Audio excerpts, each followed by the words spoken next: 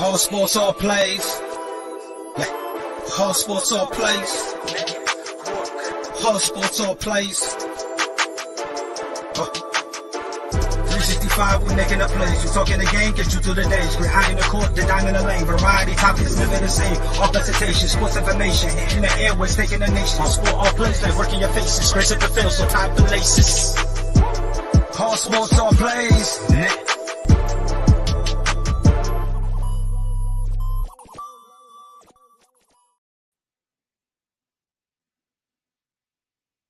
How's it going, everybody? Welcome to G.S.R. Live on Saturday night. We're going to do a live watch-along reaction UFC Fight Night, Kattar against Allen.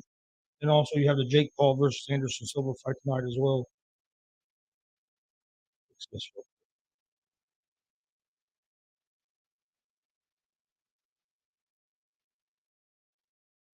All right.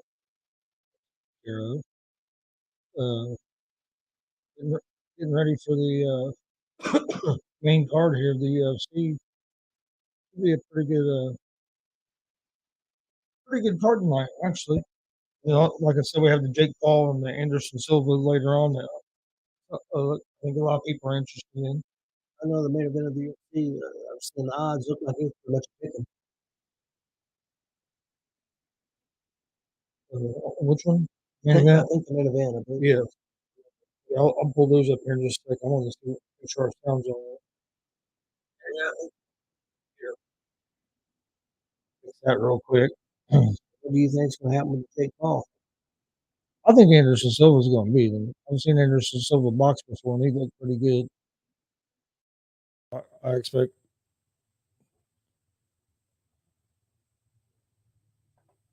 That's what I expect to happen. We'll see if it. I would say he's got the most boxing skills that Paul's faced. So, you know, that'd be a little more. That's what I expect to happen. We'll see if it. I would say he's. There we go. Now he sounds a lot better. Well, I mean. Yeah, he's going to have the best stand-up that anybody Paul's faced so far. I mean, he fought guys that were more wrestlers. Yeah. Or grapplers. He hasn't really, or NBA guys. He hasn't fought this will be the first guy that has more of a striking background. Yeah, I think it's going to be interesting. I really do. I'll pull up the odds here in a second. Been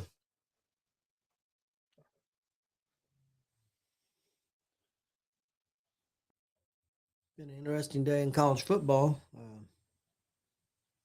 Looks like we're going to have an upset. Looks like Cincinnati is going to lose. They got 19 seconds left. They're down 4. And they're 4th and 30 right now. So it's not looking too good for them. So it looks like they're going to get upset by UCF. Huh. And Cincinnati was top 20 team. I think they were 19, if I remember correctly. Are you getting like a squilling in your headset? Maybe just a touch, maybe. A fade.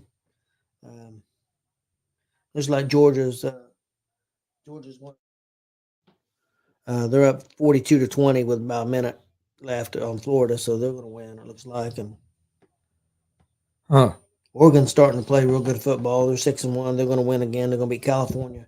They're up 42-24 with just a few seconds left. We got a big game getting ready to start. Tennessee and Kentucky. That should be a pretty good game. That's getting ready to start. Yeah. Yeah, that should be a good game.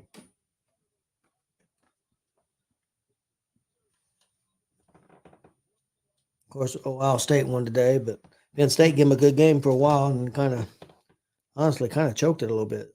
Yeah. And we got, not only do we have fights going on tonight, got World Series game too, where the Phillies jumped out in front of the Astros last night with the 10th inning win. A lot of stuff going on in game 1. Some pretty good boxing on the night too. Yeah. So a lot of stuff going on. Was it Lomachenko? Yeah, Lomachenko taking on Ortiz.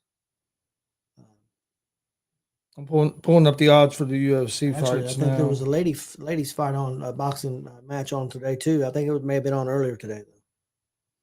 Yeah, I know the main card for the Jake Paul and Silva fight starts at 9. At 8 o'clock is their prelims. Also on that main card, you have Le'Veon Bell against Uriah Hall. Yeah. Looks like the first fight we'll have is going to be Dustin Jacoby against Khalil Roundtree. Jacoby's going to be a -180 favorite, and Roundtree is a plus 152 underdog.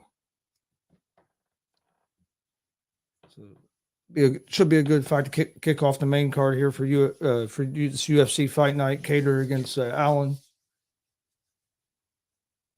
And like I said, we have the Anderson Silva and Jake Paul fight here in a little bit as well. We'll cover that. Also, we'll keep an eye on the World Series baseball as well. Yeah, it's a big game. I mean, definitely Philadelphia did what they needed to do. They got a game there, at their park, at Houston's Park, and now have an opportunity to try to get 2 games there, which would be huge. Yeah, be able to get one was great. If they get 2, man, I think that's a big advantage. Because the next 3 would be at Philly. And all you'd have to win is 2 out of 3 at home to win the series. If you could get up 2-0, but just getting 1 victory is still a big victory. Yeah, but if they can win tonight, you're right. Being able to get the a 2-0 advantage, man, going home to play 3 straight, and it puts all the pressures on the Astros now. Even more now because you was up 5-0, and you lost that game 6-5. Didn't score any runs after the 3rd inning. This gives Philadelphia confidence. It is going to be interesting to see how Philadelphia's pitchers hold up tonight, because that manager, I mean, he went all in to win that game last night. So, which you had to. Yeah. I'm not saying he made a mistake, because I agree with 100% what he done, but they need a good start. They need a good what? I think they would at least like to get 7 innings out of Wheeler tonight. They would love to if they can get 7 innings out of Wheeler.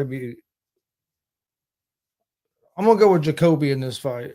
This Roundtree is pretty tough too. This should be a good one to kick off the main card. Like I said, UFC main card's getting ready to start here in just a few minutes. Waiting on the fighters come out.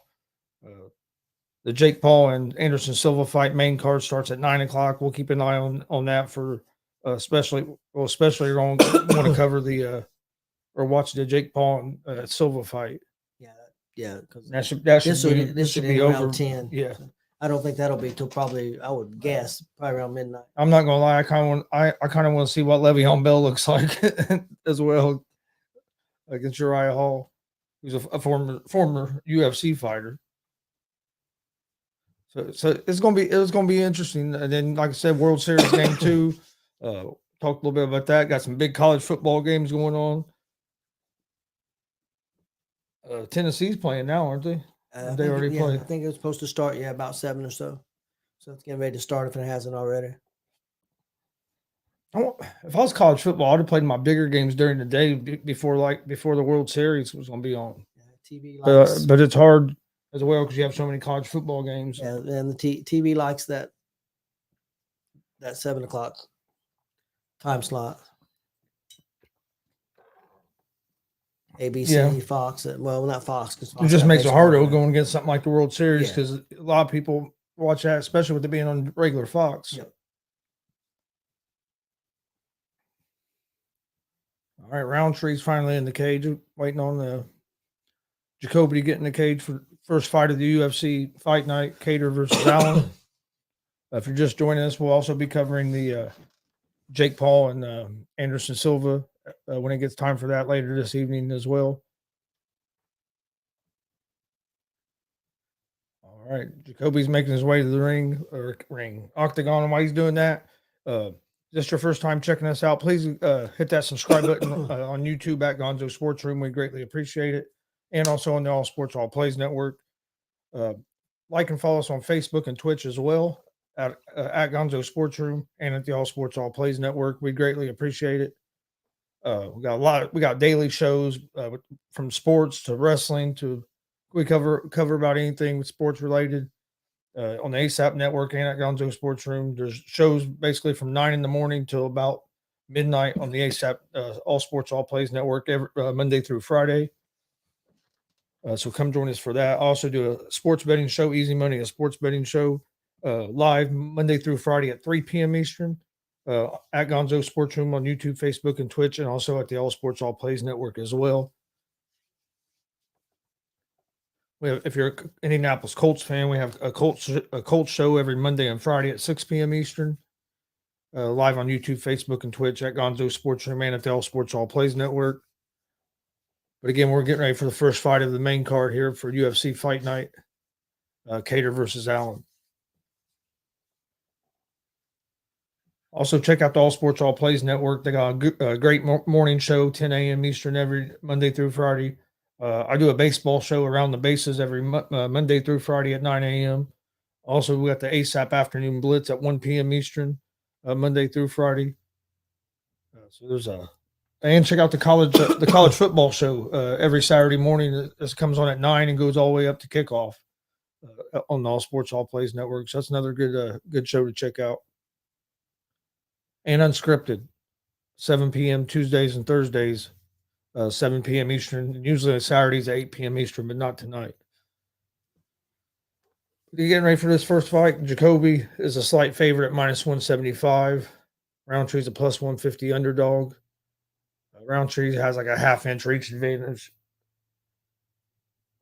Not a big difference in age either. No. Not much difference in reach. These guys are look Jacoby's a couple inches taller. Yeah. A couple inches taller, but has the shorter reach. You don't see that too often. Usually the taller guy has the longer reach, but not in this one. No, this should be a good one here to kick off the show with.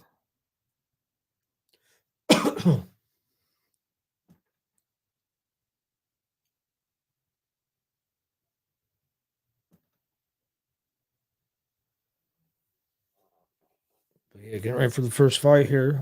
I'm gonna go with Jacoby win this fight, but like I said, this Roundtree's pretty good. I haven't seen either one of these guys.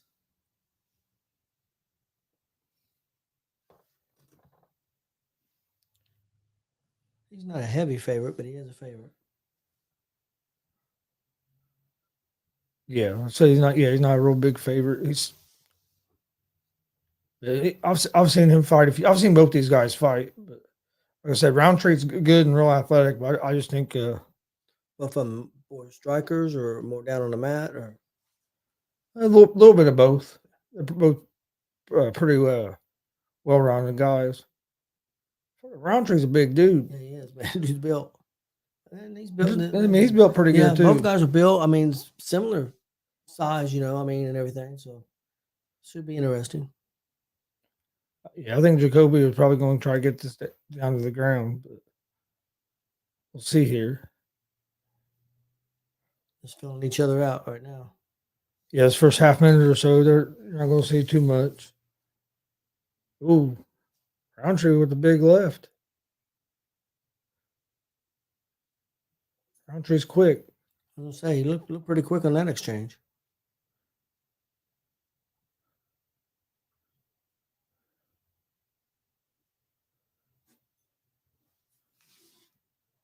Another good left gets through there.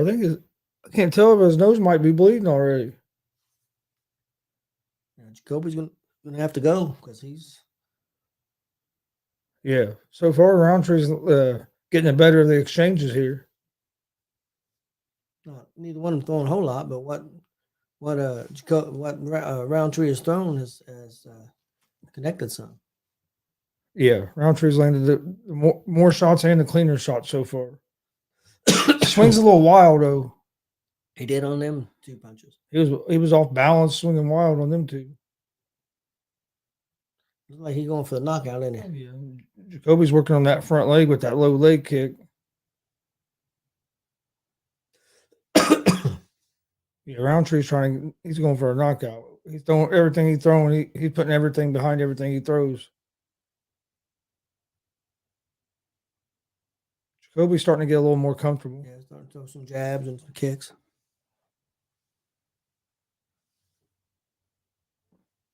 That low leg kick could come into effect though, because if he keeps hitting that front leg, he could force Roundtree to have to change stances. Yep.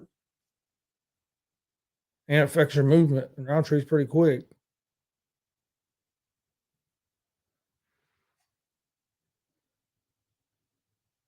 And with Roundtree putting so much behind every strike, how's his stamina going to hold up? Yeah. He's swinging with everything he has every time. That's a hard leg kick by Roundtree too. But look at that big loopy right. Yeah, he's looking to end it. End it with one punch. Yeah. It's been a pretty close round so far. Yeah. Roundtree does have some pretty quick hands. He's settled down, got in a little more comfort zone here toward the later part of this round. Not a lot of punches, but a lot of kicks, leg kicks, like you said before.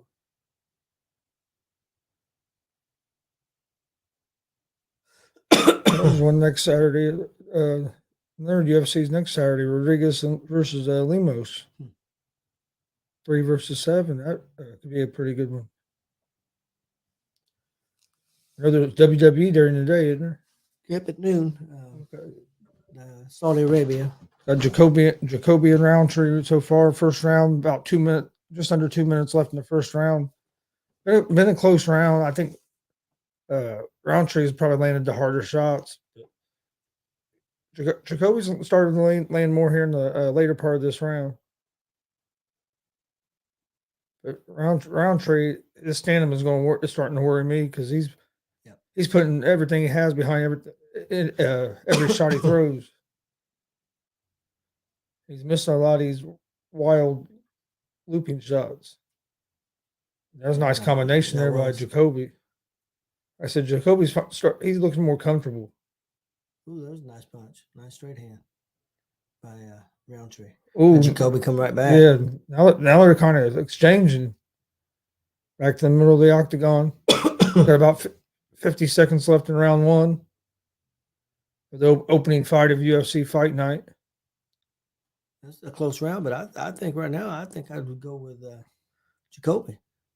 I think he came back and got a lot of leg kicks and got a few punches in. Yeah. I would give him a slight edge. Yeah, I would too, unless just last 30 seconds something changes. But yeah, I like Jacoby's oil for the first round.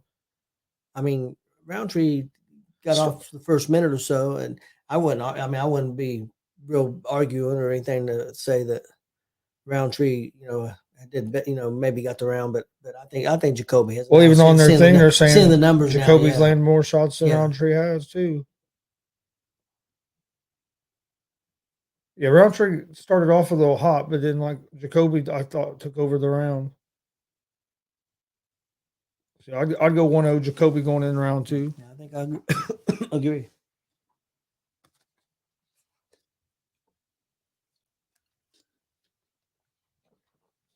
Yeah, I think that WWE Crown Jewel, I believe is what they call it there in Saudi Arabia. I believe it starts at noon next Saturday.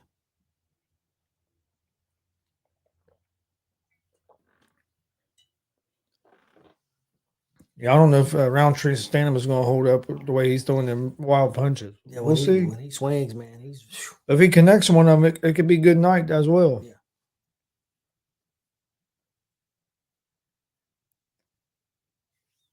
Yeah, Jacoby got into a rhythm, and I think took that round.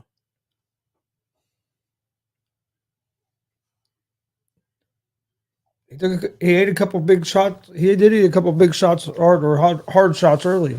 Jacoby did, but he didn't act like they really hurt him. But yeah, to me, it looked like Roundtree might be breathing hard already. Yeah, that's what I was afraid of. The way he was throwing, that he might slow down these later rounds. I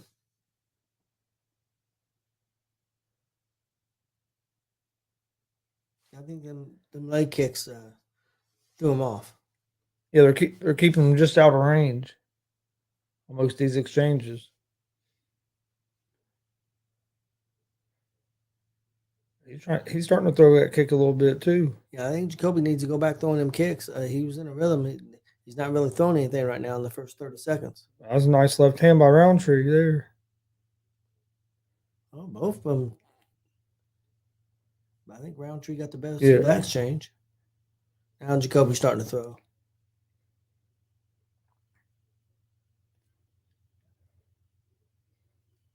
I think this pace right here favors Jacoby. Yeah. Jacoby tries the elbow, misses it.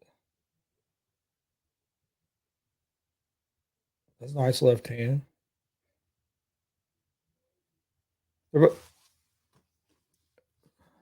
Roundtree came out throwing a little bit more this round. Yeah, he's been busier.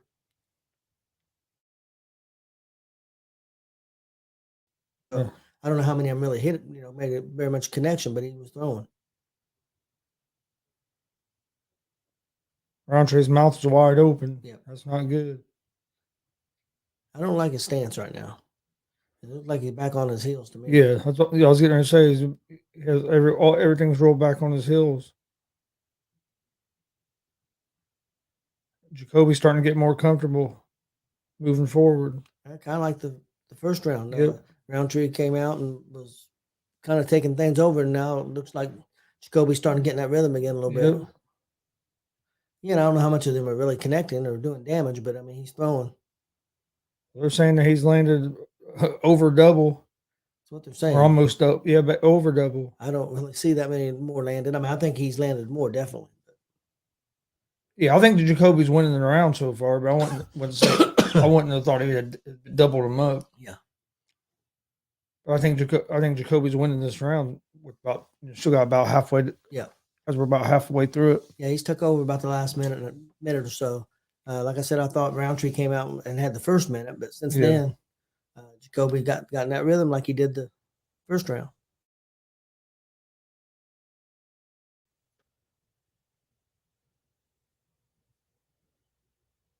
Well, Roundtree's keeping his hands completely. He's looking tired. He looks tired. Real tired. You still got 2 minutes left in the second round.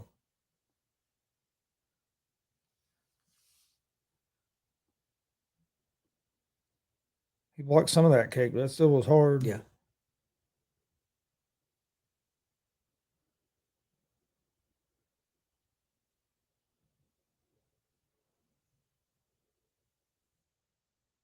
There's not as much on these punches as he was throwing earlier. No. Not as fast. Both of them got their hands down right now. I think Jacoby might get a little cocky. I'd be careful with that. I'm telling you, if Roundtree caught one of them shots, I think it'd be night time. Yeah, Roundtree moving backwards there. Yeah, Jacoby moves forward and throws. He's pretty successful. It's like Jacoby's cut right there by his left eye. Ooh, he ate a nice shot from Roundtree there. Yeah, I think Roundtree's a more powerful guy.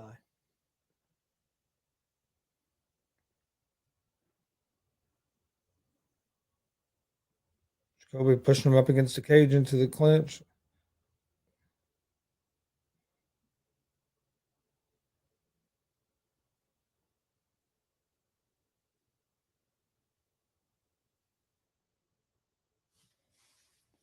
But I think Roundtree's going to need to finish to win this fight, though. I think so.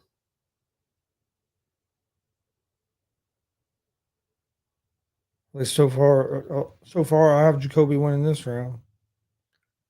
Jacoby ain't hit him with a lot of super heavy shots, but he's got him a lot of jabs and kicks, and he's scoring.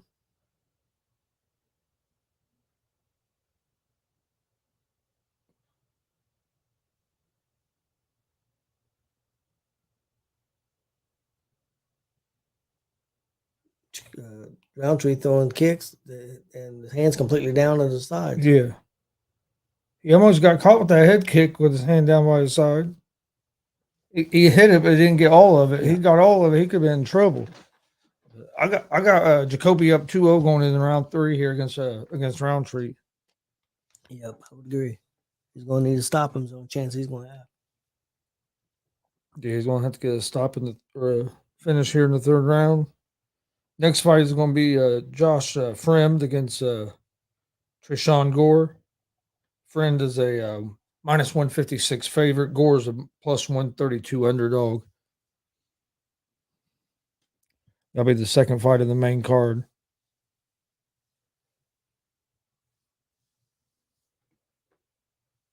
Tennessee scored already. 10:33 left in the first quarter, and Tennessee's already scored up 7-0 and got the ball. Dang. We'll try to jump out quick. Tennessee's got a pretty good offense. Yeah. I'm telling you, I really like that quarterback, that Hooker. I'd like to see some different teams in the college playoffs. I'd like to see Tennessee get in instead of Georgia or Alabama, which I think is Yeah, it'd be nice to see. the interesting thing is Tennessee could beat Alabama, could beat Georgia, play Alabama in the finals. And lose, and might get left out. Yes, or they could beat Alabama Yeah. and definitely get in because they'd be undefeated if they beat Georgia, and then Georgia would get in. I would think over Alabama because they would only have one loss. Alabama would have two. Yeah.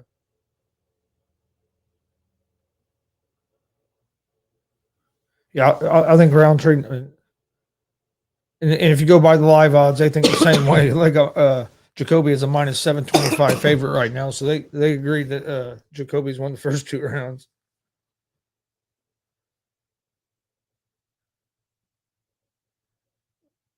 That was a nice punch. Yeah. Roundtree caught him there.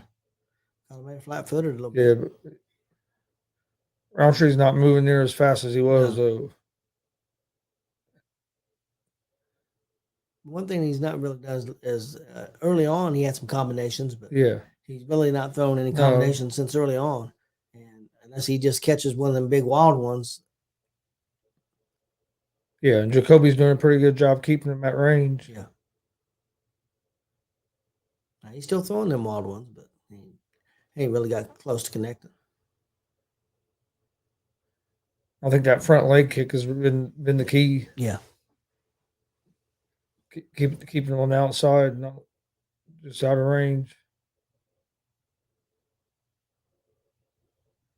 I think he just missed that last one.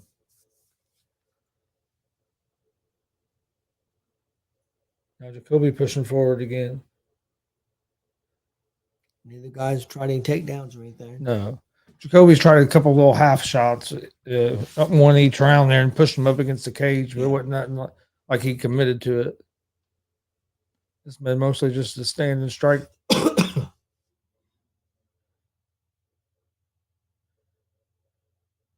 Like you said, Roundtree's a more powerful guy, but Jacoby's he's a little bit more accurate guy. You don't have as much on his strikes, but he's been able to land a few more. He's used that front leg kick real well to keep Roundtree just out of distance on them big looping shots. Yeah. For the most part. So here he decides to push him up against the cage. They both landed some shots there.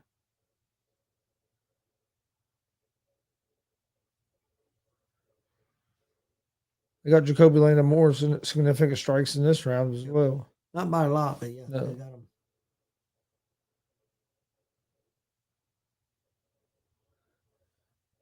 And Jacoby looks like the fresher guy of the two as well. Yeah, by far. Hey, you better not get cocky. Start waving that hand around and you get caught. You'll be mad like Jay was last night. got cocky. Oh, he got caught there. Yeah, got hit with a good shot there that had him stepping backwards. Yeah. Almost knocked him down, knocked him off balance. But he came right back and landed a couple. But that's the thing, Roundtree, like you just pointed out, he's not been throwing no combinations, so it's just one big looping shot, and then that's about it. He just got out of the way of that one from Jacoby. When he tries to throw that looping right, Jacoby makes him pay with that front leg kick. Yeah, I don't think Jacoby's really hurt Roundtree with any big shots. I think the leg kick probably more than anything. And I mean, he's been landing some shots, but nothing really hurt him. I think Roundtree has probably hurt him more than Jacoby as far as any big shots. But maybe a takedown there. No, let it go. Goes for a single leg, but lets it go pretty quick. But Jacoby's just been more busy. Yeah. Yeah, Jacoby's definitely been the busier guy of the two. As we're coming up on the last 30 seconds of the fight, I have Jacoby win it. I'm winning all 3 rounds. Yeah. Oh, there's a nice shot by Roundtree. This round's been a little closer. The closest, I would think. Yeah.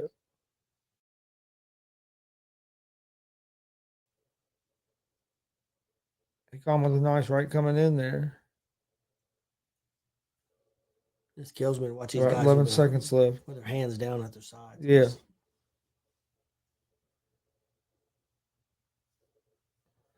What kind of kick was that? Yeah, I don't know what that was. I don't know what the hell Roundtree does there. It was He's like tired. he started to kick and say, He's "Ah, fuck like, it." There's only 2 seconds left. Hell with it. I'm not throwing it. Yeah, that was weird. You don't see that? No, we don't see that very often. He's tired. Yeah, I think Jacoby won that fight. Oh yeah, I definitely think so. But I also thought Jan won last weekend. They gave the fucking fight to O'Malley, so you never know when it comes to these judges.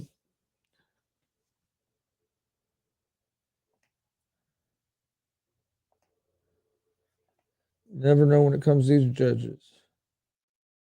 All right, next Jacoby versus Roundtree just ended. I think Jacoby won all 3 rounds. Next fight's going to be Josh Fremd against Trayshawn Gore. Fremd is a minus 156 favorite. Gore's a plus 132 underdog.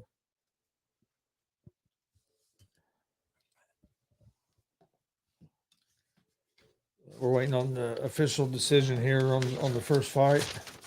So that means it'll be a few minutes before the second fight starts. I want to thank everybody for watching. Please hit that subscribe button on YouTube at Gonzo Sports Room and at the All Sports All Plays Network as well. Same thing, follow us on Facebook and Twitch if you would.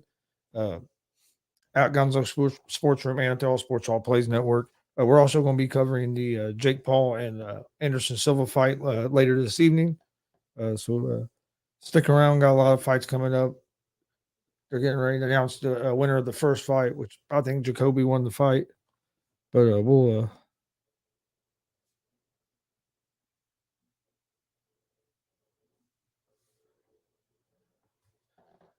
see, because like I said, you never know with these UFC judges sometimes.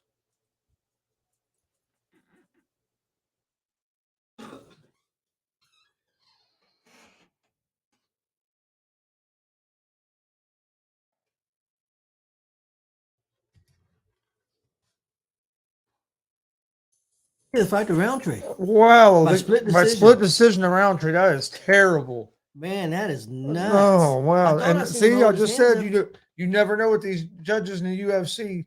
Jacoby clearly won that fight. Wow.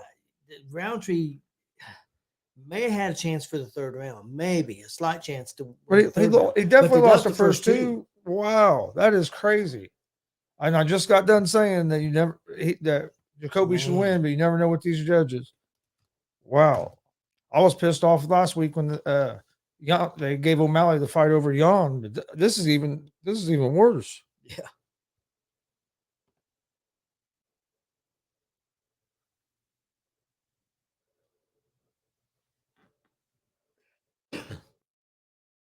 That's horrible. Yeah, that's terrible. I can't.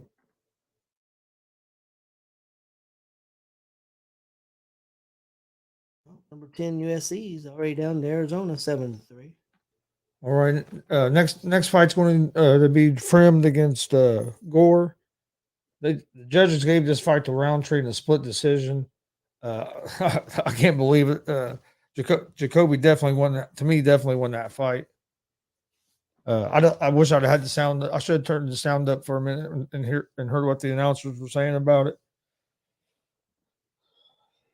That's bad. But yeah, that's terrible. How 3 people sit and watch that fight and came up with a split decision is unreal. I'd like to know, can you find anywhere what the judges' score is online? Probably. I'll look here in a second. I'll tell you. Well, I got the first fight. I got it right, but I got it wrong technically because of the damn judges. But there's no way he won that fight. That's just terrible. I think so. I'm interested to hear what people's thoughts are on it, because to me, that was pretty bad. Yeah, I think so. Yeah, I don't see any way. I honestly don't think he won a round, Chris. I don't either. That's why I don't understand how they got a split decision out of that. That's crazy.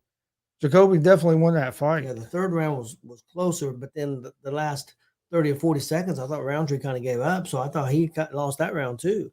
But the first two rounds, there's no doubt that he lost those first two. Roundtree did. Yeah, that's terrible.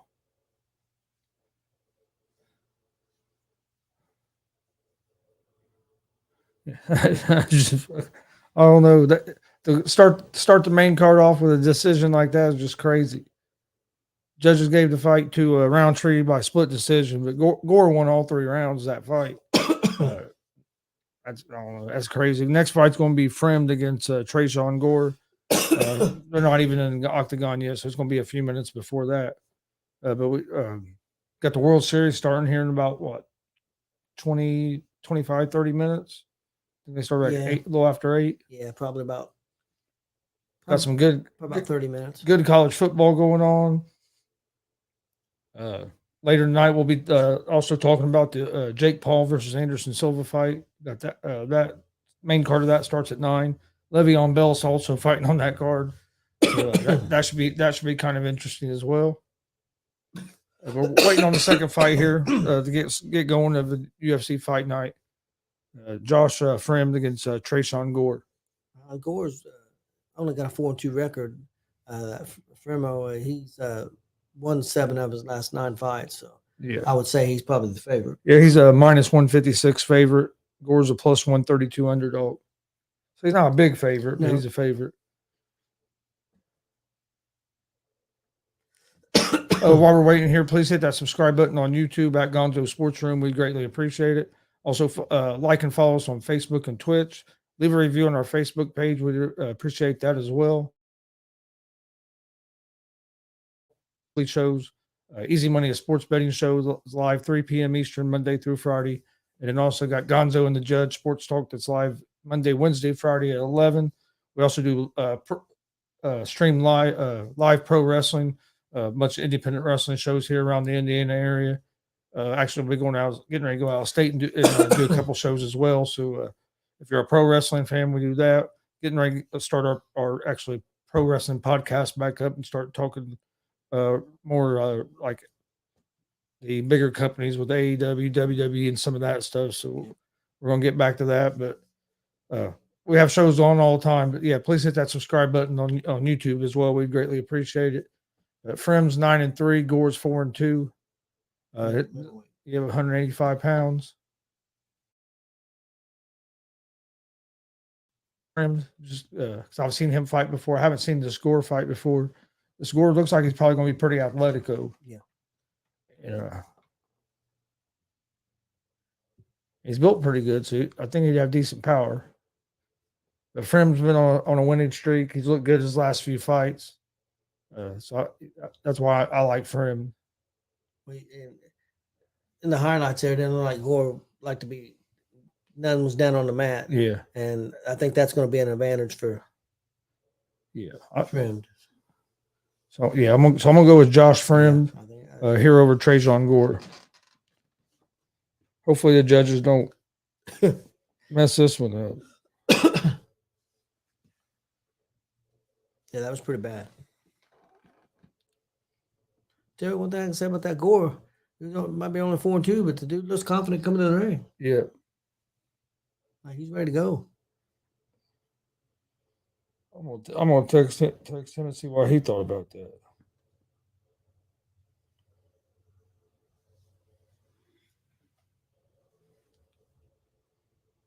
That's just terrible. Okay, college football, USC has come back and scored already, so they're up 10-7 over Arizona.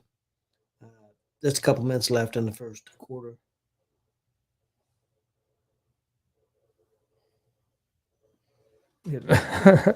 Just, Dana White has to be back there thinking, "Oh no, not already." Tennessee's up 7-6 right now on Kentucky. Waiting on the two fighters getting the cage here on the fights. Notre Dame pulled off a pretty good, nice victory day for them against Syracuse.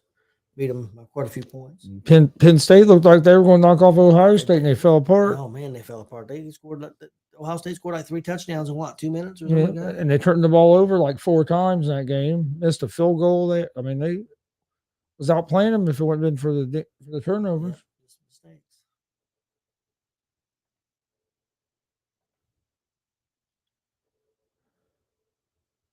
All right, next fight's going to be Josh Friend versus Trajan Gore.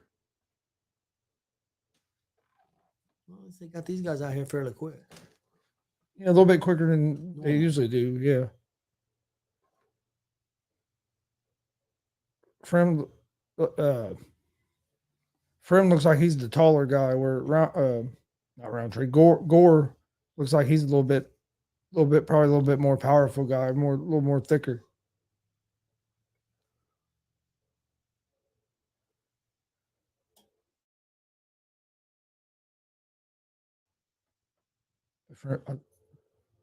I mean, Frem don't look as big upper body as he does.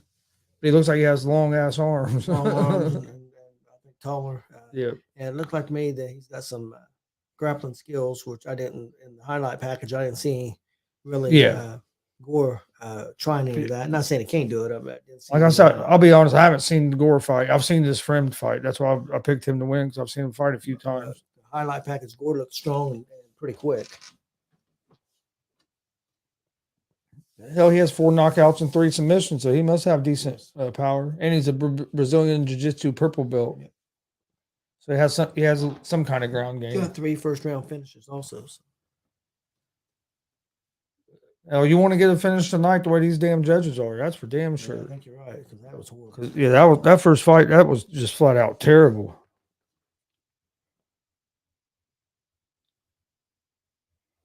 Oh shit! Stevie said, "What the f was that?" I had it effing. It cost him his bet. First fight cost him his bet, and there's no way that guy won. That's pathetic. Because he probably had a couple of the prelim fights and then this fight in a parlay, and he lost his parlay because of that. Frem has got 4 inches high, and just only an inch in reach though. Both guys are 28 years old. By looking at the two, you would have thought he had more than an inch reach by looking at him. And we see him more in the ring side by side. Maybe it won't be as bad, but man, it looked. He said it cost him his bet.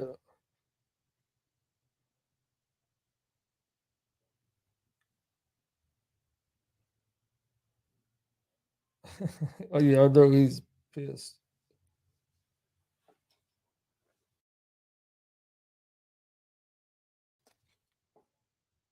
Dre Montez. Saying what's up, fellas? Hey, how's it going, Dre? All right, getting ready to start the second fight. First fight, Khalil Roundtree won. Well, honestly, he didn't win, but the judges gave him the fight, so you have to say he won. Yeah, he won. He didn't win a round in that fight. How the judges came to a split decision is beyond me. But we appreciate you tuning in, Dre. Appreciate the support. All right, getting ready for the first round here of Josh Friend versus Trajan Gore.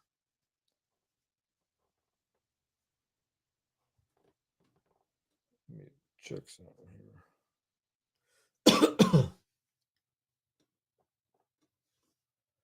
here. Friend was a slight favorite coming into this fight.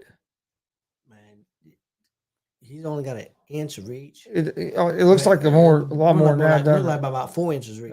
Gore's shooting in for a takedown right away. It don't look like he has it locked. No, he don't have it locked with the other hand. At first, it looked like he might have it. Nice takedown. Yeah, Gore has side control here. I wasn't expecting that, Chris. No, neither was I. That was quick, and that Frem was standing straight up. Yeah, got caught. Frem so far, Gore ain't really been able to do no damage. Frem's trying to get out of this here. I think he's going to. Have to watch these knees coming up. Yep. Gore with the front headlock position. Bounced off the cage there. Yeah, I was surprised there Gore getting that early takedown. Frem does a sucker drag right out of that and gets back up to his feet. He got a whizzer, yeah. But Gore has him pushed up against that. Ooh, nice knee by Frem there, but Gore has him pushed up against the cage right now. I like to know who does these measurements because there's no way there's only 1 inch difference in reach. No. No way in hell. No, Frem looks so much longer than what he does. Right now, Gore's doing a good job of keeping that low center of gravity and keeping Frem back up against that cage. He hasn't been able to do a whole lot of offense from this position yet, but he's definitely been able to control this position. Now he's going back down, trying for a takedown again. Oh, nice pickup. He picks him up, slams him down, takes his back, gets both hooks in. He's got the hooks in, but he really don't have. He's going to try to get that neck and try to get that rear naked choke. Right now, Frem's doing a good job of keeping hold of that right arm. Yeah, he's got that wrist. And got both hands on him. Yeah, he's done a good job of keeping that right arm so far. But this is the second time that he's been taken down, and Gore's getting control time as well. I mean, yeah, you gotta give Gore, about halfway through the fight, you gotta give Gore control so far. Oh yeah, Gore's definitely winning the first round so far. Frem's back up to his feet. This time he caught Frem completely off guard. Chris, what do you think? I don't think Frem was expecting any of this. Oh yeah, he gave up the both takedowns pretty easy.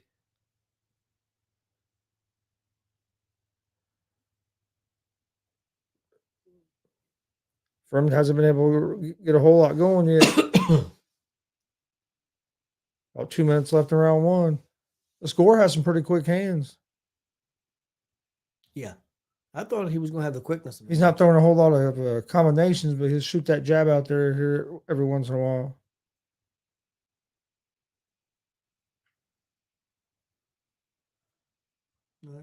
Maybe.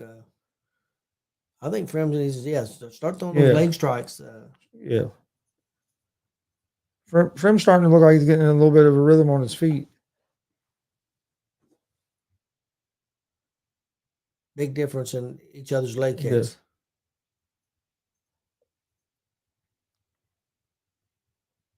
Oh, he hurt Gore. He hurt Gore with that with them couple punches and he got a knee. Hit a flying knee.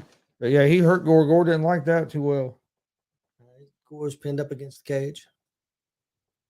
I think Frem's better off to separate. He's able to do damage with the striking out in space. You don't want to mess around here and give up another takedown. Frem has had a better nice knee to the body. Minute or so, but I don't know if it's going to be enough or not, Chris. What do you think? It depends on what happens. It's going to depend on what happens this last 45 seconds to a minute. Right now he got reversed and has his back up against the cage. That's why I said I thought he should have separated. He's had better success when they're separate. Ooh, nice knee. But this is where he's had his success is when he's out in space. Yeah, Frem is bleeding from the nose. Looks like maybe a little bit. Or is it just really, really red if it's not? There's another nice right hand by Frem. I don't know why Gore's got his hands down the side now. He was protecting himself pretty good. Went that flying knee again, and right uppercut kind of grazed him. He didn't get all of that uppercut, but I still think, know Frem came on here the last couple of minutes. I think Gore won that round. Yeah, I think it was a real close round, but I'll probably give it to Gore just because he had the two takedowns. He is bleeding maybe from the nose and mouth. But it was I think it was a close first. I think it was a close first round. That round there was closer than either of the rounds of the last fight, and they called it a split decision of. So who knows these yahoos that they have judging? I'd give an edge to Gore. But like you said, the judges, who knows? They made. Yeah, I'd give Gore the first round, but like I said, I thought it was real close.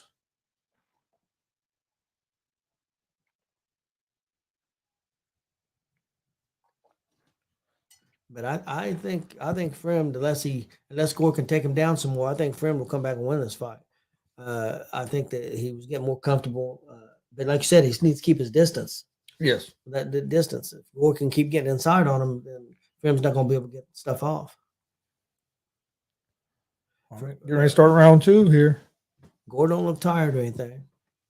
No, both of them look pretty well conditioned. Both of them look like they're still cardio still good. Last fight, hell, dude, it looked like he was the tire. This was the one that won the fight. I just don't know. I Just don't know. that was terrible. Let's see what I'm interested in seeing what some of the people thought of that first round. How they usually show some of the tweets. Yeah, it didn't really show much that first fight.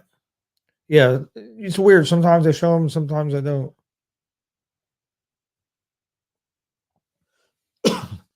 If I'm Gore, I'm trying to get another I takedown think because so.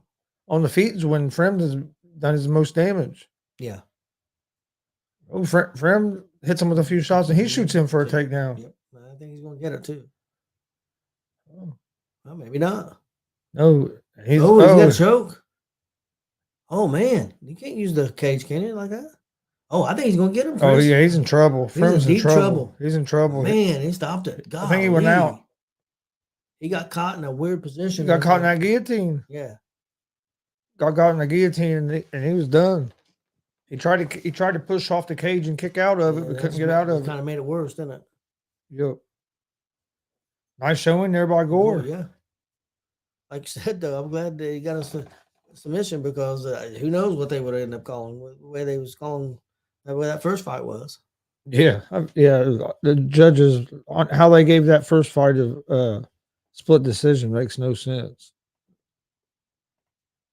No sense at all. Well, Gore really surprised me with his with the grappling. He got that in deep. He got it deep, and man, he was cranking. And then when he got turned that way, he was done. Yeah, because he just at that angle, there's nothing he could do. No, yeah, he's done. Look at him, man. Oh yeah, he was in. Yeah, he made a mistake kicking off that cage. Are you allowed to do that? Well, as long as you don't dig your toes into the cage, which I thought he kind of digged his toes. He grabbed his hand for a second, but it wasn't very long. Well, Arizona and USC is tied 10-10. All right, so now we're going to have Jared Vandera against Waldo Cortez de Acosta. Tennessee's up 7-6 over Kentucky into the first quarter. So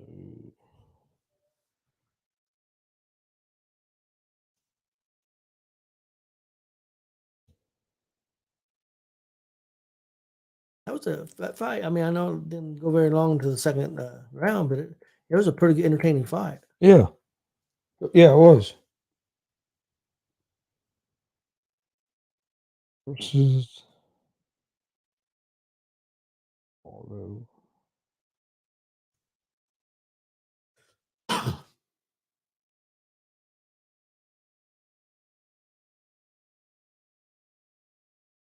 All right, waiting on the third fight of the main card to get ready to start. They're getting ready to get the official decision between Fremd and Gore. Gore wins by guillotine.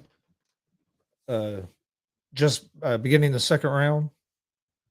In a fight that was a competitive fight up until that point.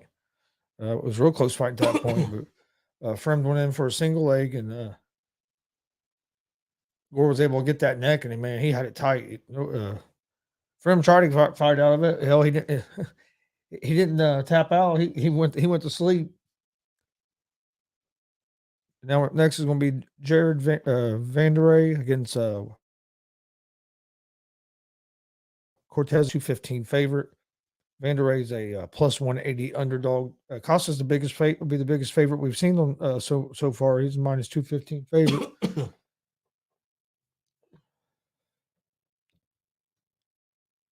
So he'll be the biggest favorite that we've seen on this card. While we're in between fights, please hit that subscribe button on YouTube at Gonzo Sports Room. We greatly appreciate it. Like and follow us on Facebook and Twitch at Gonzo Sports Room as well. Also follow the All Sports All Plays Network on Facebook and Twitch, and subscribe to them as well on YouTube at All Sports All Plays. We also have a sports betting show Monday through Friday, 3 p.m. Eastern. Easy Money, a sports betting show live on YouTube, Facebook, and Twitch at Gonzo Sports Room and at the All Sports All Plays Network. But we're in between fights here. Gore just won by guillotine in the second round over Fremd.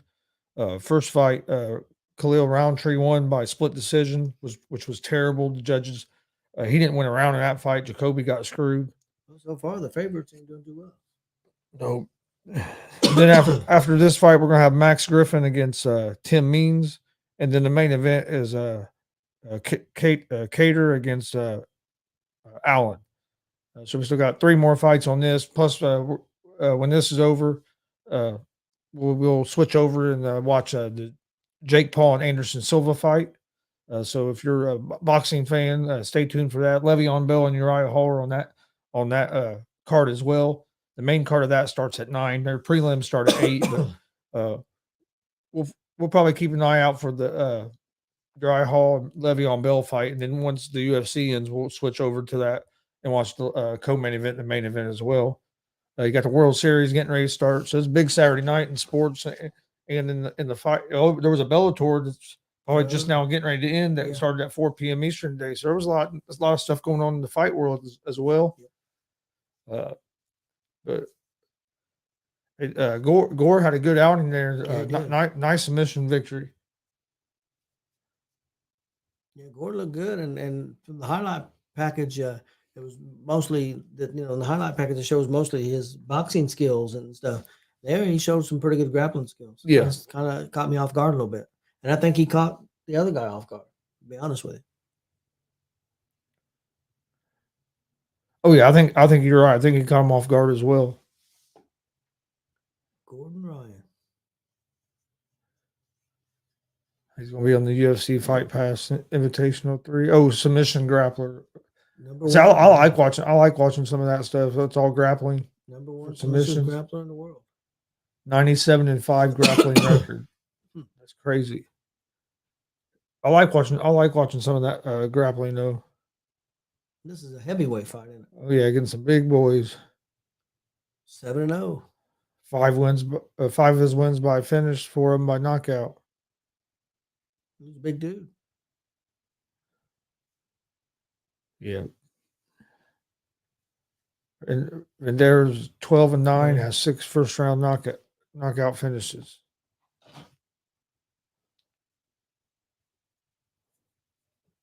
But okay, I was gonna say cost. That's why Cost is such a big favorite. And he just went up to -225. That's on FanDuel. I'm not sure what he is on DraftKings. Waiting on the next fight to start. The guys are both guys are getting ready to get in the cage, so it should be getting ready to start this fight here in just a second. First 2 fights of the main card have been pretty good, though. Other than the judges messed up the first fight with their decision, then the second fight, not often you see a guillotine that deep. I mean, damn, it looked like he's going to rip his head off his body the way he had that at that last angle. The way he, yeah, man, he did. And that you could tell that didn't feel good. For him to wouldn't tap out, he went to sleep. We're waiting on the third fight of the evening. It's going to be Jared Vandery against Waldo Cortez Acosta. Acosta's a -225 favorite. Vandery is a +188 underdog. That'll be the third fight of the evening. In the first fight, Khalil Roundtree won by split decision over Jacoby. Jacoby won the fight. Roundtree didn't win a round. The judges messed that fight way up. In the second fight, Gore was able to get framed in a guillotine in the second round and won by submission. So we're waiting on the third fight of the main card. Should be starting here real soon. If you're just joining us, we're also going to be covering the Jake Paul and Anderson Silva fight here later this evening. So stay tuned with us for that. And also, please hit that subscribe button on YouTube. Like and follow on Facebook at Gonzo Sports Room and at the All Sports All Plays Network. And we greatly appreciate it. But yeah, we got third fight of the night in the UFC coming up. Prelims are just now getting ready to start for the Jake Paul Anderson Silva main card. That starts at 9. If you're a baseball fan, World Series is just getting ready to start on Fox. That should be starting here anytime. So got a lot of stuff going on tonight. Michigan and Michigan State just started. Well, a little bit ago. It's 0-0 right now. And Tennessee's got a 13-6 lead on Kentucky. On Kentucky? Yep, 13-6.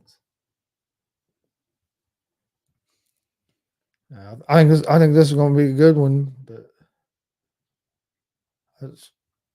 man, that's the only thing I don't like about the UFC that takes so long in between Yeah, they do. in between fights. I understand you got to get like some advertisements in, but still, by the time they do that and they play these video packages, and then they show the guys walk to the cage, and it's like come on. Or you're showing the video package to the people watching on TV, you could have the guys coming to the cage. Yeah. Maybe the main event if you want to show the guys walk out, but you know what I mean. Especially for the other fights, they could be showing these while the guys are walking out and getting ready. Yeah, Acosta in this interview said that the guy he's taking on said his chin's already gave up. That's what he said. His chin's already gave up. I like that. I haven't heard that one before. I never have either.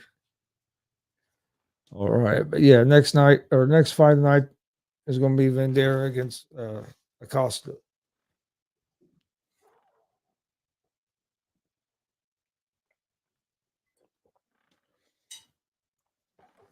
So I've seen him fight before. He's aggressive. That's and according to him, the other guy's chin's already gave up, so this probably ain't gonna last very long. Hey, this Vandera is a tough dude, though. I think Acosta's going to be too much for him. I do too.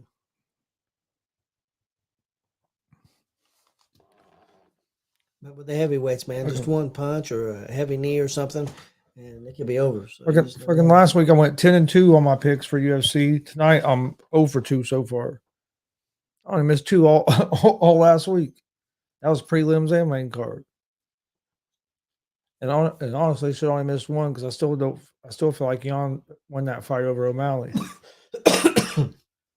Change the subject here for a second. We're both big Colts fans. I just seen an article where they're saying that the Colts could be sellers and could be possibly moving Naheem Hines, which with Jackson, he's showing himself. That don't bother me. But the other one that they talked about moving on from possibly is Gilmore, and I don't understand that. No, because he's played well for us this year. Hell, he won the Buffalo game for us with two defensive plays that he made. I mean, to be honest, I think there's some teams out there that would be interested in Hines. I'm sure there's teams out there be interested in Gilmore, but I think there would be some teams because there's some teams hurting at running back position. Yeah, and that's something that the Colts are strong at right now. Yeah, that Jackson was impressive. Why Taylor was hurt, and why Hines was hurt, and that might be why they are thinking about maybe moving on from Hines because of what how that Jackson looked. Well, Jackson looked really well. And you also have Lindsey, who's been a Pro Bowler before, and has run the ball pretty decent when he's got his opportunities. Yeah, making probably a lot less money than Hines. Well, the rookie is. Yeah. But I don't think Hines is a 4-down back. I think he's going to have to go somewhere that's. Yeah, I'm interested in seeing what the Colts offense looks like with Sam Ehlinger. Yep. I'm starting now. Kind of excited to see that tomorrow. Tomorrow should be fun. We're going to take a trip and watch a lot of football. So Cortez is finally walking out to the cage here.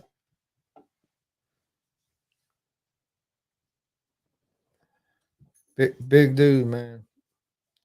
He's definitely a big dude. Yeah, I don't know how tall he is. I believe we think about 6'5", 6'6" at least. Yeah.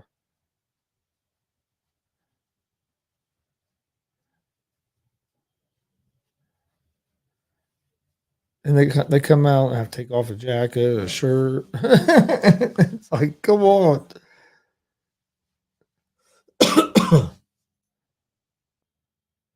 I understand this part where especially in the setting that they're in right now, there's not a lot of fans there.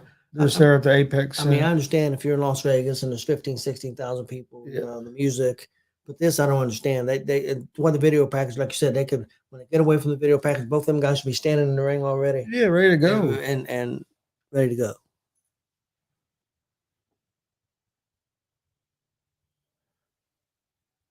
They basically were filling time because that second fight ended so quick. Yeah.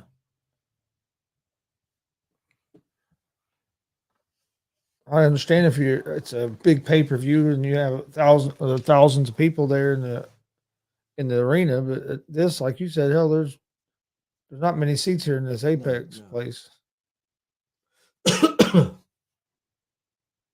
Not many. I mean, there's some, but it's not. I heard it's pretty expensive to get in there. That's what I hear. I would say that this guy's got the experience advantage. Yeah, he has experience advantage, but I just think I think Costa's gonna be too quick for him. Well, I think it's gonna be hard if your chin's already gone. So he's both of them are 6'4". Huh. Vandera has the 2-inch reach advantage. On DraftKings, he's only a minus 195 favorite. He was a minus 225 favorite on FanDuel. There's a plus 165 dog, so DraftKings have the odds a little bit closer than what FanDuel does. Usually, you get better value on. Well, I would say. Well, you usually get better value on DraftKings than what you do on FanDuel for UFC. My guess is that Vandera has fought probably better opponents. Yeah. You know, I mean, he's got a 12-9 record, but I would say in his long career, he's fought some pretty tough. Yeah, guys. he's fought better. Yeah, he's fought probably the higher level of competition. And that's why they put him up against this guy so they can see kind of where this guy measures up. Because the cost is 7-0, but yeah, he hasn't fought the toughest competition either. But I think he's going to win this fight. Yeah, if he don't, I'd be a little surprised. I'd say, Acosta's up and coming, and where the other guy is more, tail end of his career. Yeah. But you never know. Two big guys like this, like I said, one punch, one knee, a mistake. Yep. Oh, yeah, one mistake and it can be over. Excuse me.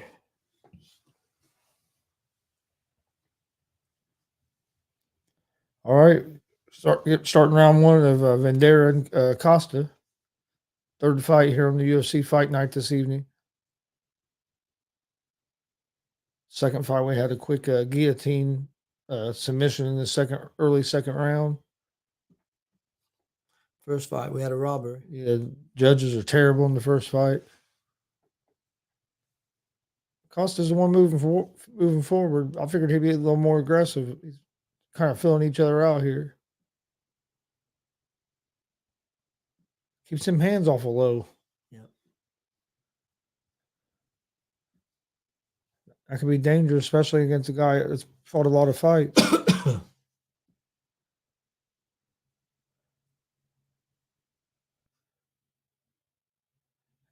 He keeps dropping those hands. That scares me a little bit. Both guys are a little reluctant to pull the trigger so far. Well, when you get these heavyweights like this, I mean, one mistake and your lights can be out. So I understand why they're a little cautious. He tried like a damn hammer fist from. Yeah, a couple of times, and it's pretty horrible looking, to be honest with you. That's a different kind of strike from that position.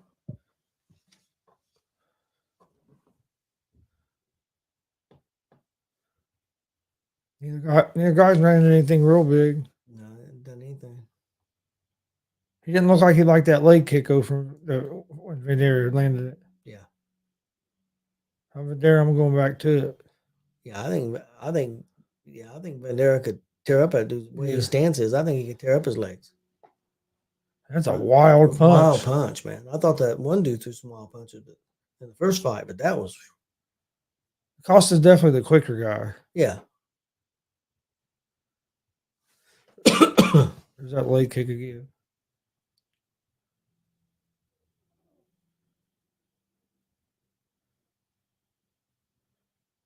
We're about halfway through the first round. I don't know how you judge this. Yeah, it hasn't been a whole lot.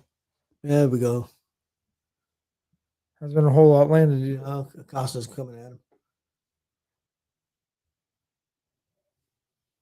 I think both of them landed a couple of decent shots in that exchange. Yeah. Man, that's a hard leg kick. It is. You're not going to be able to eat a bunch of those. That's No. what I'm saying. I'd keep Costa's throwing these lunging shots. Yep. He's having trouble finding his. He's having a little trouble finding his range right now. Yeah, most definitely. That one exchange he found his range kind of decent. Both of them landed a couple, but since other than that, he's had trouble finding his range. I know Bandera may be worried about Costa's power, but I think I'd keep going to them leg kicks, man. Yeah, I think they was pretty successful, and I think he. and it was bothering Oh Costa. yeah, the hard as he was throwing them, if they hit, they're gonna bother you.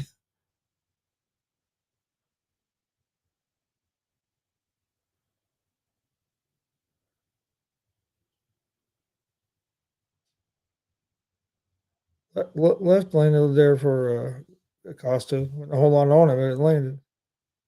Tell you what, when he throws his body shots, they're horrible looking. Yeah. Well, he's lunging. Yeah.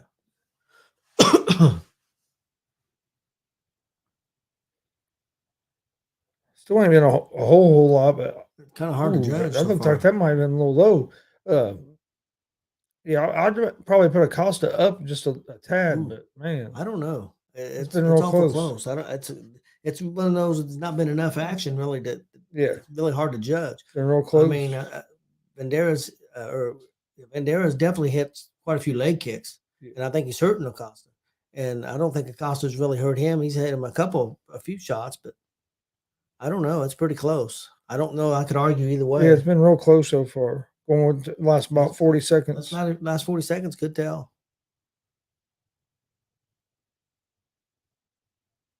Acosta's doing a lot of, Vandeleur's doing a lot of backing away. Do you think that can affect the judge at all? I think it can. I think it can sometimes.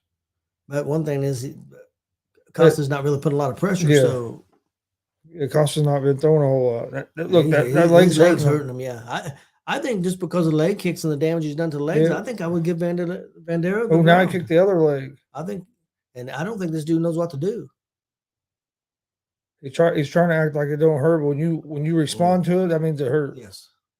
When you try to smile and say it don't hurt, that means it hurt. It's hurting his leg. Oh yeah. Well, you could tell that last one he buckled a little bit. I would give Bandera that round close. I would too. I like the way he finished around there. But with the judges, you never know. Let me ask you this: with UFC, and they get a young guy coming in, and he's whatever weight class, and he's 7-0, 8-0, and they think he's got a future. Can it affect the judges? So he's fighting a guy 12-9. That was a close round. Could they give that guy, the younger guy, because hey, he's up and coming? Let's give him the round. They shouldn't. I don't think they should. But do you think that happens? I mean, it might. It might get in some guys' heads if the judges look like the odds or something. Oh, this guy's his favorite. This guy's favored to win. But the first fight, that guy had a 7-fight win streak, and I thought definitely won the fight. I mean, there wasn't no discussion about it, and they give the fight to the other guy. Yeah, no, I agree. He definitely won the fight. I don't know. Jacoby definitely won that fight. Oh, I agree. The judge gave it to the other guy, split decision. I don't even know how it was a split decision when you don't win the round, but I think right now I'd give this a slight edge to Bandera. Yeah, I go slight edge to Bandera going into the second round here. I think he just keep pounding that leg. I like what he's doing with that leg kick, and he was able to land he's landed some shots with his hands as well. And Costa has been moving forward some, but hasn't landed a whole lot. I think he's got to come forward and throw. Yeah, he's coming forward and then like lunging. You close that distance and let your hands loose. I think I try to get him up against Cage. Yeah, especially when he's been backing up a little bit. Yeah. Then Bandera started moving forward there a little bit. Man, that's a nasty leg kick. Leg kicks 13-14 for 93%. He done one on each leg that time. And I don't think Acosta had 13 strikes that hit anything. No, that left leg is that front leg, that left leg of Acosta starting to bother him. Oh yeah, definitely. And there's the one moving forward here early in this round. Another nasty leg kick. I think that leg is bothering him, and now he don't know what to do. He's throwing him off his game. He just got to go at him. He's throwing wild looping shots. He blocked that Yeah, one. Jacoby done a good job blocking that. I'm glad he blocked it because I tell you, if he didn't, I don't know what would He hit him with happen. a nice leg kick, Yeah. but it looked like he ate a decent shot. But Vanderleer did a good job of turning Oh, around nice knee. and getting him up against Yep. the cage. Did a good job. Oh, going for the takedown, didn't get it. Costa throwing some wild shots. Got a long way to go, but I think Vanderleer has outsmarted him so far. Yeah. With the game plan so far. But like I said, I think if Costa hit a big one, we could be all over. I think he's pissed old Costa off, but he's destroying his leg. But he's yelling at him. So what that's going to do? To me, that means it hurt. Yeah. When you recognize, when you acknowledge it like that, it hurt. It bothers you, and you can tell by the way he's he's moving. He's limping. It's hurting. That leg's weak. That left leg's compromised. Oh, definitely. And I just keep going at it. And then when he turns, he's been throwing it to that left leg, and then when he turns, he comes right back and hits one on the other leg. Yeah, he's done that a couple times. And where he's connecting on the other leg, the other leg might be compromised too, because both shots he's hit on the other leg hurt. He's trying to check it. He's trying to show the dude he's tough, but you be tough all you want. You keep taking 20 strikes to the leg, especially the way that he's lunging on with these punches. Yeah. This game plan is thrown to Costa completely off. You don't know what to do. There's done a good job so far of keeping him at range. Well, I think there's a couple of pretty good punches. But now he gave up his back. See if he can take him down from here. There's some punches. There's some nice punches, but nice elbow too. Nice then elbow, a big nice left. Punch there. Didn't miss the knee, but he got the elbow like you said. He got that left on the way out too. I think Vanderleer is winning this round, Chris. Vanderleer with a nice combination there, nice flurry there. And now I think it looks like to me Acosta's starting to get tired. Looking at his body and his breathing, and that could be his leg hurting too. Look at his legs. Oh yeah, that leg's hurting. I got him ahead on the head and shots, but Vanderleer's way ahead on the leg shots. I don't think he's hit him 24 times in the head. He may have thrown 24 punches towards the head, but I don't think they've connected very well. No, I didn't think that either. But the numbers always seem weird when they show them. I think he's losing this round. I do too. Who looks hurt? Yeah.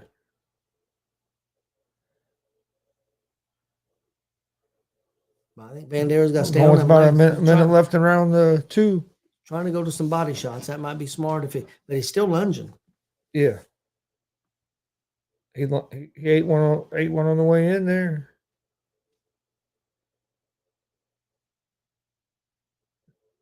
Now he's throwing that inside leg kick throwing from the other way, other direction too. Oh, and then drills him with another one. Oh, nice knee. He got him with a knee and got him with a leg kick to the body. Yeah, Vanderleer's been able to put together some decent combinations. If these judges don't have this 2-0, there's something wrong, Chris.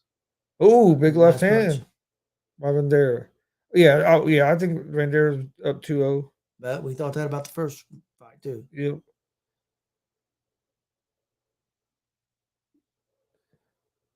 Vanderleer's had a good game plan and has executed it well. Going into round 3, I think Vanderleer's won the first 2 rounds of this fight. Vanderleer don't make a mistake. He's definitely fresher. This is the 3rd fight on the card. Got two more fights left here on the UFC card.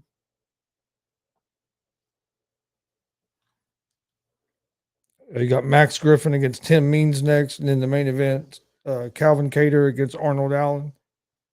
And then we're going to be switching over to the Jake Paul and Anderson Silva fight. The main card of that starts at 9, but there's like 4 or 5 preliminary fights before they get to the to Paul and Silva. While we're in between rounds, please hit that subscribe button on YouTube at Gonzo Sports Room. Like and follow us on Facebook at Gonzo Sports Room and at the All Sports All Plays Network as well. We greatly appreciate it. Getting ready to start the 3rd and final round here between Jared Vanderlei against Waldo Cortez Acosta. I have Vandera went in the first 2 rounds. Under 2. Bandera didn't even set in his corner. He stood the whole time in his corner. And you can tell them legs are hurting Acosta. Oh yeah, that front leg is hurting him. I think both legs. I really do. I think definitely agree with you. The front one for sure, but I think that he's got some kicks on that back one too. I think it's hurting also.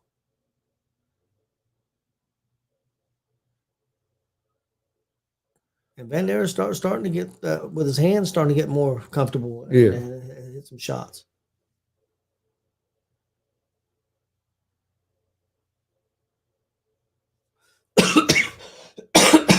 Costa's been able to end that jab a little bit, but he eats a leg kick for it. Yeah, no combos.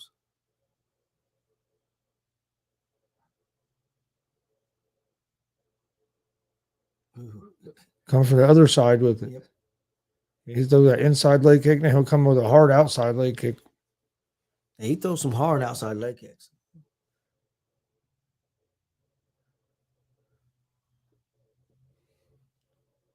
To me, Acosta's not being aggressive enough. You're down in this fight. You got to be going aggressive, and you got to get a finish. I think he's tired, and I think his legs hurt. I think it's gotten to his mind, and look at him. He about took him. Yeah, about took him down with that one. Yeah, Look, he switched stance. Yep. Brings the other leg in the front. And then look at his punching. Yeah. When he does that, it's really weak. So it's definitely to Bandera's advantage. Bandera fakes the shot there. A jab, but he returns it with a leg kick at the same time. So far, it's been a really good game plan by Bandera and his group. Costa hasn't had any answer for this at all. No. And Chris, what do you think? About the only answer should be you should really go at him. Yeah, he has to get on the inside, and he needs to try to get him like his back up against the cage. Well, for right, we think he needs a finish anyway. It needs a knockout, so he needs to just go at him and try to get him up against the cage and start punishing him. I think that's his only chance. I said that Bandera's hit 30 leg kicks, and I think that might be low. Yeah, that might be low.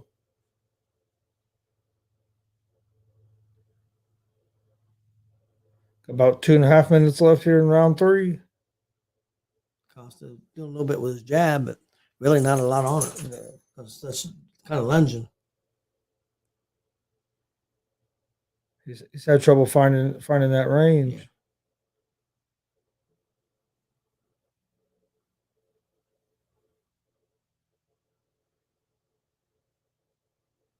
Looks like Bandera is bleeding there off his nose. Yeah, I think so. I think one of them jabs got him.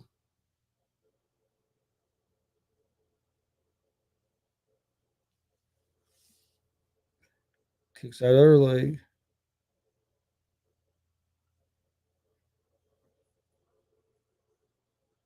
Ooh, almost landed a big right there. Bandera did.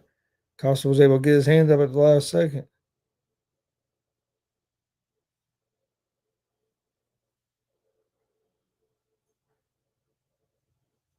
He's letting that jab a little bit more here. That jab was pretty good.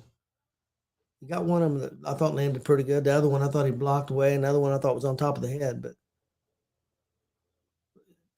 why is he constantly getting cocky for? I mean, you're getting beat.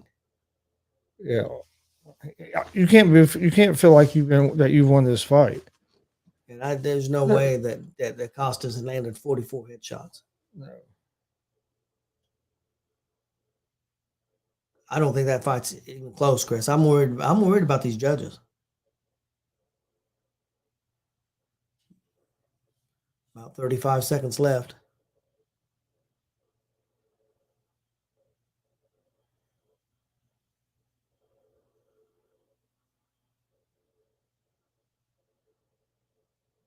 Yeah, I think Bandera's won this fight. I think so. Even if they give Acosta this round, there's no way that he won the other 2 rounds. And I'm not sure he's won this round. Yeah. It's been pretty close. He's had a better round this round, but yeah, I thought Acosta's had a better round. I think he could maybe give it to him, but it's been close.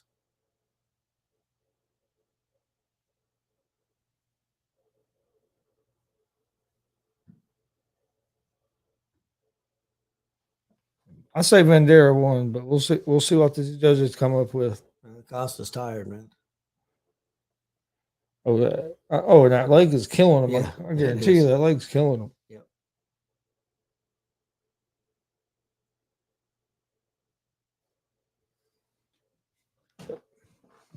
Tell you what, as hard as them guys throw them leg kicks, it's amazing we haven't seen more broken legs and stuff than what you do. Yeah, I know. You don't see them very often, but you would think because, especially, I mean, yeah, it hurts the guy that gets kicked, but it has to hurt the guy throwing it sometimes as well. Because I mean, a lot of times that's bone on bone. We've got Tennessee up 20-6 on Kentucky right now. About 4 minutes left in the second quarter. Waiting on the official decision for Jared Vandera and Waldo Cortez Acosta in the UFC third fight here of the main card. Co-main event will be coming up next. Here's a little bit of a surprise. Michigan State's up on Michigan 7-3. First quarter's almost over. Oh. And USC's up 17-13 on Arizona. So USC's got a lot of work on that defense. They're getting better, but their defense has got to step up. I want to hear the scores real quick. Yeah.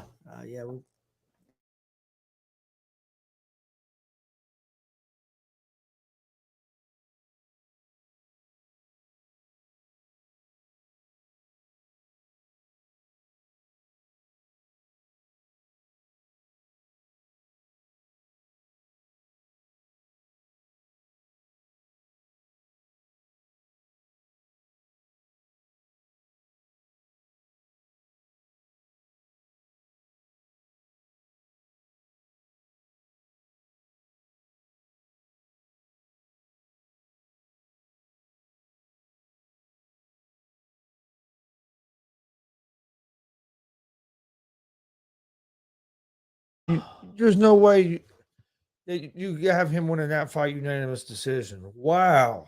That is pathetic, Chris. I picked Acosta to win the fight at the beginning, but he didn't win that fight. That is pathetic.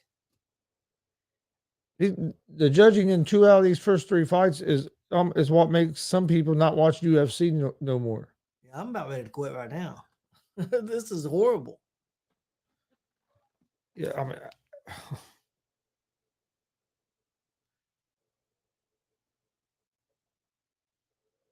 I think it's worse than the other one. that was terrible. And this was anonymous. Yeah. It wasn't even a split decision like the other one. This was worse. Jeez, peace.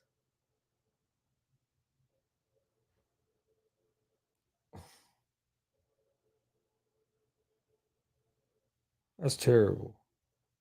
That's 2 of them that's just been terrible.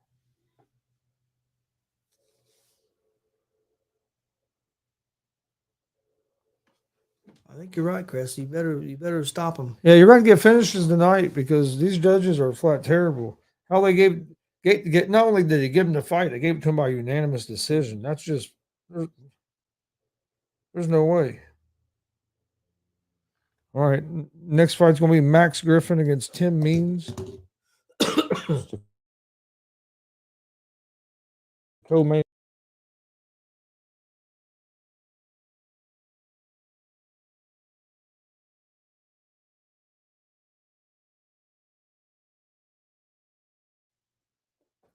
Griffin is a minus 188 favorite. Means is a plus 158 underdog. It'll take them here just a few minutes before they get this fight started. They have to do introductions and all that.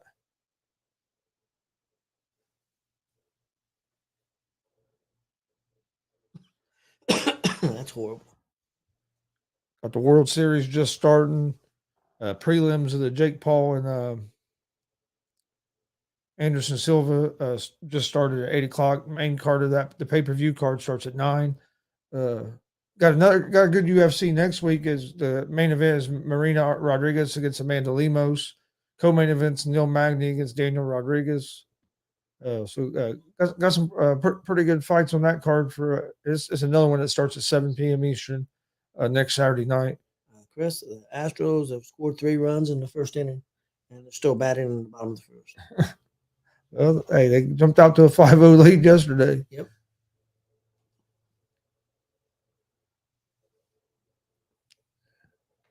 Astros have had success on the main starters of the Phillies so far.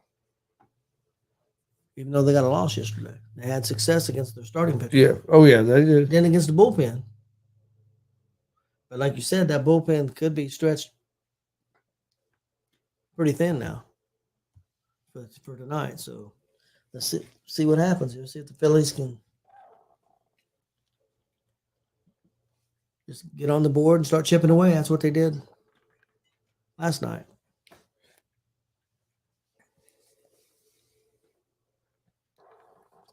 I'm gonna go with the veteran Tim Means in this fight.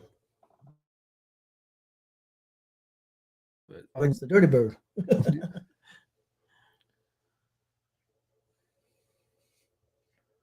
Who'd you say you liked? I'm gonna go with Means. I think it's gonna be a good fight though. But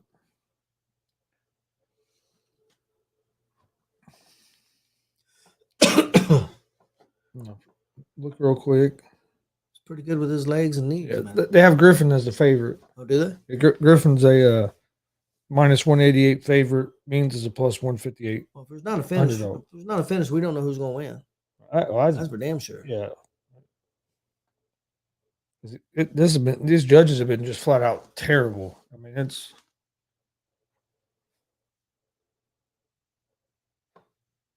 Stevie said the same thing.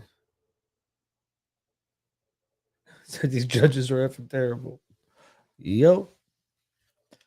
Judges have been terrible in the 2 fights that went to decision here on the main card. I didn't watch a lot of the prelims. Don't know how they were on the prelims, but they've been terrible on this main card so far. Yeah. We got the co-main event coming up next. Max Griffin making his way out to the ring.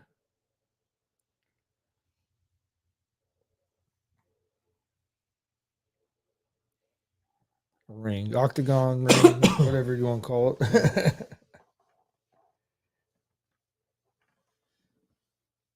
This co-main event here already. It's been an hour and a half. Yep. Getting ready to start the co-main event. That's not too bad for UFC. Well, the first inning ended, and Astros just got 3 runs, so be going to the top of the second.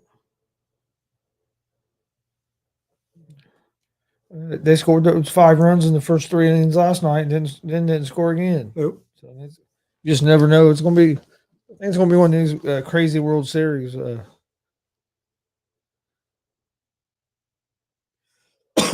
What's going to be? I mean, I know that was a tough loss for Astros yesterday, but it's going to be hard to rattle them. They've been there so many times. They're not going to get rattled. Yeah, but you don't want to go in Philadelphia down 0-2.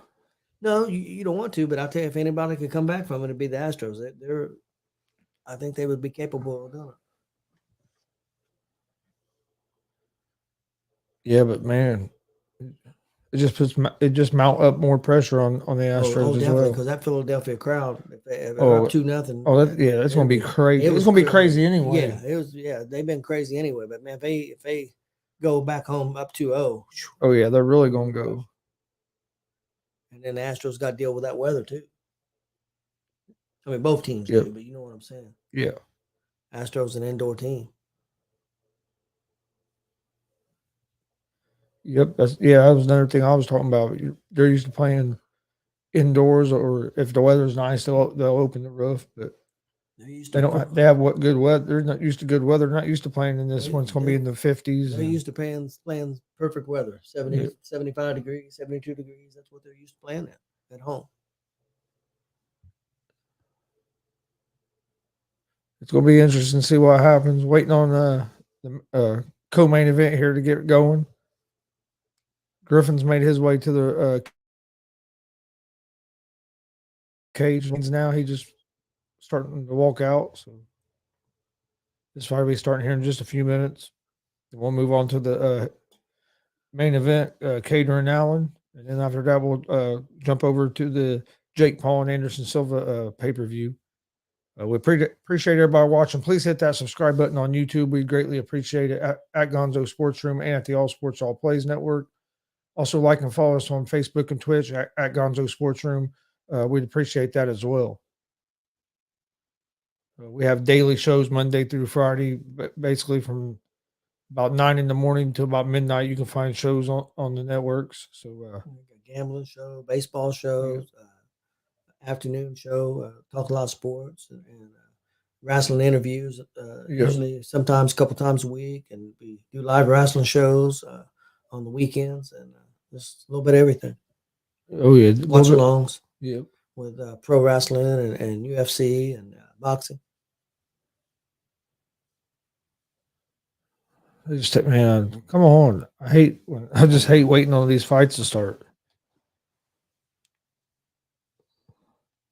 Like I said, with the main event getting ready to come up now, getting ready to start now is Max Griffin, who's the -198 favorite against Tim Means, who's a +166 underdog. That's on FanDuel.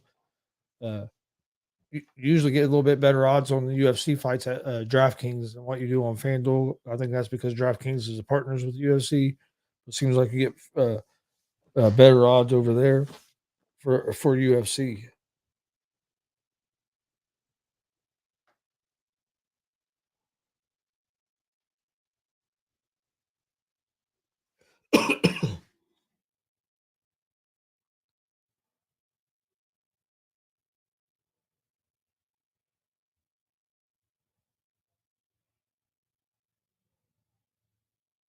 A little bit of surprise. Texas A&M's up 14-7, about halfway through the second quarter on Mississippi.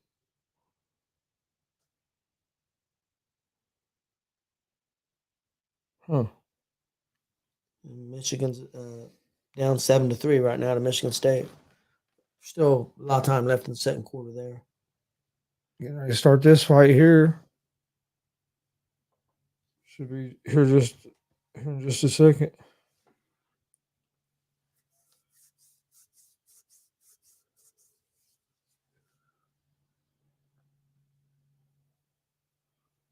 Griffin 18-9.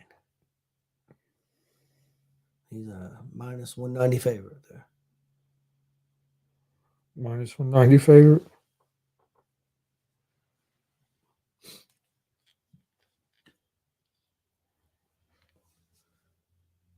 So you usually get a little bit better odds on DraftKings than you do for the UFC. Means 32-13. A tie and a no contest. And he's a +160 underdog.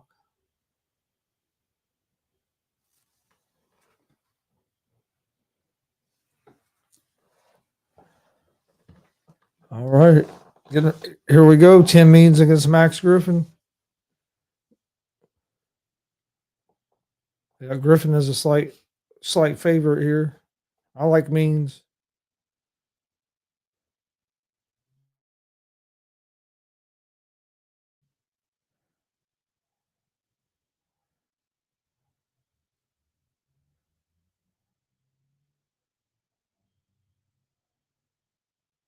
These guys came out right after each other. Ain't been like these other ones where you've had a little bit of fill out process. These guys came out, both of them came out throwing.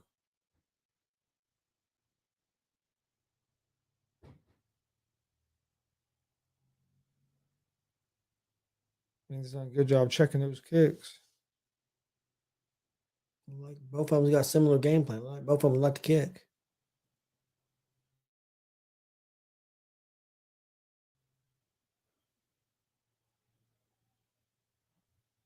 A little bit more movement out of Griffin, but he's. I think Means would have a. Griffin with a big right hand drop. This is going to be over. Now he's laying a couple elbows here, trying to work some ground and pound. Means knocked up his hand. Gets hold of that arm there, trying to save himself because he got hurt. Griffin gets side control here. Go try to posture up and drop that elbow. I thought he was going to end it there, Chris. He hurt him with that right hand, definitely. Then he landed with some nice strikes there. Oh, Mean's going for arm lock there. Able to get up off his back there. We're going to get a reversal. We'll get a takedown of his own. No, Not quite yet. back up to his feet. So nice work by Means to get out of that position. Yep. Looks like he's recovered from getting stunned by that right hand, but Man, he was eating some shots down on the mat. I thought he was in trouble. I thought he was going to end it, but he locked up his arm. If he wouldn't have locked up his arm, I think it'd have been over. And then he rolled with that arm, tried to get in the submission, wasn't able to get that submission, but was able to get out of that position, get back to his feet.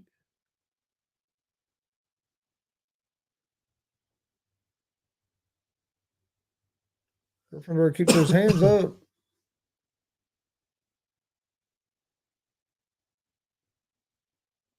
Or Griffin, Means better keep his hands up. Oh, yeah. That was a wild right. Yeah, it was, man. Means ducked it, but it was a wild right. A lot of back and forth movement from Griffin.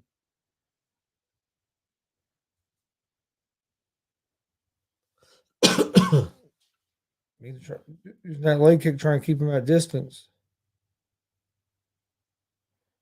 Means was doing decent on the feet until he got caught with that. Got caught with that right and got stunned. Got dropped. He was able to recover out of it. Well, Griffin may have missed a golden opportunity because I tell you what, the way they've been judging these fights, we'd like to have a finish right there. Yeah, the judges have been flat out terrible tonight.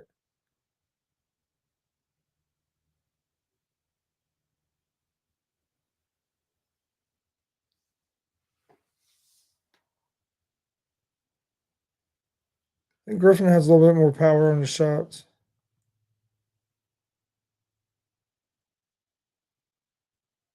About a minute and a half left in round one. Griffin's winning this round so far. Yeah, I think so. I agree.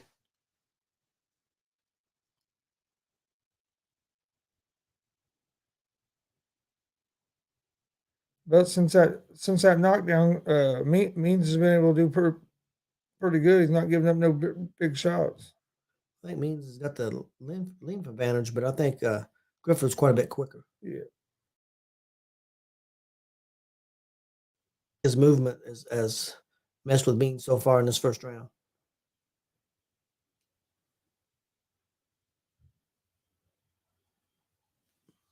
Means trying to push forward here.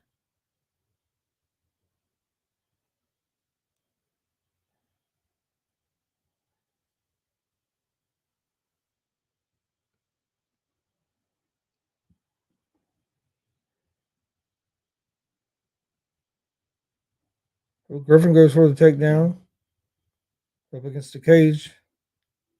Cage definitely saved Means there. Yeah, Means trying to dig in an underhook on one side. Ooh, throw some nice elbows on the back of the head. Nice elbows right there to the side of the head. That was a good job by Means there, not to give up that takedown. I still think Griffin won the first round, but I do too, but who knows? Oh yeah, the judges have been. If you're just tuning in, these judges have been flat out terrible tonight. So bad that almost makes you not even want to watch UFC. But we're in the co-main event, Means and Griffin. First round just ended. I have Griffin winning the first round. We'll also be covering the Jake Paul Anderson Silva fight here. That Paul and Silva won't fight till later on. I think there's 3 or 4 bouts on the main card before them. One of them is Le'Veon Bell against Uriah Hall. I think that's going to be the second or third fight of the evening. Tennessee all over Kentucky now, 27-6. First half's almost over, and Michigan has took the lead on Michigan State, 10-7. All right, starting gonna start the second round here. Griffin did knock Means down one time in the first round, but after that, Means recovered pretty good and Didn't fare bad the rest of the round. So, but I had Griffin winning the round. Let's see what happens here in round 2. Again, co-main event.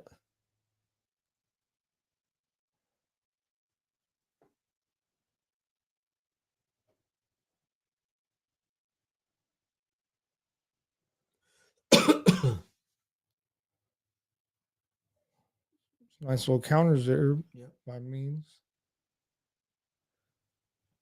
Means to try and push forward and get Griffin up by that cage. It looks like. Yeah. Means has Griffin has a lot of movement. Yeah. Looks like that left got through there. Oh. Yeah.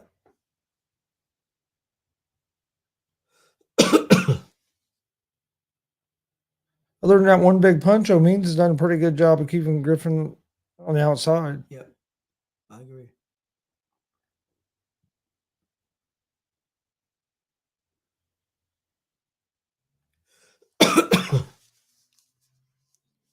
Means got off to a pretty decent start here in round 2. He ain't landed a whole lot, but he's landed more than Griffin so far in this round. Had a couple nice shots to the body.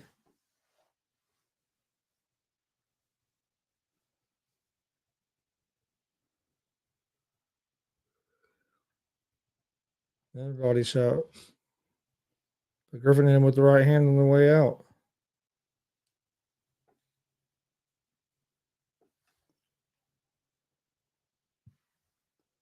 Starting to hit him with that leg kick quite a bit.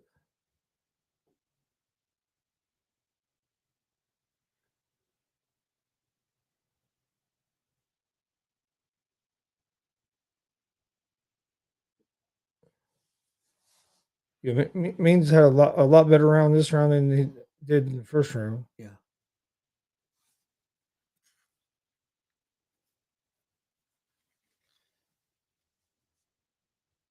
Griffin hasn't been able to really get anything going here in round 2. I mean, Means is not tearing him up, but I mean, Griffin could still get back in this round. But yeah, he's not doing a whole lot. Just doing a lot of moving around. That's about it. Means was doing a pretty good job of countering when he was trying to come forward, and I think that slowed him down a little bit. Yeah. Makes you a little more reluctant to go in and throw when you think one's coming back at you.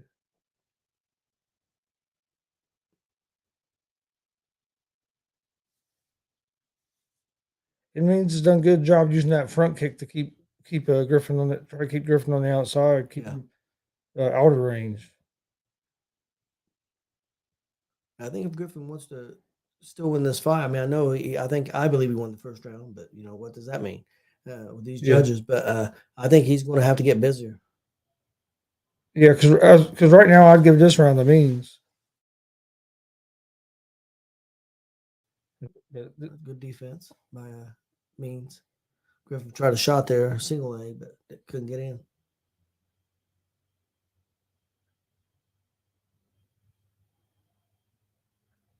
About a minute and a half left in round 2. Yeah, you can see the strikes. He's about doubled them up. In the second round. That's what I'm saying. The second round, I thought Griffin won the first round, but so far with just over a minute left in round 2, I have Means winning the second round. Yeah, who knows? And actually a close fight. The other two that we thought that wasn't close at all, yeah, to the other guys. So who the hell knows what they're seeing? Yeah, because these judges have been terrible. That's for damn sure.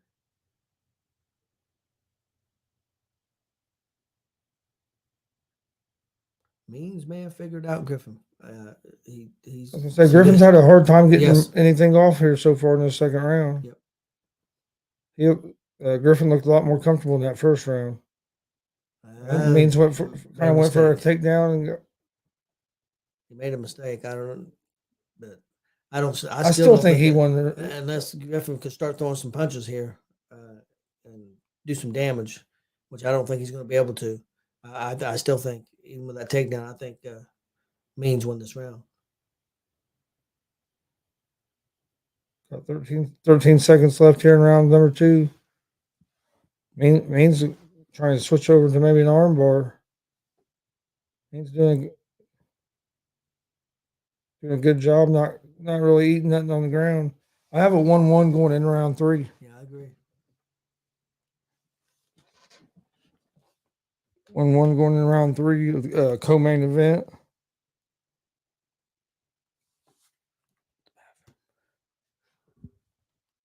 All right.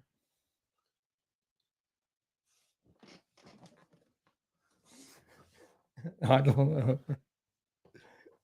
That don't make no sense. When he falls off, I will laugh at him too. Damn dog. All right, getting ready for round 3 of Tim Means against Mac. I thought Griffin won round 1, Means won round 2.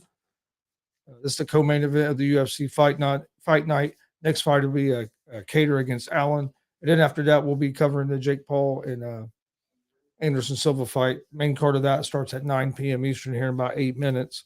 There's like 3 or 4 fights before that one. Le'Veon Bell and Uriah Hall is on that card as well.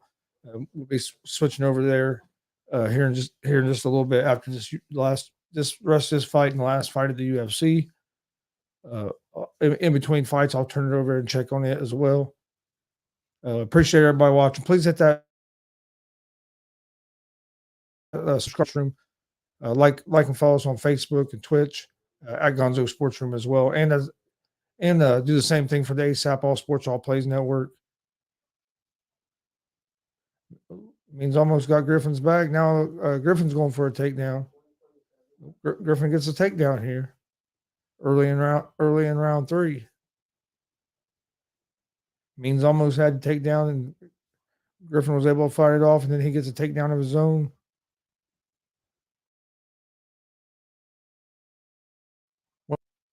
They had Means down.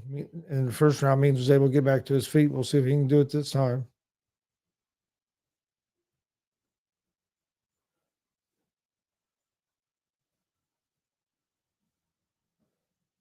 Means done a good job on defense here. Hasn't taken much damage at all. Now he's using his heel and hitting right in the thigh and the shin of Griffin from the bottom. Means is from the bottom position. He's still done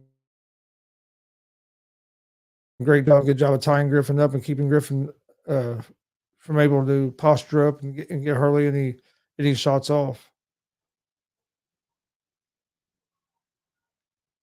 Griffin don't start doing something, ref might stand these guys back up.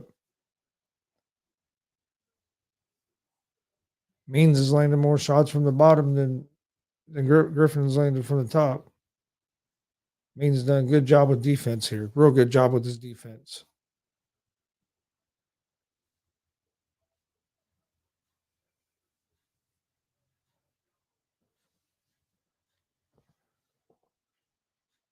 He's in Griffin's in the closed guard of Means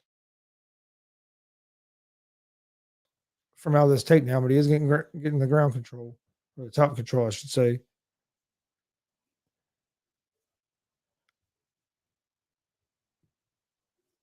But Means is landing more shots, laying on his back than what Griffin has landed on being on top. I had this fight 1-1 going into this round. Means trying to push Griffin off, get some space so he can get back up to his feet.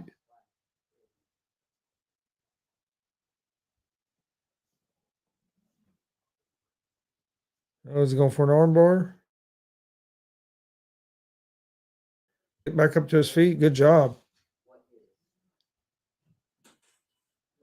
I mean, yeah, Griffin got some top control there, but he didn't get hardly no damage at all, or no shots off. Means was the one landing more shots from that position. Now Griffin trying for another takedown. He's just trying to hang on here.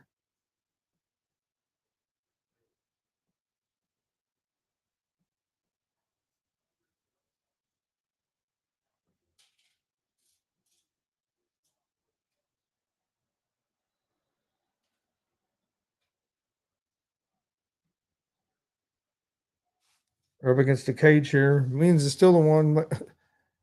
Griffin's just holding on to him there, not even trying to improve his position. I'm surprised referee hasn't stepped in and brought him back up. He's not trying to improve it. Okay. Means almost back up to his feet here. It means now they're back up to their feet. Minute left in round 3.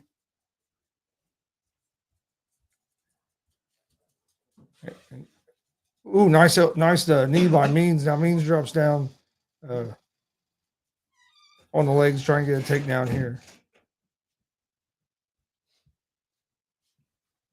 Ooh, nice elbow by Means there. Means gets the takedown. Let's see if he can get more damage off than what Griffin was able to do. Yeah, Griffin's back up to his knees right there. Ooh, nice knee to the chest by Means. Ooh, another big knee by Means. Right back to them legs again, working for another takedown.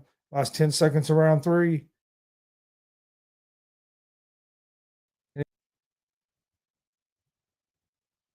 Another takedown there. I think Means. I like Means to win the fight. Griffin did get a takedown and had some top control, but he was just standing there holding on to him, and Means was hitting him the whole time. So, and then Means got a couple takedowns toward the end. I like Means to win the fight. It was 1-1 going into this round. Well, we think. Or I mean, in my opinion, it was 1-1 going into that last round.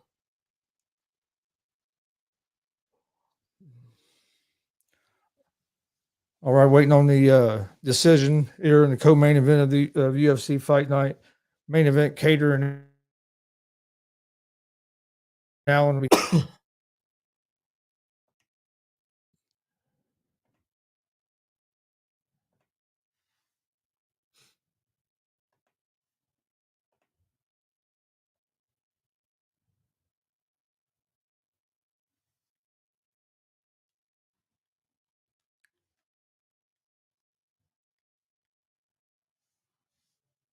All right.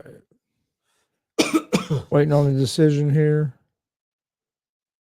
Once we get the decision, we'll let you guys know, and then, like I said, next will be the co-main event.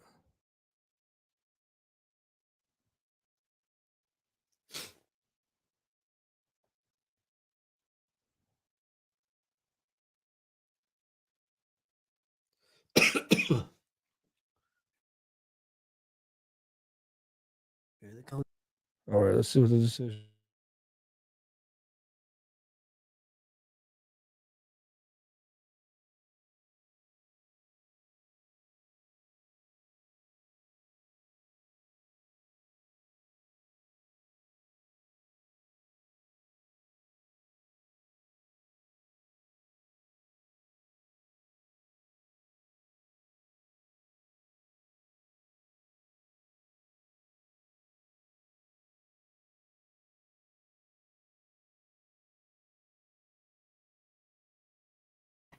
All right.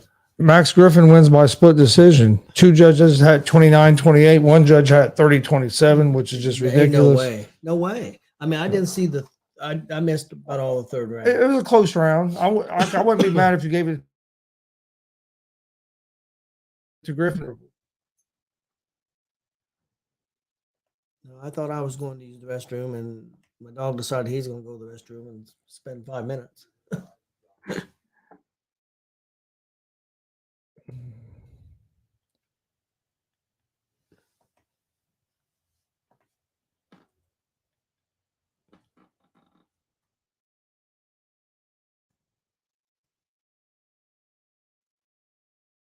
Yeah.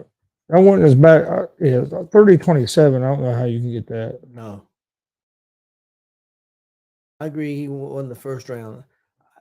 There's no way he won that second round. No. I seen it. There's no way. All right, we're going to take a short break here, real quick, before the main event. So I can go. So I'll probably take the dog out real quick, and then we'll be right back with the main event, Kattar and Allen. But enjoy this this video. This is some of our Gonzo and the sport and the Judge sports talk. Check it out. We'll be back here in just a few minutes. about tonight. Had a big trade in the NFL earlier today. Got the World Series coming up on Friday. Full slate of NBA games going on tonight. So quite a bit going on in the sports world. Joining me like always, the judge Jonathan Mathis. How's it going, man? Hey, what's up, Chris? What's going on, man? How you doing tonight? How you feeling on this Wednesday? Happy Wednesday to you. As you can see, my graphic tee today, it is Wednesday Adams from the Adams family. It was perfect to put this shirt on a day like this. It is Wednesday. So, to celebrate that we finally reached the middle of the week, this was the perfect shirt to rock today. How you feeling? Pretty good, man. It's cold out here where I'm at, but other than that, not too bad. Just got done watching my Pacers get beat, but we're young. They set a stat during the game that uh, we were playing the Bulls, and 55% of the Bulls points get scored by players 28 or old. 77% of the Pacers points get scored by players 23 and under. Right. I mean, really, we're a real young team, but we can score the ball. Halliburton is averaging like 24 points a game. Our rookie is averaging Mathurin. He's rookie of the year candidate right through these first 4 games, is killing it. Between them two, you're getting about 50 points a night. So we're scoring the ball. We're just terrible on defense. Bulls had 70 points in the first half on us tonight. And it's hard to win games. I don't care if you score 125 if the other team's scoring 130. You know what I mean? You got to play some defense. We played better defense in the second half. Got back in the game, got within like 8 points, but then end up losing by like 10 or 11, I think, something like that. But they play hard. So hey, I guess that's all you can ask with a young team. I mean, yeah. They're going to have growing pains. They're a young team. They're still learning. They're still learning the ropes. They're still making that transition to the NBA. Some of them are first year, second year players. So you gotta give them time to grow. You gotta give them time to develop. And don't worry, the Pacers are nothing like the Lakers.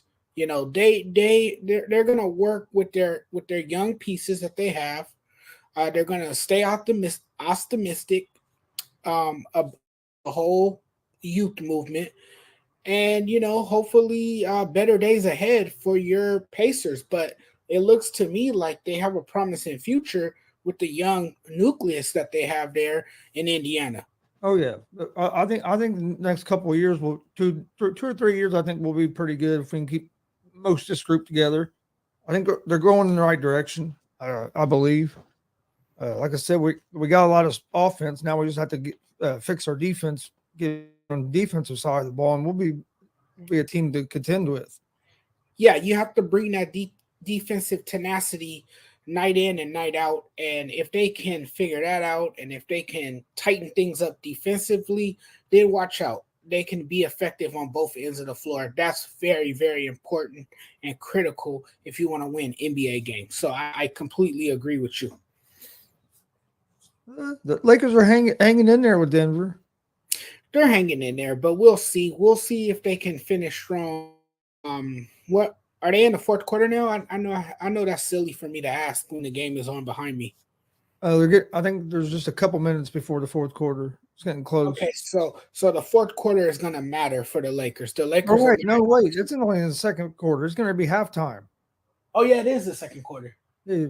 Okay, so it all depends on how the Lakers come out in the second half.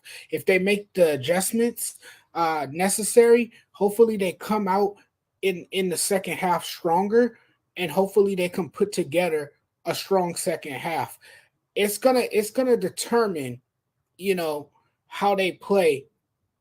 Things will be determined by how they play in the second half, particularly the third and fourth quarter. In the fourth quarter, you gotta watch how the Lakers perform in the fourth quarter, because a lot of times, man, the Lakers struggle to close out the fourth quarter for whatever reason. And a lot of it has to do with ill-advised jumpers. This is a team that still likes to jack up a lot of shots, even though they can't knock those shots down. They have a lot of confidence in themselves.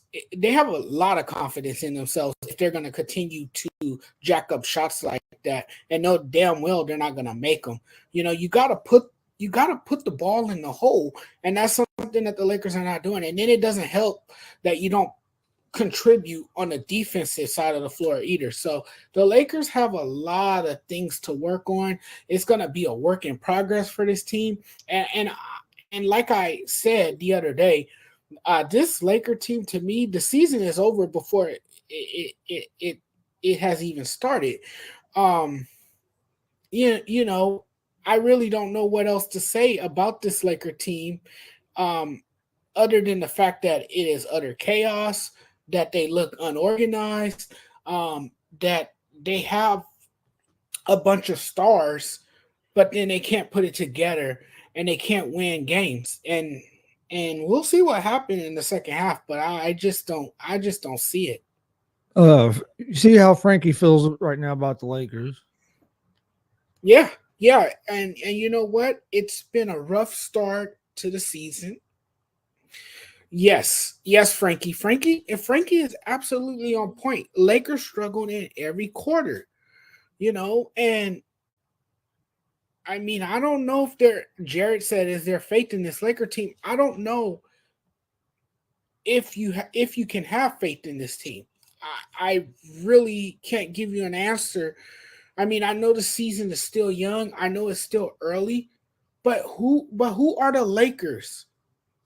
Who are the Lakers 3 games into the season? I mean, I hate to sound harsh. They're crappy.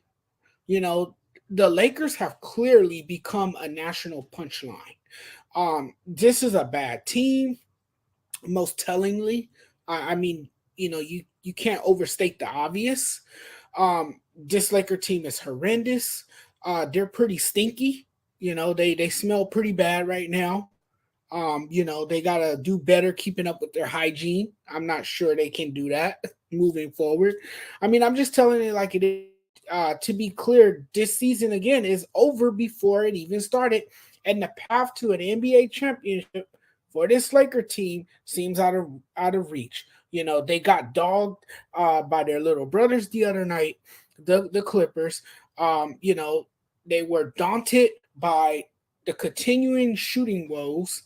The Lakers are bracing themselves for another down year. They're tied at halftime. Oh, good. Dustin says Darvin Ham is going to be a good head coach, but was the wrong man for the job. Mm. He took on. Frankie said LeBron and Pat Bev was already going back and forth. See, and that's the thing right there. There's no unity. Everyone wants to point fingers, and there's more than enough blame to go around for this atrocity that the Lakers, have experienced thus far this season. And it's going to be another long year of misery and letdown. It's going to be another year of it's going to be another letdown. That's exactly what it's going to be.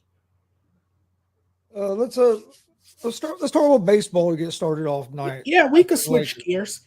We could switch gears most definitely, because the Lakers talking about the Lakers make me so depressed. Dustin says Mark Jackson needed to get the Lakers job. I agree, and I wrote an article about that. Remember, I think, Chris, you might have read that article that I said it was crucial for the Lakers to hire someone like Mark Jackson. But here's the problem. Before we move on real quick, I want to explain why the Lakers didn't hire Mark Jackson. Dustin, hear me loud and clear. The reason the Lakers didn't hire Mark Jackson is simply because he's not going to put up with nonsense, okay? He's not going to come in there and, people in the front office is not going to tell him how to coach his basketball team. That's why he was run out of Golden State, because, he wasn't seeing eye to eye with the people in the front office. He wasn't getting along with the people in the front office because, quite frankly, he wanted to do it his way. But he's a guy with charisma. He's a guy who, understands the game of basketball. I buy into his philosophy. I think he can be a great mentor to the young players and the veteran players on the team. And I think he would have been an ideal fit for the Lakers, but obviously the Lakers didn't want to go in that direction, so they chose Darvin Ham over him. Now, this is no disrespect to Darvin Ham. I just think Darvin Ham has walked into a dumpster fire, and now it's all on him to try to turn it around. And then what? What happens if he doesn't turn it around? Then what? Then what? Do you fire him too? And then you finally look to move on and once again ride this chaotic coaching carousel just to look for another damn coach? You've already hired and fired enough damn coaches, and it hasn't worked out year after year. And part of that is because of Jeannie Buss's questionable uh, business acumen. She has no business, overseeing this franchise. And Rob Pelinka, I, I hate to say this, but I don't think he, has much of an input. I don't think he, is making the personnel decisions like people say he is. I think he has some input. I think he has some say on what goes on, but he definitely doesn't have the final word within the organization. I think guy who is just there. But we talked about this a long time, that he definitely doesn't have the experience of a general manager. And the only reason he even got the job is because of the relationship he had with Kobe Bryant, and obviously Jeannie Buss, the relationship that he has with Jeannie Buss, and that's why he's in that position. But he is definitely not qualified for the job. And this Lakers team, I'm gonna say this before we move on. Chris, I'm honest. The Lakers might as well just burn it down, and now it's time to establish a new culture.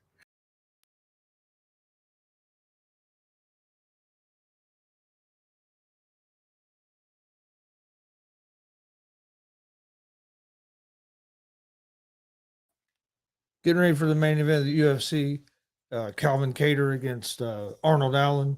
And then after that, we'll switch over to the boxing pay per view that's going on with Jake Paul versus Anderson Silva.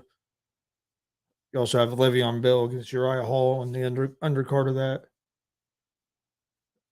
That's just getting ready to start right now, and we'll switch over to after the main event here at the UFC. Judges have been flat terrible, so I hope this goes to a decision. Arnold Allen's a minus 130 favorite. Calvin Cater's a plus 108 underdog. I'm gonna go with Cater in this fight. I'm gonna go with the underdog. I don't know either guy very much here. Let's see. Well, Cater's got a couple inches reach, about 3 inches in height. You said Allen's 18 and 1. Like 28 years old. They're both saying pick him here. Yep. Yeah. I think it's gonna be a real good fight. But I'm gonna go with Cater. Go with the experienced guy here. But no, I expect it to be a real good fight. Who knows what the judges will say, Chris? Yeah, that is true.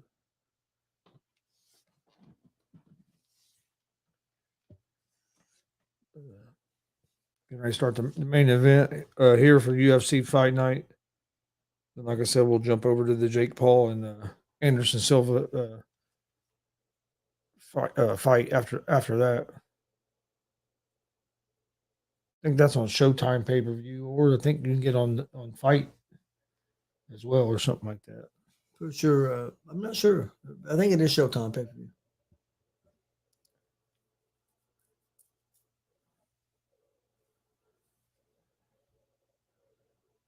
Doing introductions here.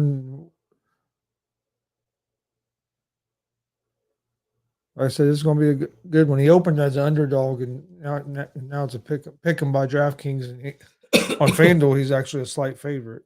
Allen is.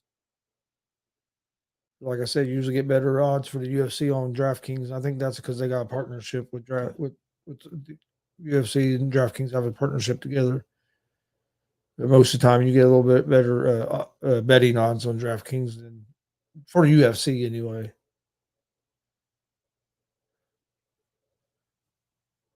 Cater's 23-6, and he's fought some good guys. It ain't all been like it ain't like just fought some chumps.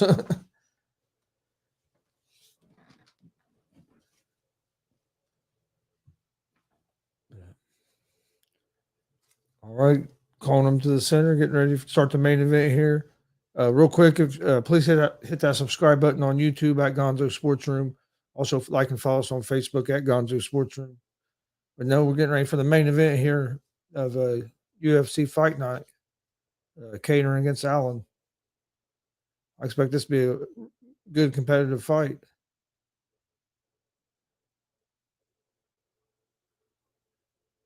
You had Allen open as the underdog, finished as a slight favorite on some sports books, and some sports books has it as a pick 'em. It's number 5 versus number 6 here in the featherweight division.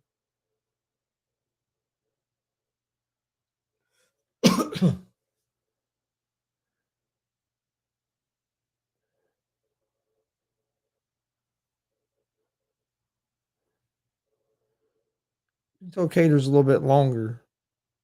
Yeah. This Allen looks like he's in pretty good shape.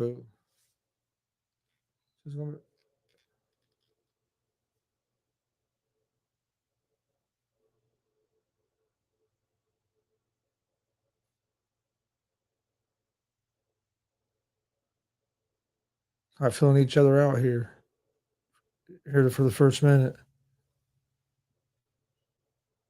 Cater's doing a good job keep throwing that jab out there, kind of keeping him at range, but neither guy's been able to do a whole lot yet. No, not too much action so far. But when you get two guys at this level, they're going to fill each other out a little bit. Well, a lot on the line, but these guys are both ranked 5 and 6, so the winners are going to move up and the losers are going to drop. So it's a pretty big fight. Oh yeah, it is a big fight for both their careers.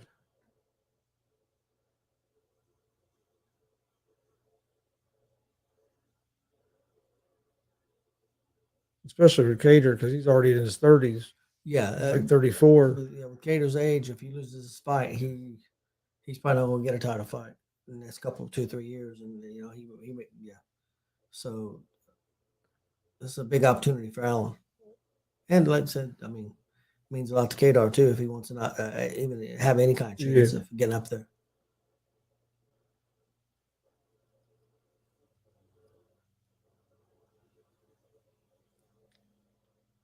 Hasn't been a whole lot of land here in the first half of this first round. But these guys' defense has been on point.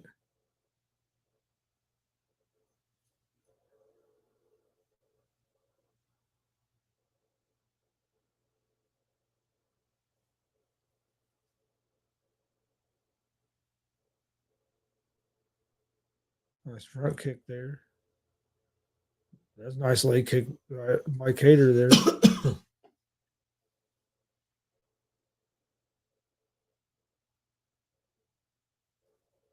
This first round's hard to judge. It's pretty even. There's a nice knee.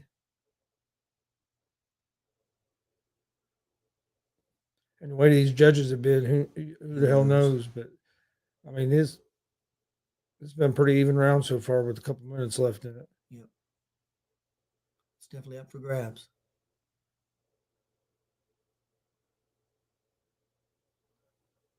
Allen connecting some. Yep. Allen, yeah. Allen with a nice combination there. That's been the best combination so far.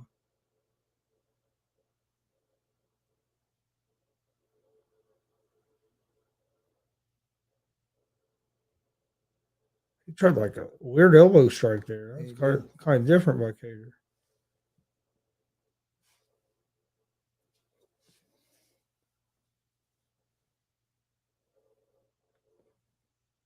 And Kattar landed a couple there. So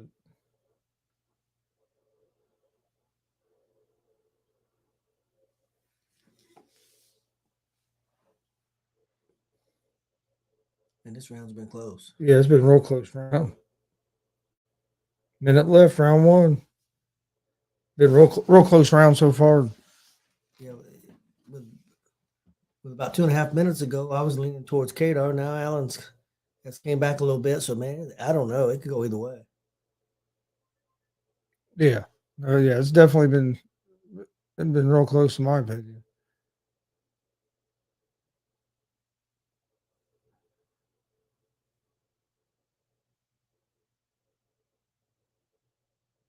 Neither guy's been able to get a big advantage. Oh, he hurt himself.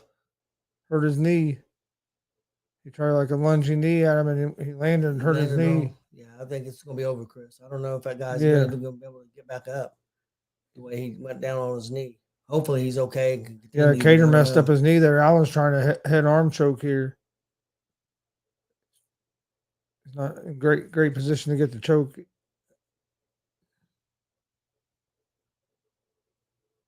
Did he tap? Or rounded it. Okay, I was like, I didn't see a tap. He's standing up okay, but now they're setting him down. I don't know if his knee's okay or not. Yeah, he grabbed it immediately. Yeah, and went down. But they're acting like they're not too worried about his knee. Yeah. Whether they're just talking to him and giving him smelling salts. So I don't know. I'd say with the way that round ended, you have to give it to Allen. Ooh, yeah, he might have hyperextended it or something. I don't know.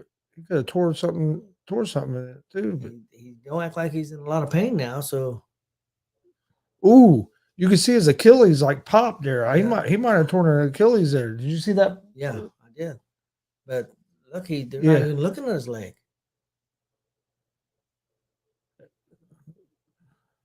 Act like he's okay. It looked nasty the way it popped. You can see it muscle like. So you think you think Allen had enough there to pick this round? I would say I'd say he probably got the round. Now the doctor's coming in and check him. Why did he wait so long? Yeah. I don't understand. Yeah, I don't know why they waited so long. All right, round two, Kattar versus Allen. I give Allen the first round. We'll see if that leg has anything to do with it, because it didn't look good, and the way he reacted didn't look real good. Yeah, he can't put no weight on it. He's done. He took a kick and it was over. He got kicked in the other leg, not even in that leg. He got kicked in the other leg, and I'm telling you, I wouldn't be surprised if he didn't tear an Achilles there. The way you could see that muscle flex like that. I don't understand why nobody ever even looked at it. Yeah. He got kicked in the other leg. He didn't even get kicked in that leg that time. Or neither time. But, I mean, you know what I mean? He got kicked on the other leg and went down. That was a quick main event there. Yep. I think it was going to be a good fight, too. I hate that. Yeah. But you can see that flex. I bet you he tore something. Yeah.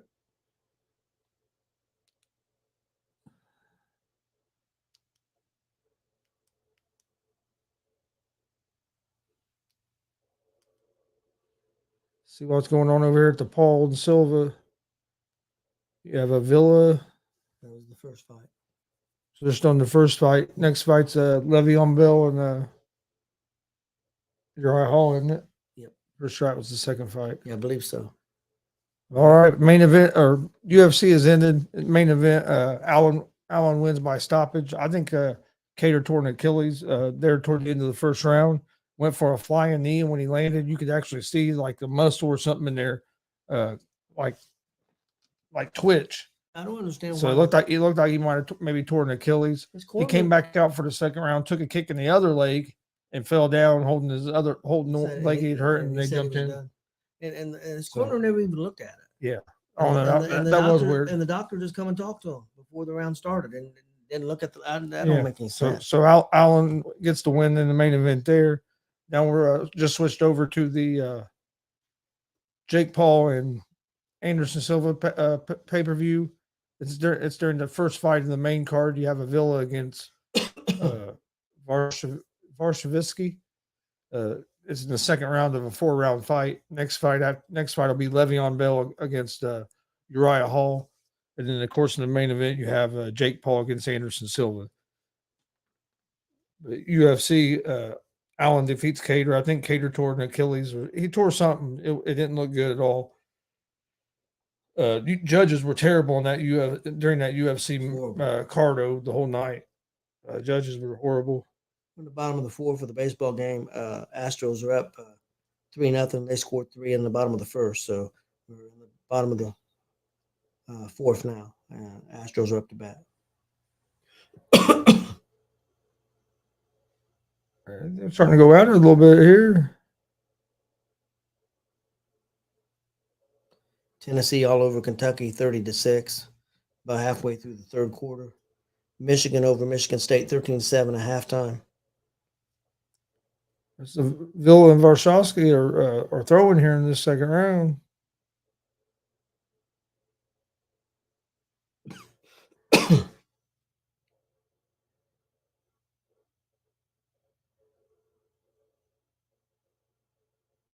Villa's starting to land pretty good here.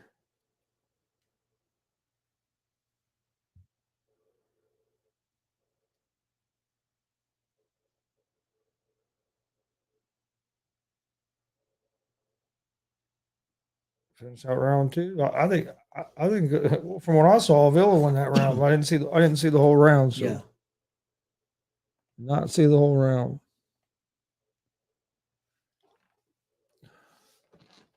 All right, waiting on in between rounds here, and then like I said, Le'Veon Bell and Uriah Hall will be the next fight. Yeah, what I saw this round from where we switched over from the UFC, I think Villa won this round. Yeah, I think so too.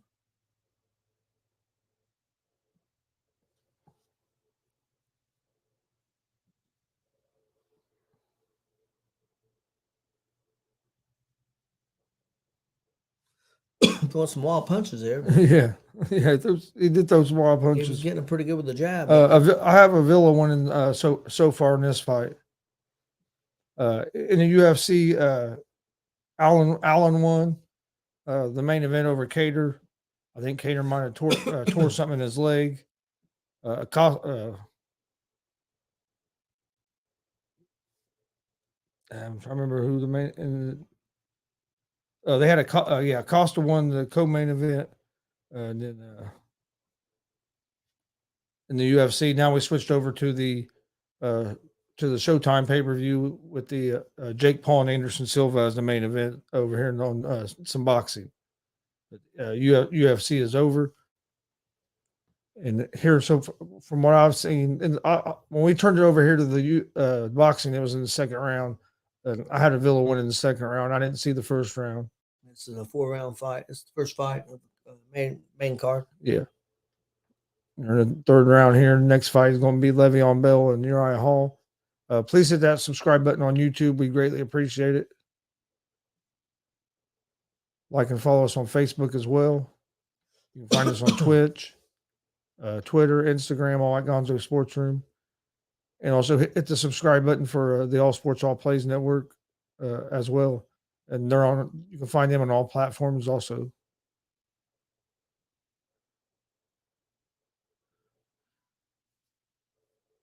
Villa's the shorter guy, but he's been the one that's been landing more shots. Yeah.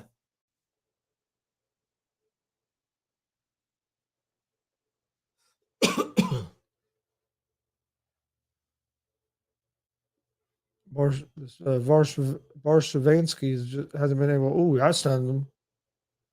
Villa stunned him with a nice right. Varshavsky just isn't throwing hardly at all. No.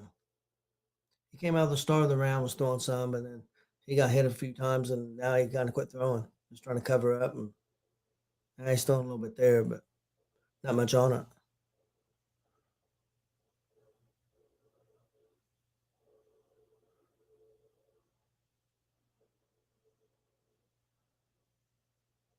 He eating a lot of jabs. Yeah. He's a lot of jabs from Avila. Keeping his hands down. Avila with another nice little combo there. Going to the body, then coming back up.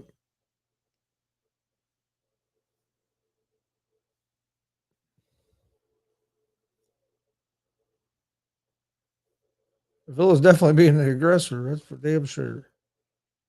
This Varshavinsky hasn't been able to get a whole lot going this round. Ooh, big left by Avila. 5 seconds left in round 3.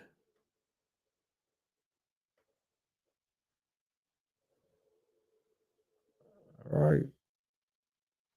Again, I start the 4th and final round here in first fight on the Paul and Silva card.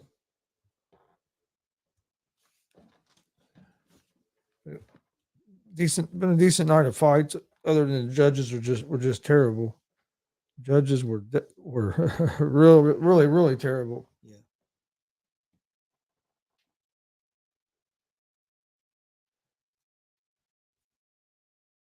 This is a cruiserweight bout, 4 rounds, like you said, and I think Avila is definitely ahead. Yeah. They're calling Hall and Bell cruiserweights.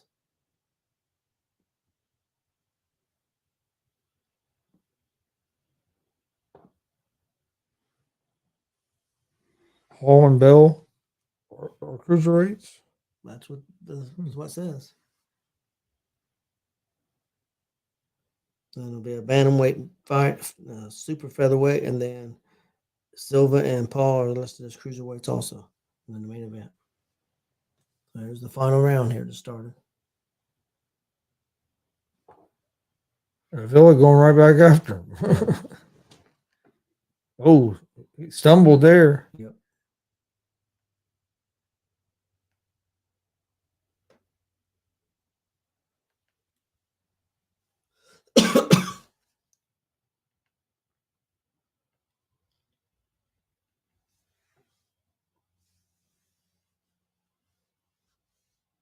Yeah, what we've seen of this fight, it's been all Avila.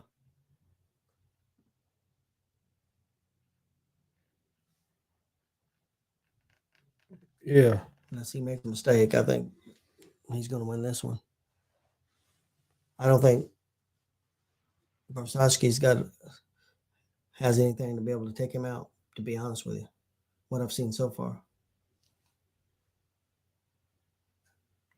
No, yeah, from what we've seen, another big left by Avila.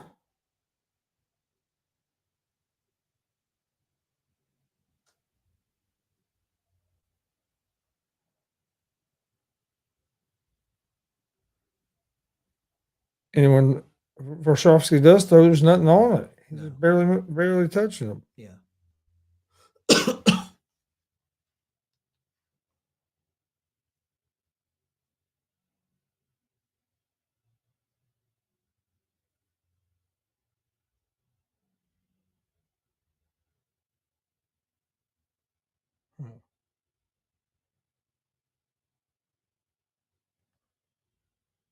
Got a minute left here in the 4th and final round of Avila and Varshavinsky. We saw basically 3 of the 4 rounds, and from what we saw, Avila's won this fight. Next fight will be Le'Veon Bell and Uriah Hall here on the Jake Paul and Anderson Silva card, which will be the main event. Villa's winning this fight. Got 30 seconds left in the fight. Yeah.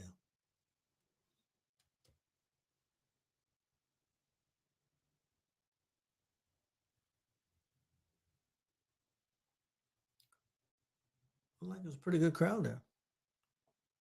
Yeah.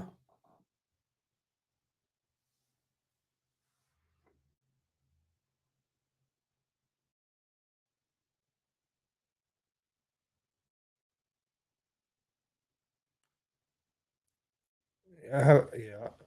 Avila won that fight. I'm hoping these judges aren't as terrible as the UFC judges were. Yeah, that was bad. Nate Diaz.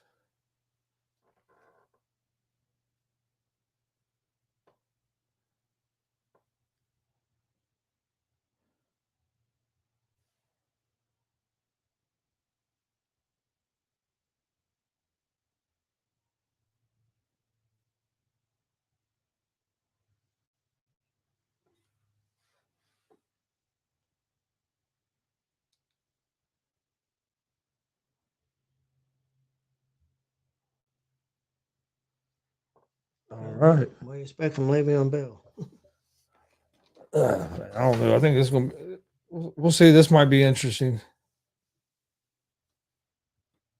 Might be interesting. But Villa won the first fight. Got Le'Veon Bell and Uriah Hall coming up next.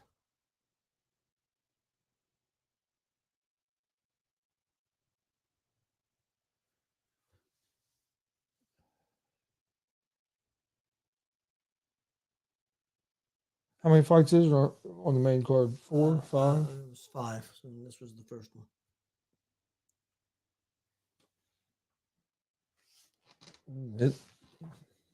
They're still showing highlights of the Villa fight. They should be getting ready to announce the winner here in just a second. But Villa definitely, from what I saw, he won the fight. There ain't no doubt about that. Yeah.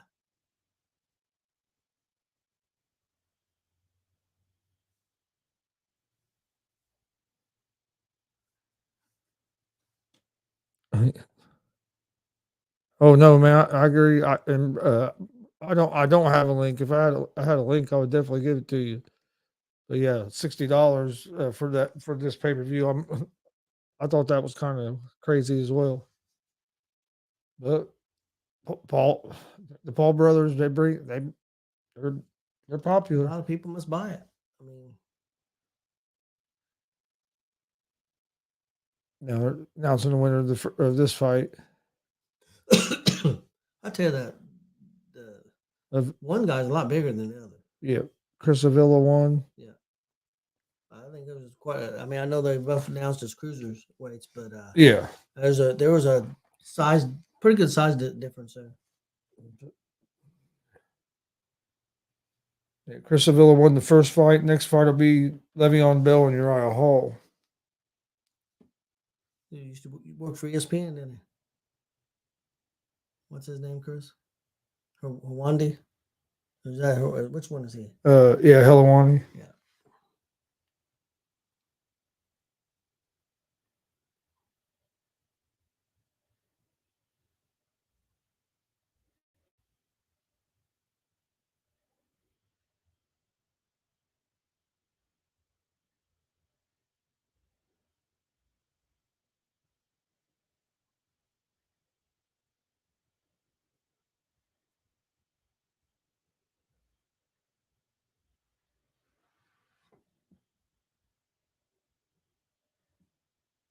All right, waiting on the next fight to start here. UFC. Arnold Allen defeated Kattar in the main event. It was a decent It was okay. decent card. But the Judges were judges kind terrible. of ruined it. I mean, to be honest with you, Chris. Yeah. Well, baseball update real quick. We got the Astros still up 3-0. Going to the bottom of the fifth. Astros coming up the bat. So, and Phillies having trouble. They've only had 2 hits. Well, Houston's only had 4 hits, but 3 runs. They've made a lot out of it. The Astros starting pitcher Valdez has good stuff. He's got nice stuff. So Yeah.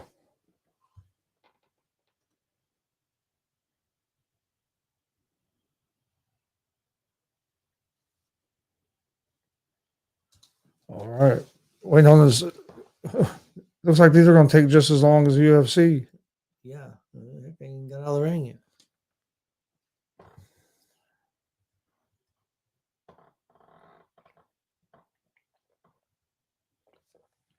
I don't understand why they're taking so long to get him out of the ring for. Take his fucking gloves off out Yeah. of the ring.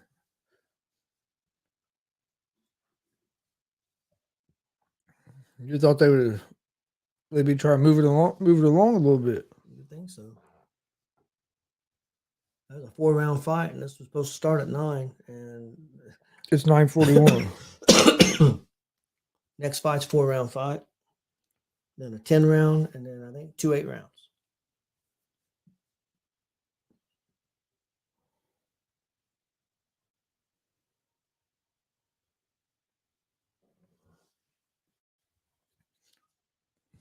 Right. Yeah, so it's going to be a few minutes before there's another fight. Yeah.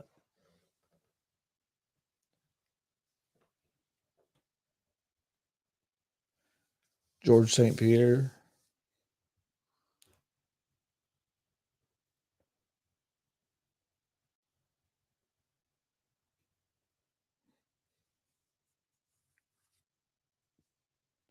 But no, this should be a good one. I think it'd be interesting. Well, I don't know how good it's going to be. It should be Yeah, I don't know interesting. much about the undercard. I'm interested in the Silva Paul fight. See how Paul does against somebody with a little bit more boxing skills than he's faced so far. But I still want, if Paul's going to be a boxer, I want to see him face a boxer. Yeah. No, I agree. Which I think he tried to face that Fury, didn't he? And Fury Yeah. backed out.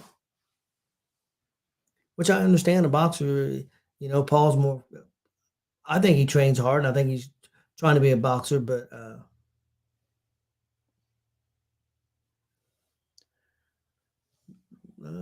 Hall versus Bell, Santiago versus Neves 2, Scott Skill versus Rodriguez, and then Paul versus Silva.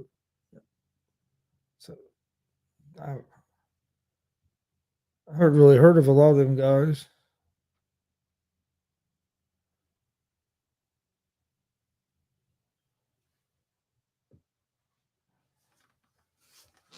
Have you heard any of them guys? not really.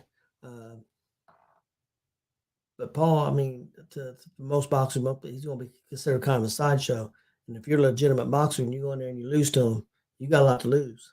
And Paul has nothing to lose. Yep. No, that's 100% true.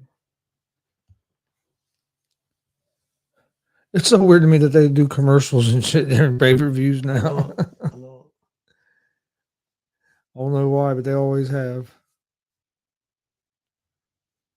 Or not always have it. They start doing it now on all these. I understand why. It's where they make their money, but man, it's like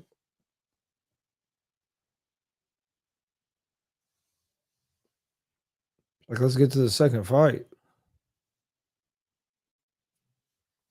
Tennessee is all over Kentucky, man. 37-6. Tennessee is about pretty close to the end of the third quarter. And Michigan's struggling a little bit with Michigan State. They're up 13-7, but they look like they're driving now, though. Still a lot of time left in the third quarter, but it looks like Michigan's in scoring position again. So Mississippi did get pulled ahead of Texas A&M 17-14 about midway through the third quarter.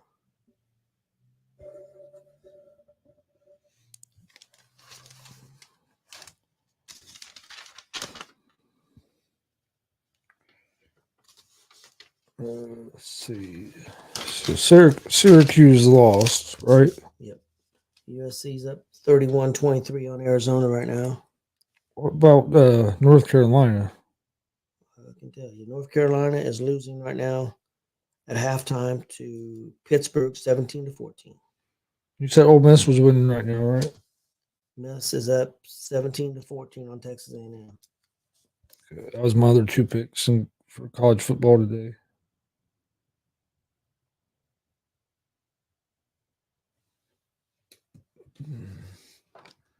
To get my picks ready for tomorrow. Yeah, that'll look too. Because I did have the Titans, but I don't know if I want the Titans now with not starting Tannehill. Tannehill being out. Yep. Right. I think I still like the Falcons and the Vikings, though. 49ers scared me a little bit now with Deebo Samuel being out. Yep. But the addition of McCaffrey kind of. The 49ers have been so inconsistent. Inconsistent on offense, inconsistent on defense. They've been really inconsistent. I don't know if they're going to put it together or not. I mean, I think they're capable of being a team that could come out of the NFC, but they're playing the Rams, who haven't looked good at all this season either. Yeah, which I told you I was worried about the Rams at the start of the season. But I don't know if San Francisco's going to put together or not. They've been really inconsistent. Team that really intrigues me And I think a lot depends. And I'm not putting him down because I've always liked Kirk Cousins, but can he win the big one? Can he win a big, some big games? They've only lost one game, and they didn't play very well that game. I think it was one against Philly. Yep. Philly could be the team to beat. I know they're undefeated. I don't think their schedule's super tough, but they're just getting more confidence. But I just don't know how they would do against teams like Buffalo and Kansas City, Bengals. I don't know how they would do. Yeah, I don't either.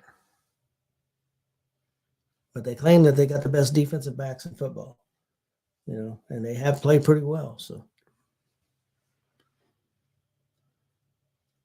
I guess I don't think Elliott's going to play this week, is he? For Dallas? I don't think so. Last I heard, he was questionable.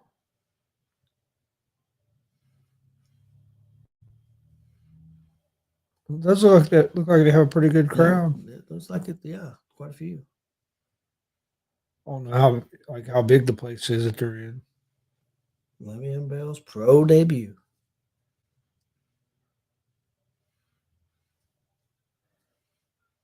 Well, once he left Pittsburgh, he didn't do anything, did he? No. It's hard to take a whole season off like that and then come back. I mean,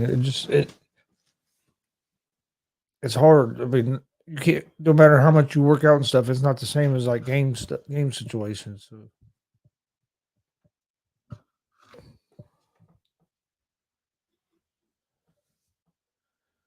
Once I get done doing these introductions and get to the second fight, Uriah Hall gets Le'Veon Bell.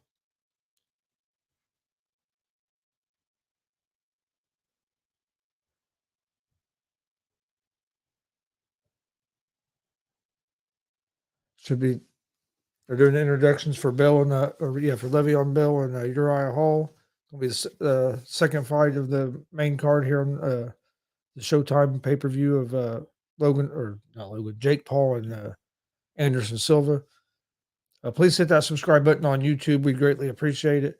Also, like and follow us on Facebook as well. All at Gonzo Sports Room and at the All Sports All Plays Network. Big weekend big week for the Paul family. The other Paul going to be WWE next Saturday. Yep. Yeah, he'll be in WWE next Saturday. Got Jake against Anderson Silva tonight. Yep. Like them or not, they know how to market themselves. And pretty smart guy. They're popular. They're popular. And they're pretty smart guys. Know how to market themselves. Know how to make some money. All right. Le'Veon Bell trying to get some body punches. Is that what you call it? A couple, but then but do you see how it stands? Yeah, he's ducking and turning when he throws. Throwing that jab to the body. Hall hasn't really thrown nothing yet.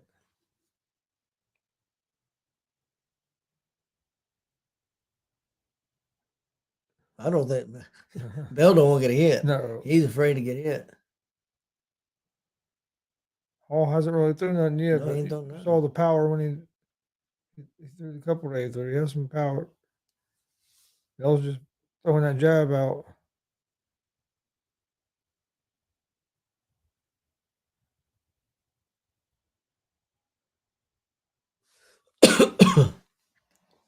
What do they do there? Like hit him with his shoulder. What the hell? You see that? Yeah, I seen that. I don't know what they're doing. And Bell has got it, or no, excuse me, not Bell, but Hall's got in there a couple times and looked like he's holding back to me, Chris. He's not really throwing. He's not made any attempt to really throw anything. He's been there where he could have.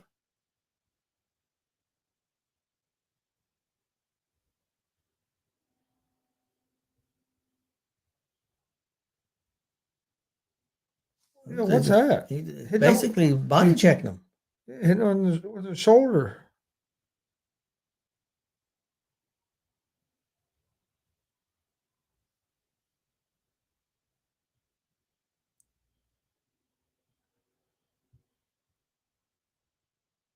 Bell's done more volume. I don't know how many of them connected. Not very many, and Hall really don't seem like he's. He's warning him for hitting the back of the head, but it's because the way he's ducking.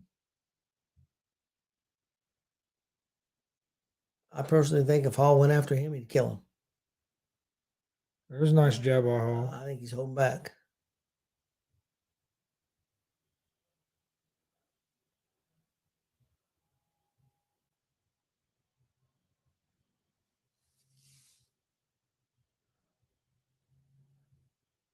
First round of 4.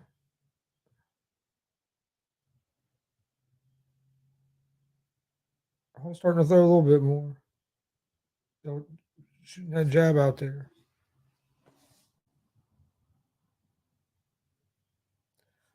Levy on when he almost fell down. Yeah. He's throwing that body punch from a weird angle the way where he ducks down, he almost loses his balance. It's almost like more days reaching out and touching him than he is really throwing a punch. Yeah, there's nothing behind it. But Hall didn't throw very much at all. No, he didn't, and I think he could. I think I don't know. I think he's holding back. I think he could take him out anytime he wanted to. It's just my opinion. See if maybe he comes out a little more aggressive here in the second round. Yeah. He didn't get Uriah Hall wasn't very aggressive at all in that first round. No.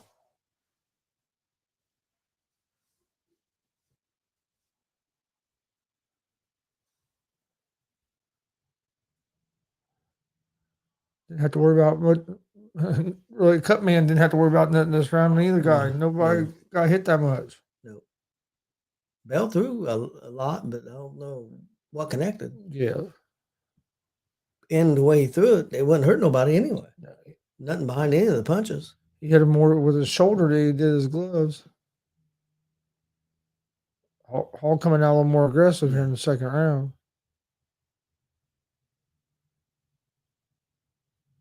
Look at him turn his back to him. Yeah, I mean, well, like I said, Bell don't want to get hit.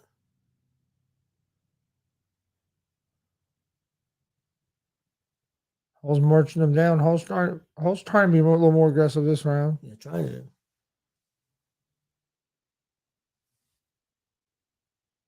Wow, big looping right hand. But there was nothing behind it, didn't No, there, Chris? no, I mean, Because he's kind of throwing and looping and backing up at the same time. Yeah. Like I say, he don't want to get hit. Which I don't blame him. I don't want to get hit either. But you're the one signed up to fight. Getting paid, I would say, a pretty good amount of money. I wonder why he's getting paid being his first professional fight. I would say he has to be decent. Well, honestly, Chris, this is my opinion. I don't think it's a professional fight. Yeah, but I mean, that's what they're calling it. I do call it a professional fight, but you got Hall. Yeah. I don't think he's fought professionally as a boxer. You know, I mean, I know he fought in UFC.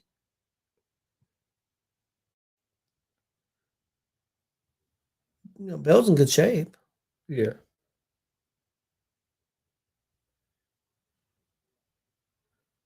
I honestly think if Hall went after him and just went after him and really went after him, I think he'd kill Bell.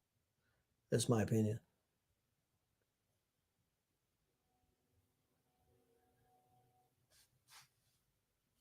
He came out at the beginning throwing quite a bit of volume, then he slowed down a little.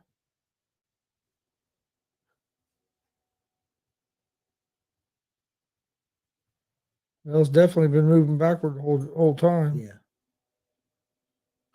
And he turns away from him. Yeah. If he thinks he's throwing a punch, he turns away from him.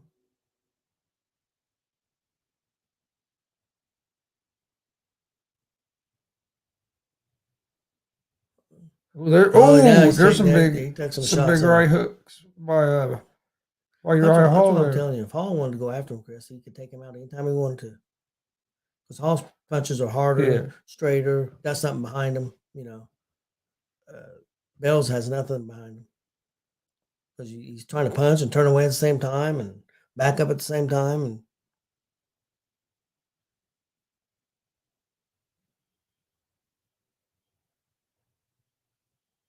That was a decent punch. Yeah. That's about the first one I've really seen from Bill. That's a lot better round for Hall that time. Yeah.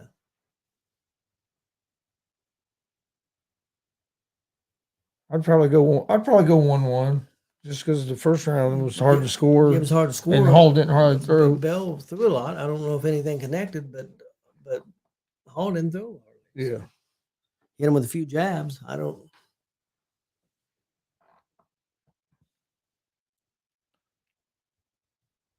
That was a nice combo. That was the best punch of the night so far in this fight. He just threw that and then I touched him. Yeah. Oh no! If I paid $60 for this, I'd be pissed. This right here was pretty good. Right here we hit him with 2 or 3. Hit him with a couple right hooks. So there's no doubt that Hall won that round. Yeah. So what is this BETR? Another betting site? Yeah. They had some kind of special on there, $100 special bet. They put it up there pretty fast, so I didn't catch all the details. Hall's definitely being more aggressive. Well, let's be honest. Hall should be able to kill him. I mean, Yeah. he's a football player, and he was a UFC fighter. I mean, it really shouldn't be much of a fight.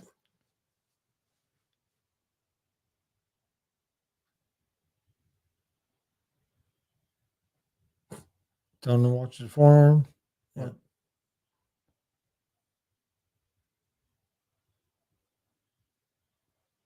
Oh, he's sticking that elbow out. Yep.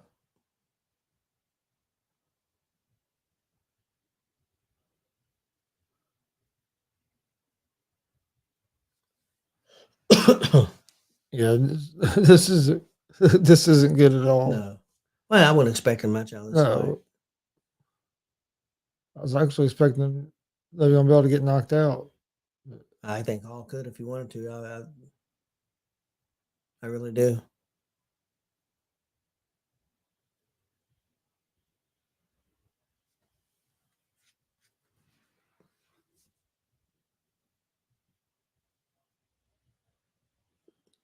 How can you lead with your elbow? Yeah, I don't know. Earlier, he was hitting with the shoulder. Oh, there's a couple of good shots. Yeah. Oh, if he connected with that one right, Hall's definitely being the aggressor. Oh, yeah. Starting to now. He's starting to pick him apart a little bit. If he'd hit him with that one right there, he'd have been out. Yeah. Bell's lucky it missed. Got a minute left in round 3.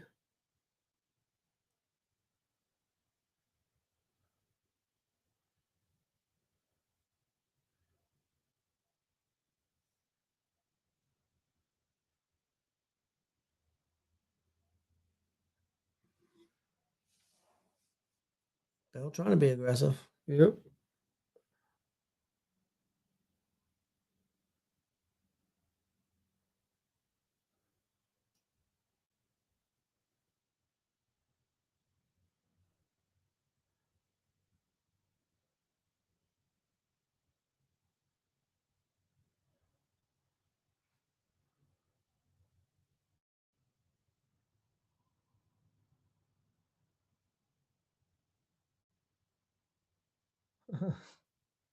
Oh, that was nice. Yeah. All right, gonna go to round 4.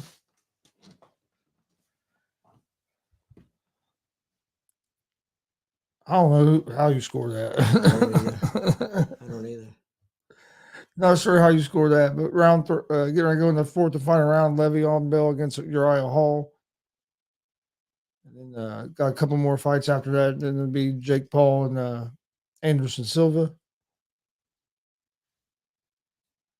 Arnold Allen won the main event of the UFC fight night over Kattar. Kattar had an injury at the end of the first round and ended up having to stop the fight pretty much at the beginning of the second round. Arizona giving USC all they can handle. Just started the fourth quarter. USC's up 31-29. Okay. Michigan's spread their lead a little bit. They're up 19-7 over Michigan State, almost into the third quarter. Fourth and final round. Uriah Hall coming out aggressive again at the beginning of the round.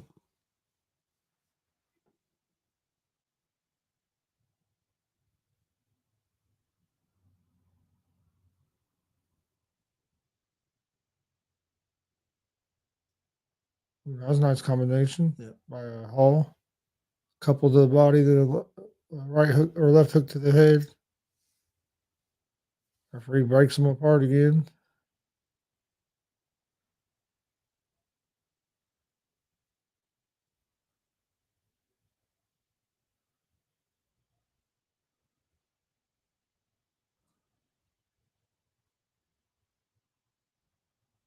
Ooh, nice jab. Yeah, it was.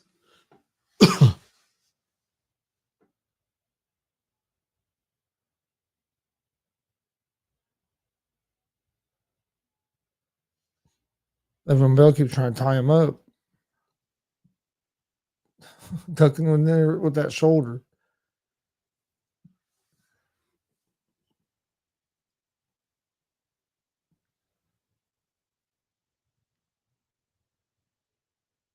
Hall pushes him away, trying to create some space. Yeah, trying to get a little space. Bell quit backing up now. He's trying to come forward. Yeah. He's trying to get so close to him. So basically, I think so Hall can't really punch. Well, there's a couple nice shots by Hall over the inside. Yeah. Oh, if he hit that uppercut.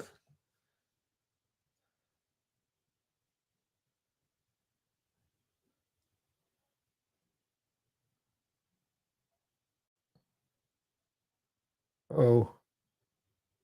Thought he had him hurt there. Yeah. I think, like I said, I think if Hall wanted to, I think he could knock him out.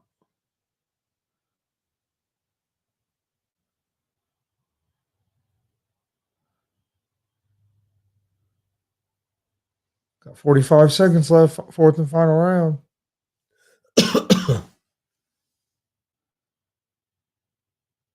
I think Hall's won the fight. Oh, I think so, but I mean, I don't know if we got UFC judges or not. So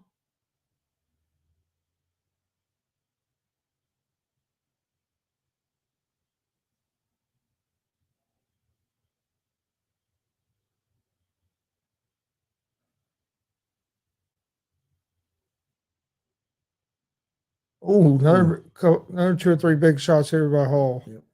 He's unloading here last few seconds.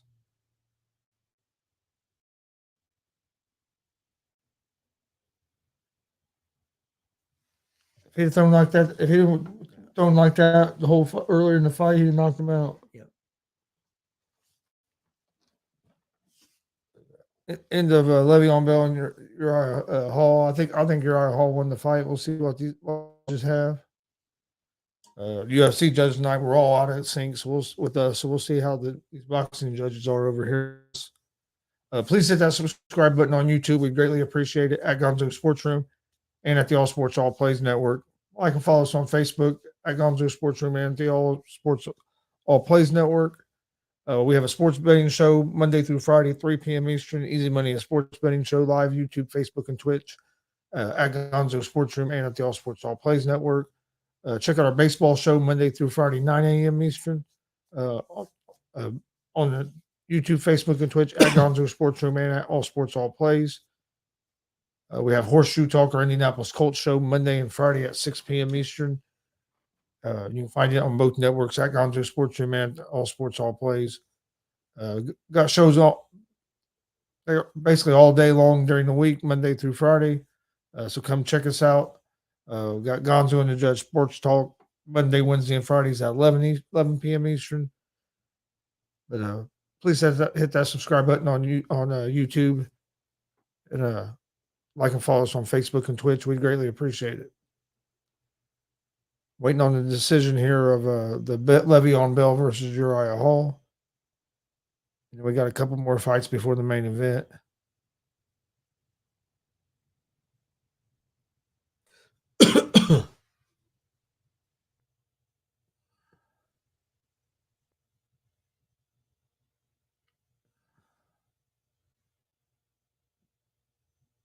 According to them stats, Belgium won the fight.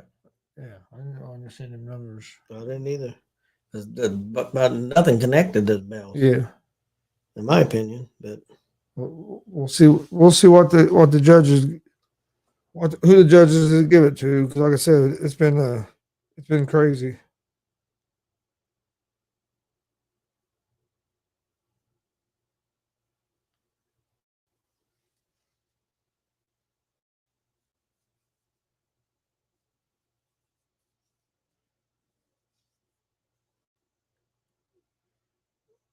Doing a commercial here real quick, and then I'm getting ready.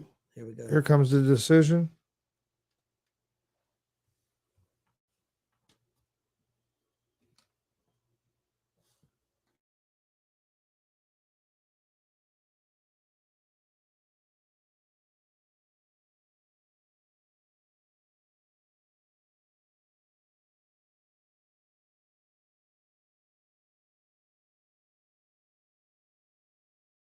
Look at the Bell's eye there. Uriah Hall wins by unanimous decision. I think that's what I seen. Yeah, that's what I seen too. But those numbers that Showtime put up, don't know where the hell they got those at.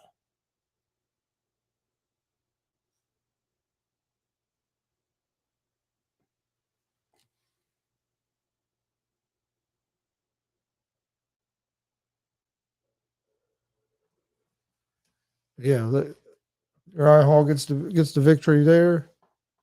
It'll be another few minutes, and we'll get ready for the next fight. You want to take a short break real quick? Yeah, we can. You know it's going to be 10, 15 minutes, and I got to use the bathroom again. So Yep. we're going to take a short break, and then we'll be right back with the next fight here on the Jake Paul and Anderson Silva card. Enjoy this video while we take a short break. And if you want to establish that new culture, you have to bring in younger players. Enough with believing and riding with these old guns. Okay, I mean it's obviously not working for you. You have to rebuild the whole team. The Lakers just need to go into a rebuild. They need to learn how to be patient. Patience is a virtue. They have to learn to sit back and understand that winning a championship doesn't always come overnight. So I think if they go into a rebuild, get some younger players on the roster, try to build through the draft, then they'll get better. Then they'll have that championship pedigree again. But it's going to take a while. Yeah, the biggest problem with the Lakers is the way they're constructed and the style they try to play. The playing style where LeBron kicks it out to these guys, but they don't have on the team. Right. And that's what kills them. They keep trying to shoot from outside. LeBron needs to post up more. They need to get the ball down low to Davis. They're going to have to be more of an inside team than shooting the ball outside the way this team's constructed. But they won't. They just keep trying the same thing over and over. We'll see if Ham can get it turned around, but without making some big trades, I think it's going to be a couple of years before the Lakers are in the mix. Yeah, they're definitely not a threat this year, and nobody is afraid to play this Laker team. Yeah, but World Series, we got World Series starting Friday. They've announced that Nola's going to start for the Phillies, and Verlander's going to start for the Astros in Game 1. What's your thoughts on the World Series between the Phillies and the Astros? Well, we talked a little bit about this on Monday, and I told you, if you remember correctly, I'm excited for this World Series. I think these two teams match up really well. But you got to look at the Astros, man. You got to look at how this team is built. Also, Justin Verlander gets better with age, unbelievably.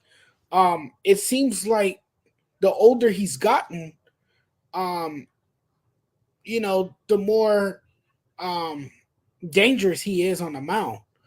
He's almost impossible to hit when he's on his game, and that's what makes him truly special.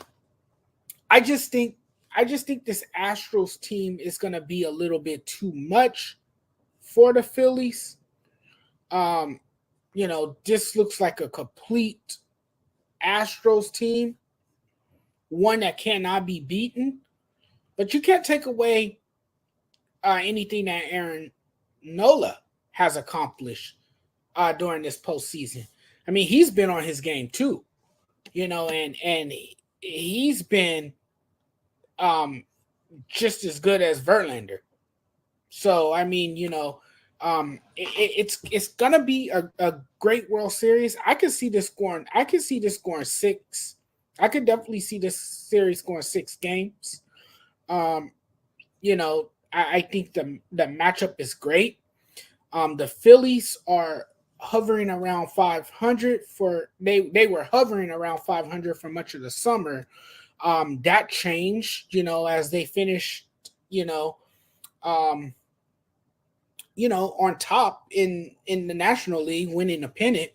That changed in October. I think a lot of people gave up on the Phillies, but the Phillies, they completed an amazing 5-game victory over San Diego in the National League Championship Series on Sunday. So it's been an incredible joyride for them. It's been a fall classic unlike any other. And the Houston Astros, to me, man, have been just a team that can't be beaten. I mean, they're undefeated in this postseason. They haven't lost a game, and they finished off the Yankees in the demoralization in the American League Championship Series, and they earned their 4th appearance in the World Series in the past 6 seasons, which has been impressive. But this team might be better than the 2017 team, the team that everyone was outraged about because we all know they cheated, and that title is arguably tainted. But the Astros enter as heavy favorites, and it's hard for me to see them falling to an upstart team from the NL East. It's just hard for me to see that. But I mean, the starting duel of Zach Wheeler and Aaron Nola is impressive. The lineup features sluggers like Harper, who has turned it on this postseason. He's been magical for the team. I don't know what has happened that has made him so good in the postseason, but he has clearly took his game to the next level. Then you have Kyle Schwarber, you have Reese Hoskins, you have TJ Rillamutu. Did I say his name right? If I didn't, please forgive me. But Harper has been a nightmare for opposing pitchers this postseason. He has 5 home runs, 10 runs, and a 1.351 OPS in 11 games. That's impressive stuff, And I mean, to me, the Phillies can hold their own. The roster, doesn't really lack any depth. The Astros have plenty of depth. So that's why I think this is going to be a great World Series, because to me, these two teams, they match up really, really well. Yeah, but, yeah, I think it's going to be a good World Series. I actually have the Phillies in 6. Only thing that worries me a little bit is kind of what John's talking about here, is that the Phillies have had these days off because the Phillies are hot. Right. So we'll see if they come back off these days off hot. But you have Bryce Harper hitting over 400 in the playoffs. That's just unreal. And then Castellanos, that whole order just started coming alive in the playoffs. I think they're going. I think don't get me wrong. Houston's a real good team as well. I just get that kind of like that feeling of the Nationals a few years ago when they went on their run. I get that kind of feeling out of the Phillies. Just Yeah. It's just like almost like it's their time. It seems like they're just got hot at the right time. We'll see if the days off affect it, but I like Houston in 6. I was kind of surprised that they decided to start Nola in game 1 instead of Willer. Usually it's been the other way, but I like the Nola early in their matchup and then come back with Willer in the, game 2. They need to win at least one of these games, these first 2 games in Houston, before you go back home. And another thing that could come into play could be the weather too, because it could be cold in Philly, and so we'll see how that affects both teams as well. But I'm ready for it. I wish it would have started earlier than Friday. It kind of sucked having the whole week off. I think baseball messed that up, kind of marketing wise, because now nobody's really here talking about baseball for a week, waiting up to the World Series. Where if you just started maybe Tuesday or today, it would have kept maybe out there more on the TV and stuff. So I think they mismarketed that a little bit. Yeah. Damien says Phillies in 4. Glenn Damn. said Houston's going to go Phillies in wire to 4. wire like the 1990 Reds. Wow. Stat guy says Houston in 6, like I did. He says Willer will be the X factor. We'll get to that question here in just Phillies in 4 is minute. an unpopular opinion. That's an unpopular prediction right And then, there. That's a bold prediction. Greg says, "What's up, my guys? Hey, how's it going, Greg? Thanks for tuning in." Greg What's up, says he Greg? has Thanks for Houston watching. winning in 6. That's same as me. What's up, John? Thanks for watching. And actually, John, that was kind of going into our next topic. You think Dodgers can sway Judge away from New York?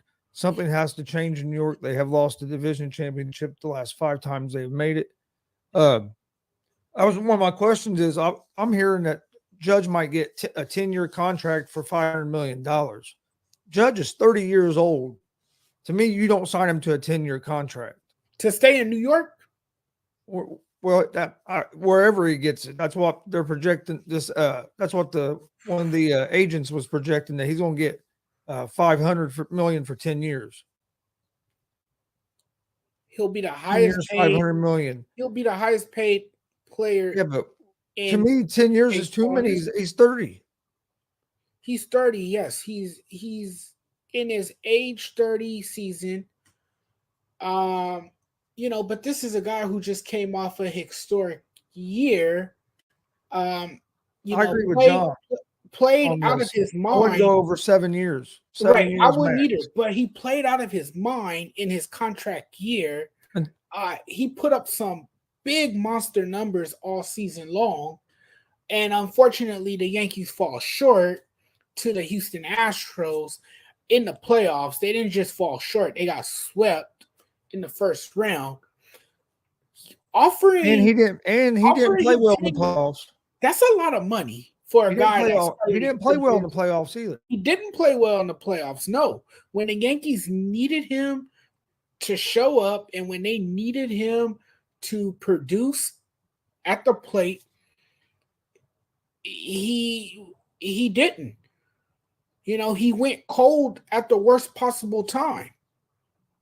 So do I give him a 10-year, $500 million contract? No, you would be crazy to do that. But a team would do that because they know that he can be a great asset to their team, given how he performed during the regular season. Well, Dustin's right. Giants have said they want Judge and they will not be outbid. The Giants would do that.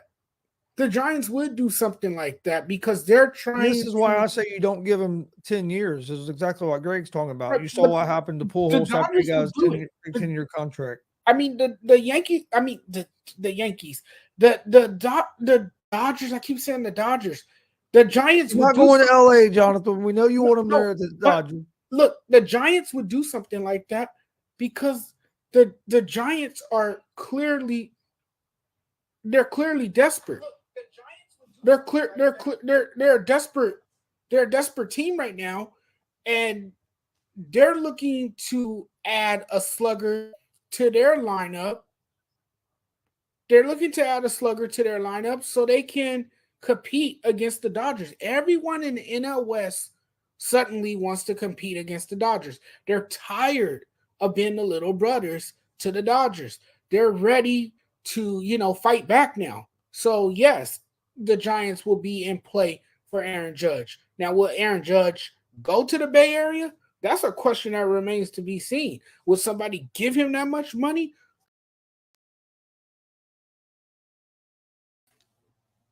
All right, welcome back. Getting ready for the third fight of this card. Card on the Jake Paul and Anderson Silva pay per view.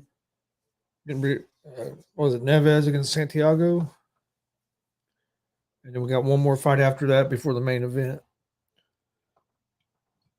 They got both guys in the ring now, finishing up introductions, and this will be a 10-round fight.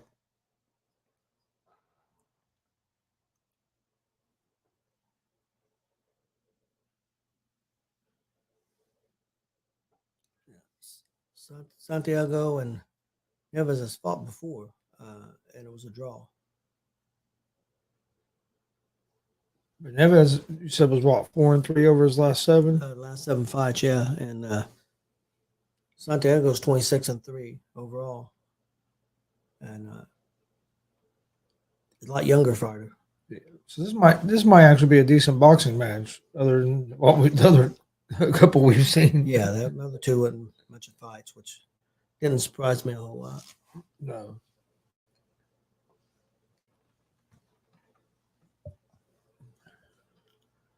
No, it didn't surprise me a whole lot either. And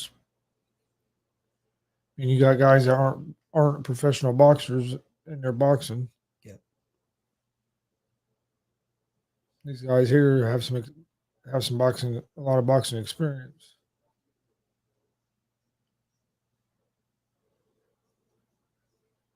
You know, the Phillies are batting top of the 7th, and they're down 5-0 to the Astros. Looks like it's going to be 1-1 going back to Philly. Looking that way. Phillies ain't been able to get that magic tonight. Yeah. Hey, it's not over. Houston scored 5 runs on 6 hits.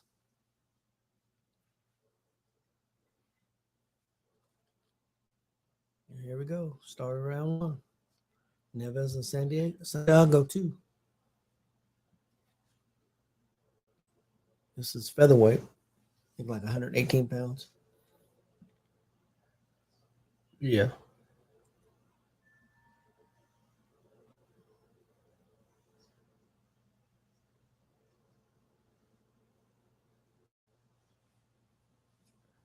This is weird. Both fighters wearing white. Yeah. That's why I was getting it's kind of hard to tell them apart at first.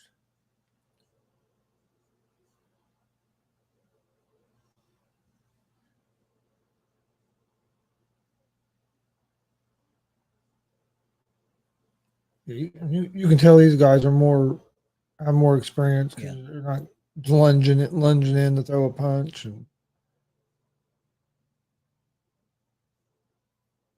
Well, no, Santiago to be just 25, 26 years old. Got a lot of over 30 some professional fights.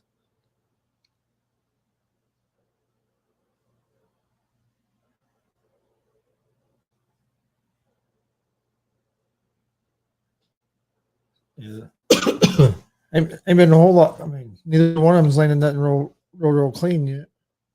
Both of them putting that jab out there.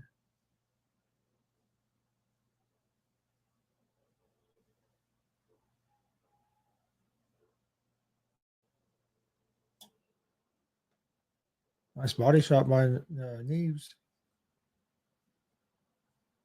And Neves is like 9 or 10 years older than Santiago.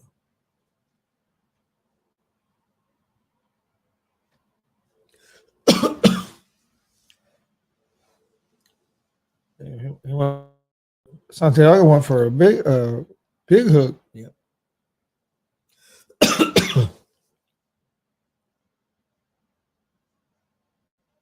You can tell that these guys are both a little cautious. Yeah. I mean, the last fight must have been a real good fight to be a draw. Yeah. Real close, I was.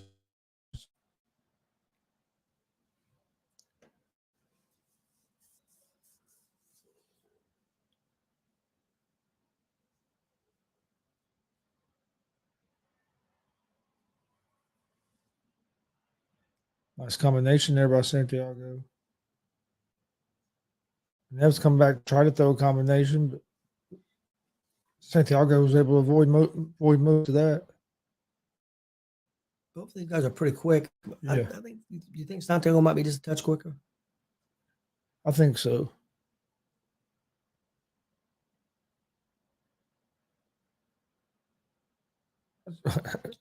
That's a hard round to judge. Yeah, both threw about the same amount of punches, and I'd neither one of them threw a lot. I don't know. I'd probably give it to Santiago just because I think he landed a couple more combinations, but it was close. They're saying the keys to Santiago for a victory are get inside, go downstairs, and double the hook. Yep. I probably watched these two guys. I wonder if it was on another one of these fights like this, like maybe when the other Paul brother fought Mayweather or something. Said here, for Neves, they need double the jab, also go to the body and pump up the volume. Throw more punches than probably he did last time. Like I said, I'd probably give the first round to Santiago, but it was close. I mean, I just think he landed a few more cleaner punches. Round 2 starting up.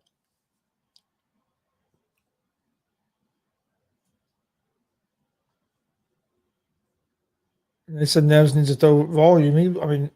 Both of them threw about the same amount of volume. I would say during that first round. Yeah, I think so.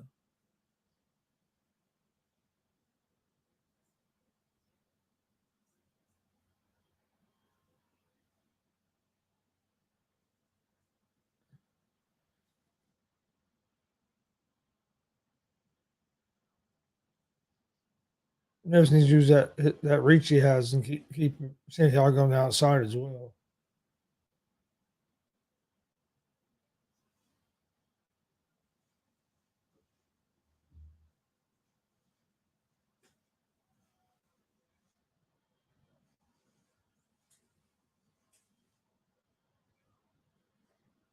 Neves is the one pushing forward right now. Yep. Still, both of them are having trouble landing. Yeah. And Santiago does have a quick jab, man. Yeah.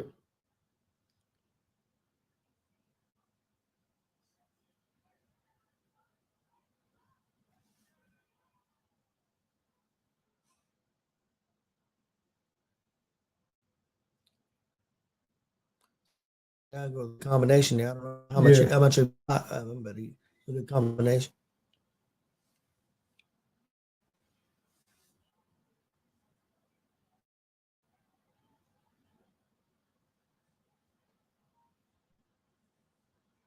These two are probably get tied up and move right probably back. kind of hard to fight because honestly, I think both of them kind of fight a lot alike. Yeah, they seem like they both have similar styles.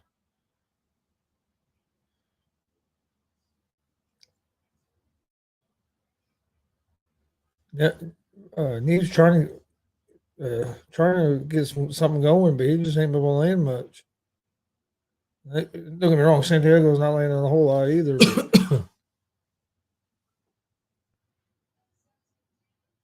They get tied up again. 30 seconds left here in round 2.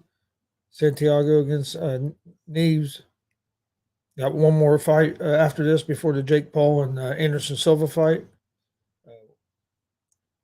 We appreciate everybody joining us. Please hit that subscribe button on YouTube and like and follow us on Facebook, Gonzo Sports Room.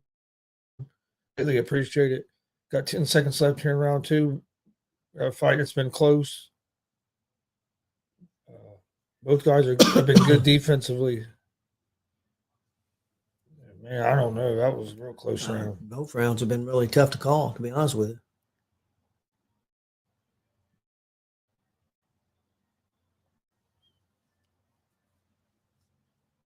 Why are you talking to a guy that lost? Or no, that's what I thought it was. This is going to be the next fight. Next fight? Yep. Dude 7-0 with 7 KOs.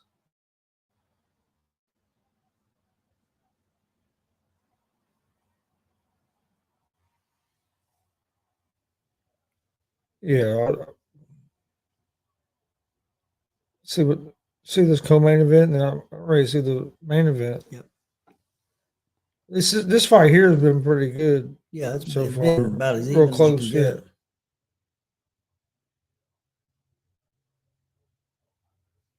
I don't know how the judges scored them 2 rounds because it was so close. Both of them did about the same amount of work. I don't know. I'd like to see what maybe they're saying. I'm gonna go 1-1. I think that'd be fair.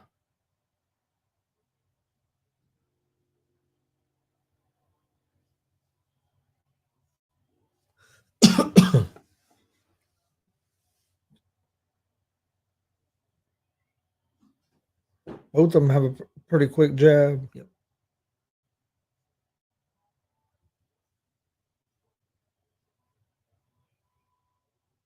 Yeah, I'd go 1-1 so far. After 2.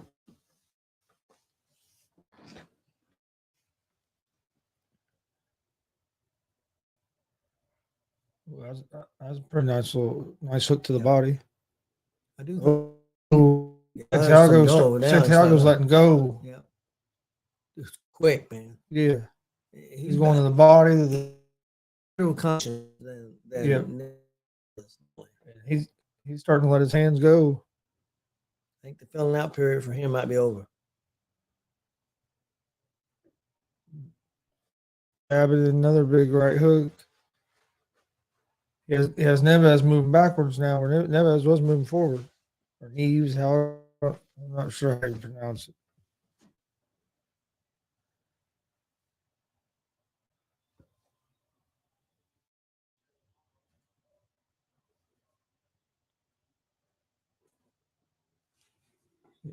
Santiago's the one moving forward this round. Yep.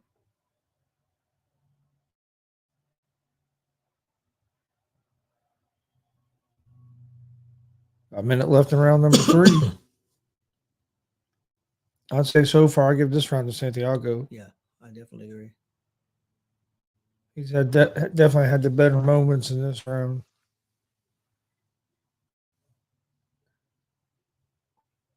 He went loose when he cut loose when he had him up against the ropes. He probably hit him 7 or 8 times. Yeah, he did. That's one thing, like I said in the notes there, they had up there that Neves was going to have to pump up the volume, and he's not yet. He's going to have a chance in this fight, I think. Yeah.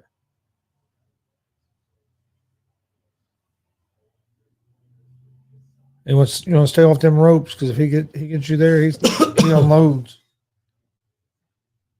Santiago does. He gets up against some ropes. He started unloading. It was one of the quickest punches I ever seen. Look, here it goes again. They would get out of quicker that time. That's where he wants you. He wants you on them ropes, doesn't he? Yep.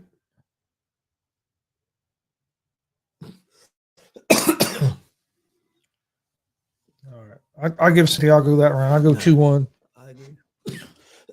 Go 2-1 after 3 rounds. Get ready for round 4 of a 10-round fight. We got one more fight. Next fight will be co-main event after this fight.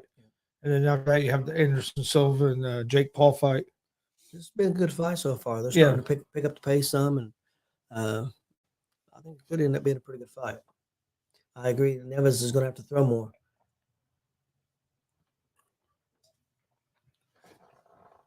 Yeah, he was Santiago looked like he's got more comfortable.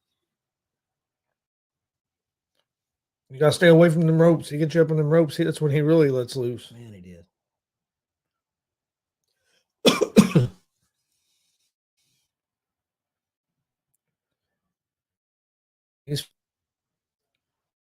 You think both guys, professional fighters, both of them had a lot of fights, but Santiago being a lot younger, you think that comes into play?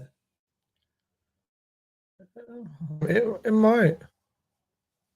I mean, it was 9-10 years younger. Yeah, but I mean, neither one of them look like they're really tired at all. No. Look well conditioned. I do think quicker than Neves. Oh, when he got him on the ropes, man, you talk about quick.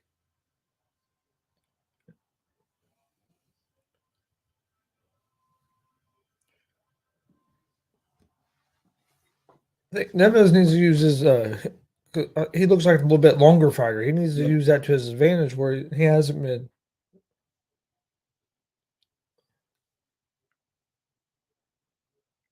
That's another thing Neves needed to do was double up the jab.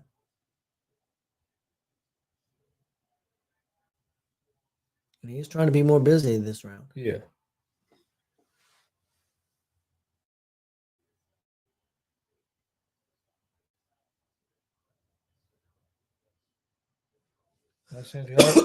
Santiago starts moving forward a little bit in this round. Neves is definitely throwing that jab more this round. Yes, he is. Trying to go too. Yeah.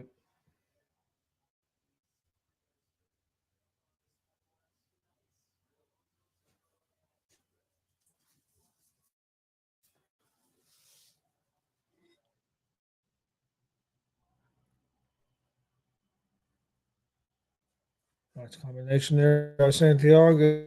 He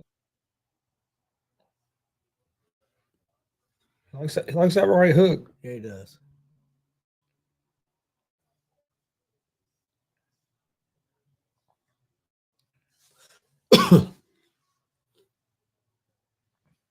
Combination by Neves. Yep. Here comes Santiago right back with about 4 of his own.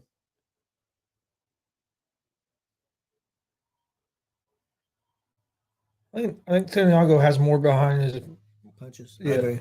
He has more of a snap to his punch. Yep. Yeah, he is younger, so this round's been really close. Yep. Santiago's starting to come around at the end, but I thought Neves had a pretty nice first part. I don't know. Now Santiago's trying to take over this last 25, 30 seconds, Santiago's let loose.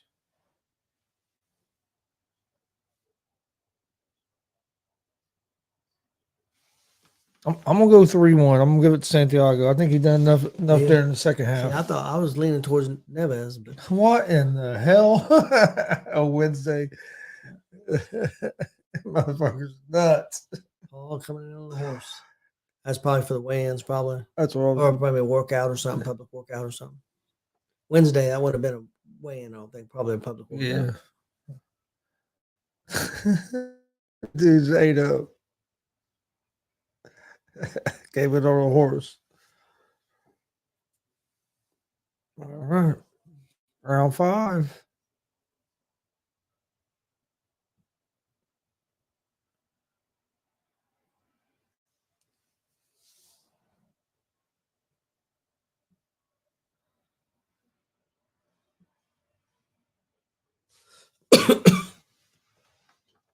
All right.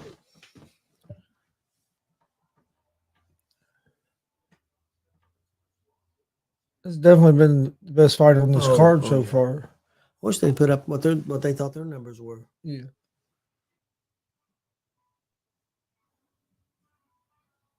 Can't decide. I was leaning towards 2-2, but it could be 3-1.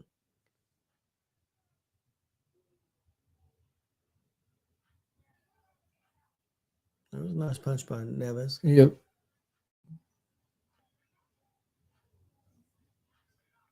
I think Neves just has to throw first.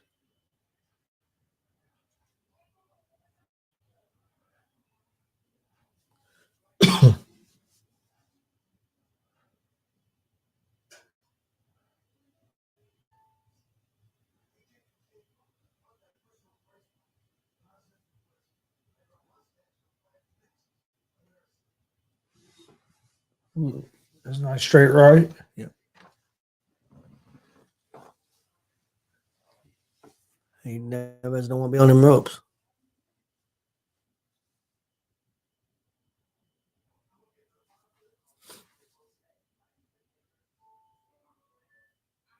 Santiago's putting the pressure on him. Yeah. He has this. He come out this round. He's really putting the pressure.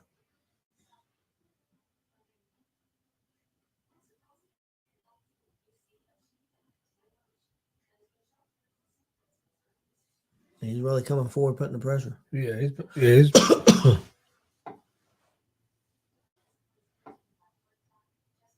Keeping Neves on the retreat this round. Yep.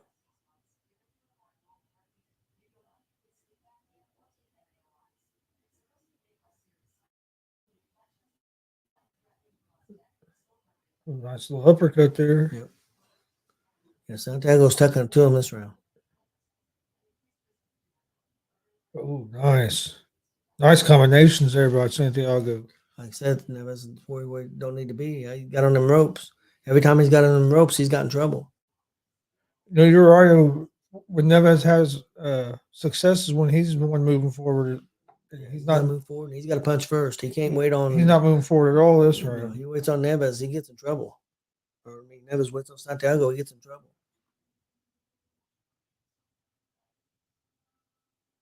He's got to be the aggressor. He lets Santiago be the aggressor. He's not gonna have a chance in this fight. This has definitely been Santiago's biggest round. Yeah. I'd say it's either 3-2 or 4-1. I'm gonna have it 4-1. Yeah, but If somebody had it 3-2, I couldn't complain. But yeah, definitely, this is no question. This round here.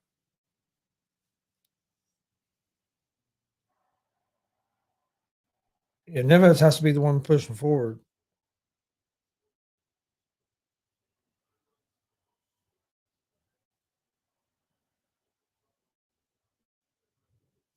He definitely has to be the one pushing forward.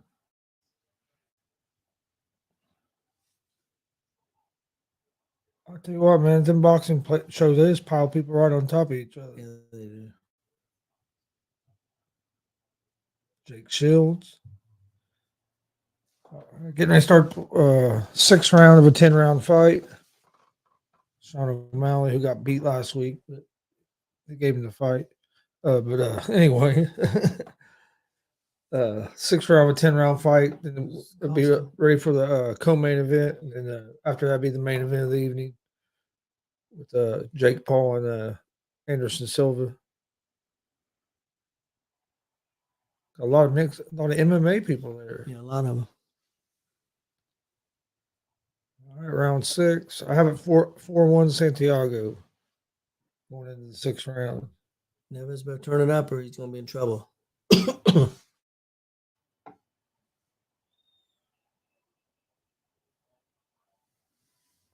In the first couple of rounds, he was moving forward some, and he was having some success. But last round, he wasn't moving forward at all.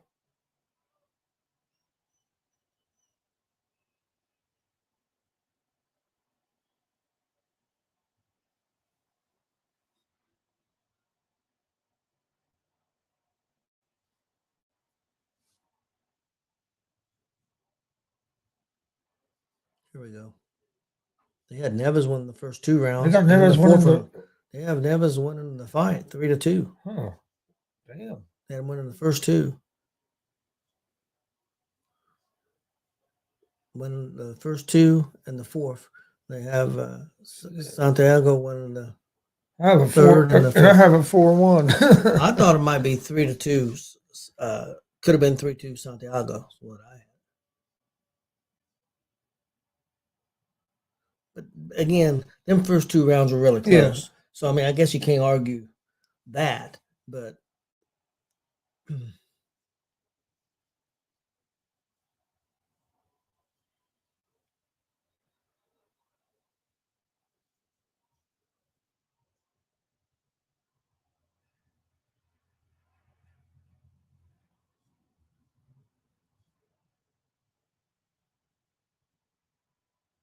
Oh, that's a nice left hook. yeah.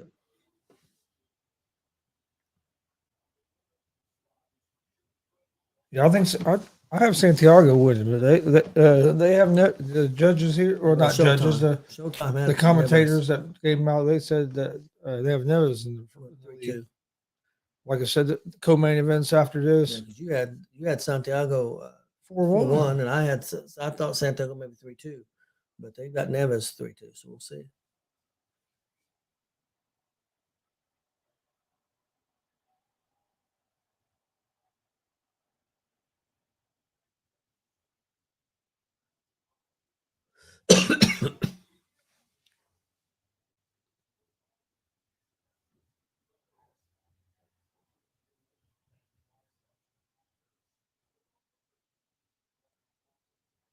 10 seconds left in round 6.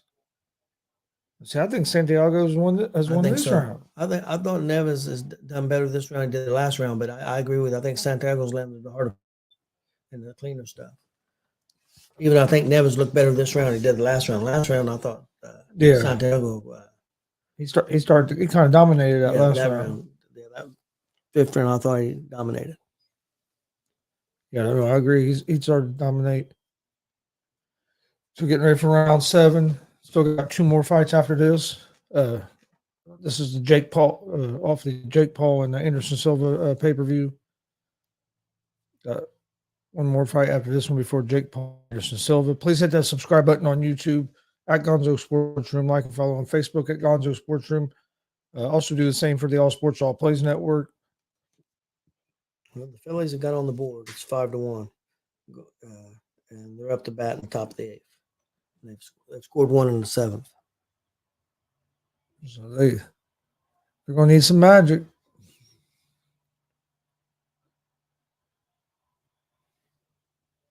All right, here's go. Started round 7.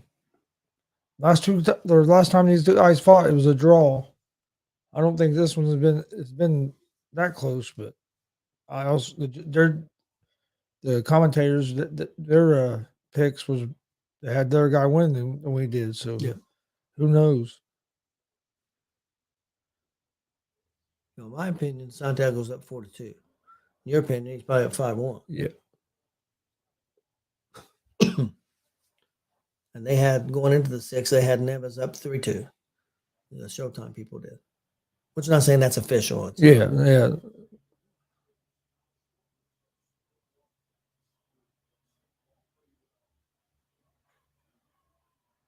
Neves don't look bad when he goes first, but he's got to continue to go first. They got it tied 3-3. Yeah, they've got Santiago winning the last 2, which I definitely agree with that.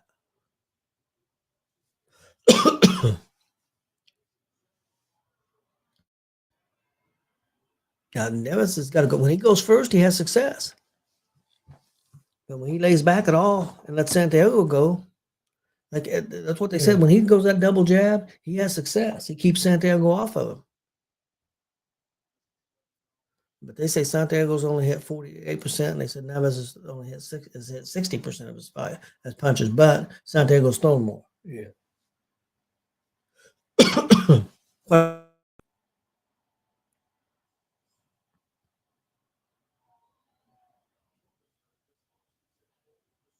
I think Santiago's has landed cleaner punches.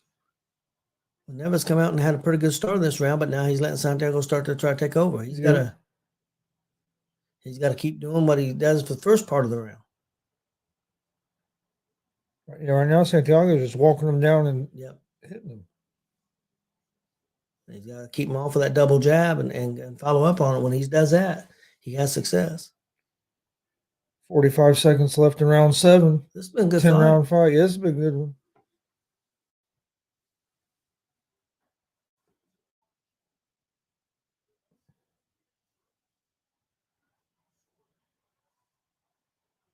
Santiago's just keeping pressure on him. Yeah, just walks right at him, doesn't he?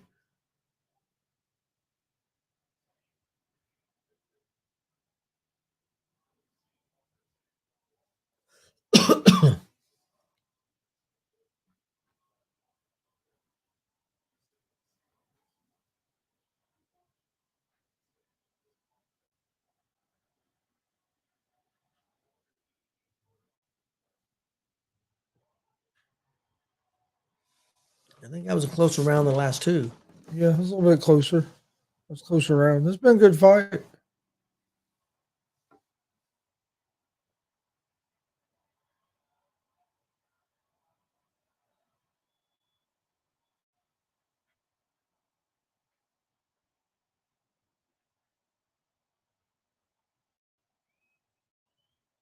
That's a nice punch. Yeah, that was a nice one.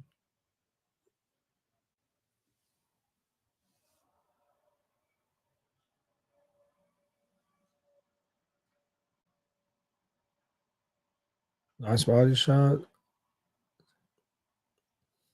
Showing the highlights of that round, I'd have to give it to Santiago. Even though I thought Neves didn't have a bad round. No. Oh, he's Oh. done. He quit. Well, I don't think he wanted to quit. I think the guy called. Why would he call it?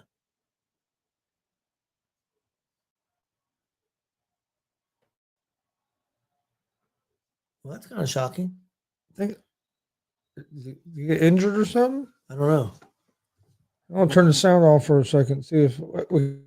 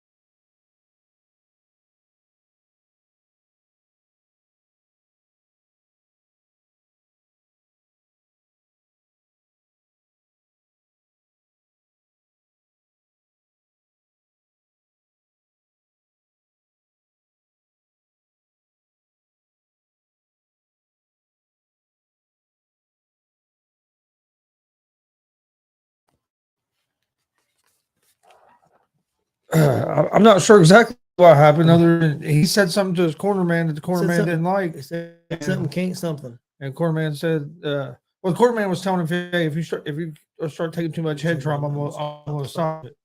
And he said something, and then Said can't something. I couldn't make out what the other Yeah. part of it was. And Can't then something. the corner man said that's the it. fight. That's right. And then the dude acted like he was upset a little bit, but then not really that much. I think it might have been.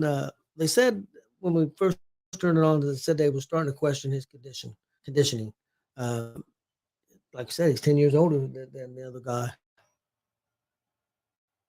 Yeah, it was weird how it finished. Now he's 20. Santiago's 27-3 with also 5 draws, which is really unusual. Yeah. But he's a banger, man. He goes at it. He's a pretty good fighter. And I'm not taking anything away from Neves. But No. I think the age difference may have caught him there a little bit. Like I said, it was definitely been the best fight on this card. It was a solid fight, man. These guys fought a little slow the first 2 rounds, but after the first 2 rounds, they went at it. He didn't look hurt to me. I mean, really hurt bad or anything.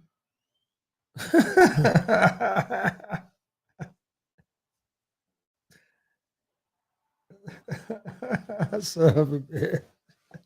That's the one fighting tonight? Yeah. Yeah, Paul.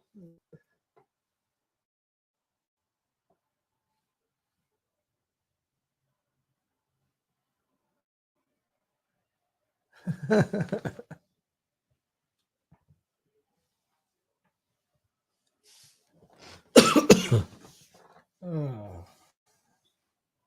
Well, they're talking to Neves now. Forgot it. Co-main event, main event left.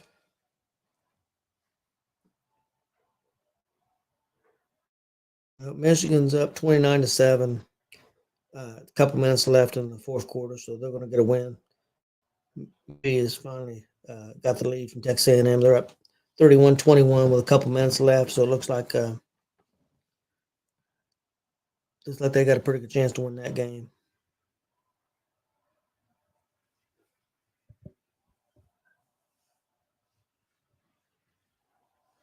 All right, waiting on the co-main event, and then after that it'll be Jake Paul and Anderson Silva. So we got two more fights left here on this card. If you're just joining us, we appreciate you joining us. Please hit that subscribe button on YouTube. Like and follow on Facebook as well at Gonzo Sports Room. We greatly appreciate it. North Carolina's up 28-24 on Pittsburgh, but still a long way to go in the fourth quarter.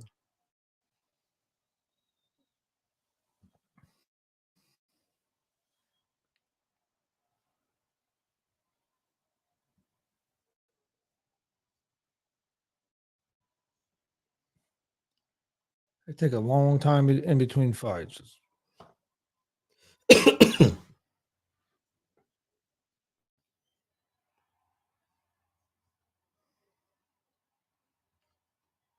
USC ended up beating Arizona, but only 45-37. Their defense is terrible.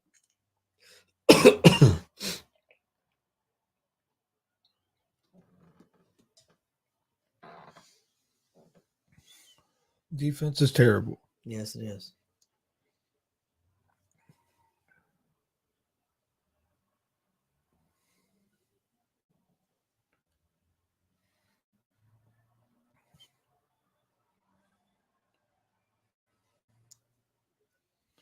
All right, got 2 more fights left. I'm sure it'll be a few minutes before they get this co-main event started because they're just now getting out of the ring. Yeah.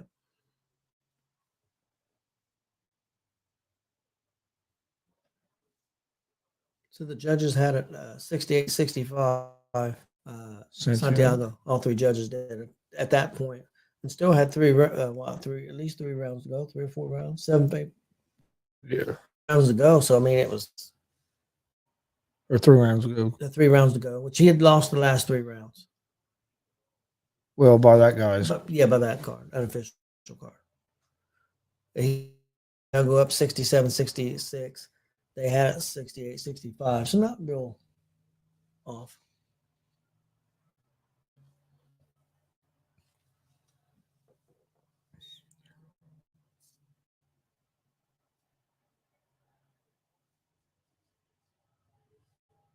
Taking pictures with the fans, signing some autographs. That's pretty cool of them. Yep. Not too many fighters do that after a fight, you know. No.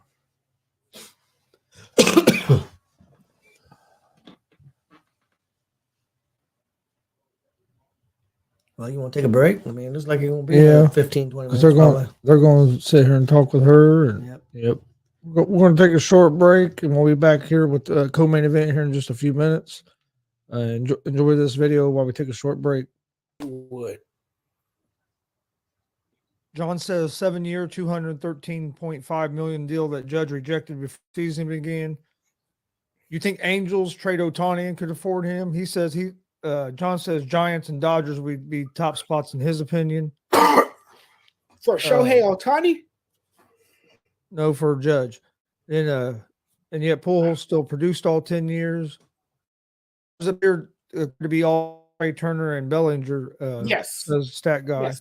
The Cubs are interested in a shortstop. Trey Turner is one of the best shortstops available on the market, along with Carlos Correa. But I think the Cubs have shown interest already in possibly signing Trey Turner. And I wouldn't be surprised if they do sign Trey Turner. I've been saying it all along. That's where he's going to end up most likely this winter is with the Cubs. I see that as a potential landing spot for him, and I think the Cubs will make a big splash for him, and I think they would pull that deal off. Dustin says Giants are not the little brothers, Jonathan. How many rings do the Giants have compared to the Dodgers last 10 years? 3-1. I mean, that is fact. That is fact, but in recent years, the Dodgers have owned the NL West. Like that really matters, though.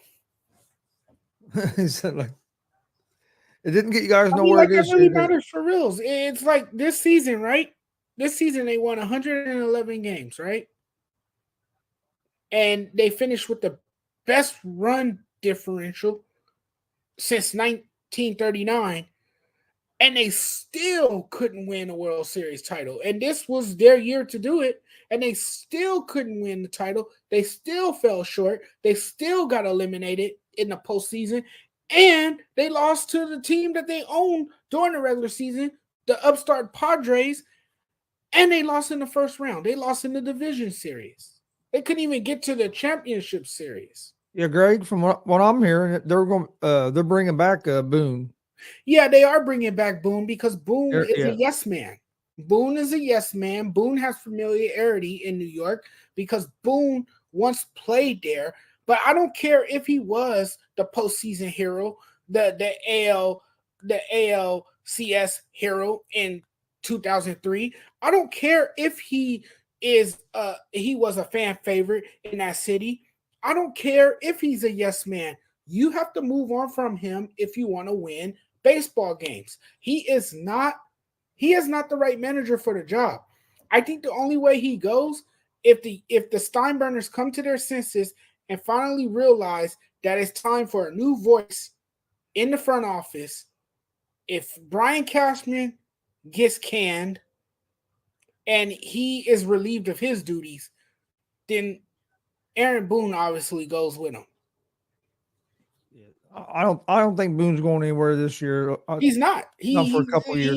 He's going to return next season. You can't blame all of it. Returning too. You can't blame all of it on him this year either. The Yankees just didn't hit the ball. They couldn't hit the ball against the Astros.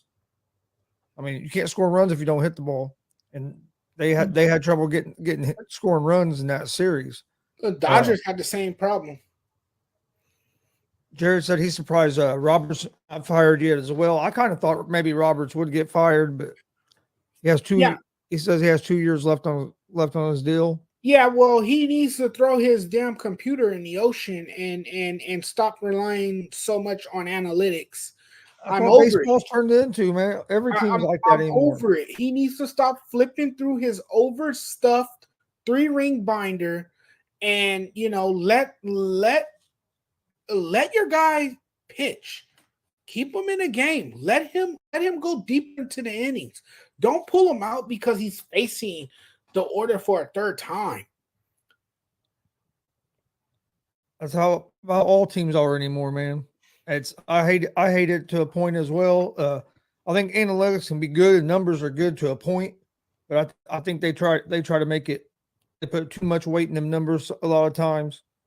And that's what cost the Dodgers, and that's why they didn't reach series. Yeah, but I don't know. I'm going to give Judge 10 years.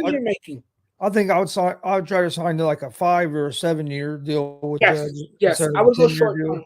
I would go short term, but a team is going to be desperate enough to give him a 10-year, $500 million contract. I'm just interested to see which team does it. Greg said Dave Roberts is the Brandon Staley of baseball. That's fair. That's fair to say. You can put both of those guys. You could mention both of those guys in the same sentence. Yeah, so I like that. I'm with you, Greg.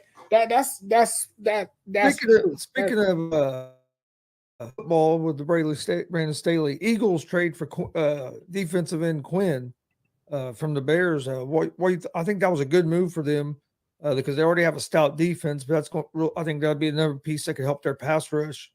So what do you think about the move? The undefeated Eagles have taken a page out of the LA Rams book. They are going for it all this year. They went all in to trade for pass rusher Robert Quinn. And this may be better. The only thing they lose is a 4th round pick because they exchanged a 4th round pick for Robert Quinn. This is a huge upgrade to their defense. Now Philadelphia and Chicago each announced the trade pending a physical later Wednesday, I believe. They're still pending a physical. I don't know if the physical is if it's done, but the deal is done. He's an Eagle, and the Eagles are making it real clear that they want to win this year. Yeah, That's what yeah, it tells they're me. making it clear they're going all in. They're going all in. They're going I all do in. like I like the move Right. though because it just strengthens a already a good defense up even a little bit more. Right. And you didn't give up much to get them. I mean, you just gave up a fourth round pick, like you mentioned. So it's not like you had to give up 2 or 3 picks or a couple players or something Right. to get them over there. So It's not uh, like you mortgage your future. I agree. I think it's a real good move, but I worry about their offense a little bit more than I worry about their defense. But I think they're going to be right now. They're one of the favorites in the NFC. I mean, they have to be because of the record and how they've been playing. And we'll see how it all turns out. But I think it was a good move for them. Yeah, I think so too. I think it was a great move for him. I know the sorry Bears, a 3-4 team. Now he has a chance to actually contend with a 6-0 Eagles team that's clearly reinforcing the NFL's fourth ranked defense with this pickup. No, I agree. See, John says the Marlins hire Skip Shoemaker as new manager, replacing Mattingly. He's saying maybe Mattingly for the Yankees. Yeah, a lot of Yankee fans are pushing for that. They're pushing for Mattingly to become the next manager. Dustin said Eagles I are the think he team to takes a beat. year off. I think he takes a year off, and if Boone doesn't work out next season, since they have decided to retain Aaron Boone, I think next season you might see Don Mattingly become the Yankees manager. Just like I've been saying with the Cowboys, I think the Cowboys are winning though, that's the thing. So they're gonna most likely keep Mike McCarthy. I think it depends on how the season ends. Right. Because I was saying that Sean Payton could be knocking on the door. I think you And might see Sean Payton end up with the Chargers. really? You think he might? Well, he's here in LA now doing commentary. So, yeah. Because I he could mean, go yeah. to a team that has a pretty good defense, a young, good quarterback. I could see him maybe ending up over there and then move on from Staley. Yeah. Yeah, I don't think Brandon Staley's going to have a job too much longer. Dustin said Eagles are the team to beat. Quinn is going to wreak havoc on that defense. Yep. He's definitely going to wreak havoc. John's saying he's hearing Mattingly to Boston. Thoughts on what the Panthers got for CMC, Carolina's? I think they got a good deal with what they got for McCaffrey. Yeah. I think if he wouldn't have had some of the injuries he had, they might have been able to get a first round pick thrown in there as well. But with the injuries that he's had, I think they did pretty good. And they're like you said, they're going to have a lot of draft picks coming up in this draft. So we'll see if they can make the right moves and get that team going in a different direction. Yeah. Yeah. Whoever ends up being the new head coach. Right. The for the Carolina Panthers, the fire sale was in full swing. We know now that they are clearly in a rebuild, and so I think they could have a bright future ahead of them depending on how they draft.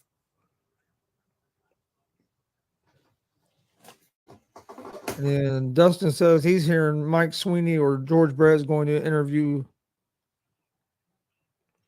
for the Royals job. I would love George Brent. I think he brings that fire. I like that guy's personality. You're a Rams fan in this group, so I'll let you answer Jared's question here. If the Rams regression continues, who would you want gone more or want gone, Stafford or McVay? I would say Stafford. Only because Stafford has not been with the Rams that long. And secondly, McVay led Super Bowl without Stafford at quarterback. Remember, Jared Goff was the quarterback until the Rams swapped the quarterback to get Stafford. So, I mean, I think I will stick with McVay. I think he's a good head coach. I think he has done a terrific job. with the Rams. So I'm staying with Sean McVay if I had to choose. No, I agree. You definitely would move Stafford. You would. There's no way they're going to move McVay. Uh, I no way in hell they move McVay. If it came down to they were going to move somebody, it would be Stafford, and they would go I'll with tell a you different this. quarterback. But I'll tell you McVay's this. done a hell of a job since he's been there. I know they don't look very good right now, but I'll tell you this though. If the Rams were that stupid, another team would hire him in a heartbeat. He won't be standing in the unemployment line for too long. McVay will have a job most likely the next day. Greg said, "Please don't let Sean Payton coach the Chargers. We love Brandon Staley as Chief fans." I know you do, Greg. I know you do. Because a McVay lot of lost people thought O'Connell the and Hill Chiefs and the this year. He Raiders were has going to have a much better start to their seasons, and it has turned out to be very inferior for both teams. McVay has lost O'Connell and Hill this year. He has an entirely new offensive staff. Yeah, that's true. That's Jared, true. Jared says exactly. And he wouldn't even be unemployed for 8 hours if let go. Oh no, he'd have a job as soon as he got let go. Oh yeah, he would. He would be like Luke Walton. Like after the Lakers fired him, the Kings hired him the next day. John says, any upsets you think this week? Giants over Seahawks, Bears over Dallas. I think we'll cover more of that on Friday, huh? Yeah. Yeah, we'll touch more on that on Friday, John.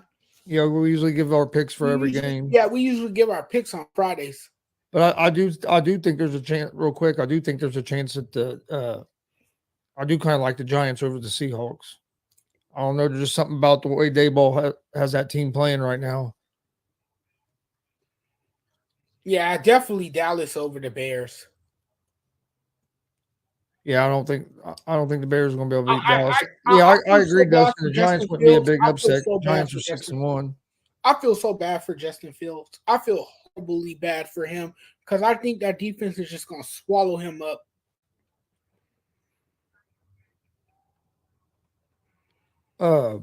Patriots are going to start Mac Jones this week. Okay, that's good. They need to.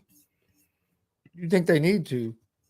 So, my question was going to be: are they making the right move starting Jones over Zappi this week after you pulled Jones out during the second quarter, didn't play him the rest of the game? What do you think this is a smart move? I think I'm guessing it's a smart move. You know, I'm guessing it's a smart move. I'm guessing now it's a smart move. What Bill Belichick is I really don't know what Bill Belichick is thinking. I don't. I think I'll stick with Zappi. The offense has looked better when he's been in there than what it has with Jones. I don't know if Jones is just having trouble with the new offensive coordinators with Patricia and Judge as the quarterback coach. I don't know if he's having problems with them, but they look rhythm when Zappi is in there. So to me, I think they're making a mistake, but especially after watching that game the other night. They were getting beat 10-0. That Zappi came in the game, boom, they're ahead. I know they ended up losing the game, but at least they were more. Their offense looked a lot more competitive. So I think I would have stayed with Zappi. Yeah, he started 2 games, won both. Performed at a level which created questions over whether he should become the starting quarterback. So yeah, you do have a good point there. I guess I can agree in a way. I really haven't seen much Patriots football this season, to be quite honest with you. And I knew Mac Jones was Bill Belichick's guy for a minute there, but then, like you said, Zappi was playing out of his mind. So yeah. I mean, if you do bench him, that can offset things for the Patriots moving forward, and you don't want to offset things. You want to continue to win football games, and you already established that rhythm. You kind of want to maintain that moving forward. So sometimes when you switch quarterbacks, it's not always a good idea, because what it does, it ends up backfiring, and then you start losing games, and I mean that's not good for your team. Well, That's like not good for Dustin your says, the Patriots offense is averaging 10 more points per game team. with Zappy and nearly 123 more yards. So it's just Right, don't. So right. I don't know. To me, I would be starting as Zappy. But then what if Mac Jones, because he knows now that he's competing for his job, what if Mac Jones? All right, welcome back to the show. Getting ready for the co-main event of the Jake Paul Anderson Silva card. I think this is an eight round fight. Yes, pretty sure. Getting ready for it, and then we have Jake Paul and Anderson Silva after that in the main event. They are taking a long time in between fights.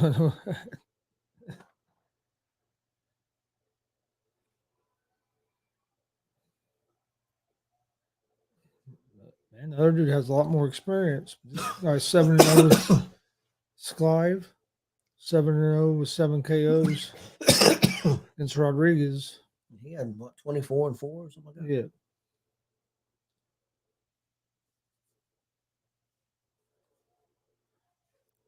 So it's definitely a big fight for this guy. They must be high on him because they interviewed him. Yep.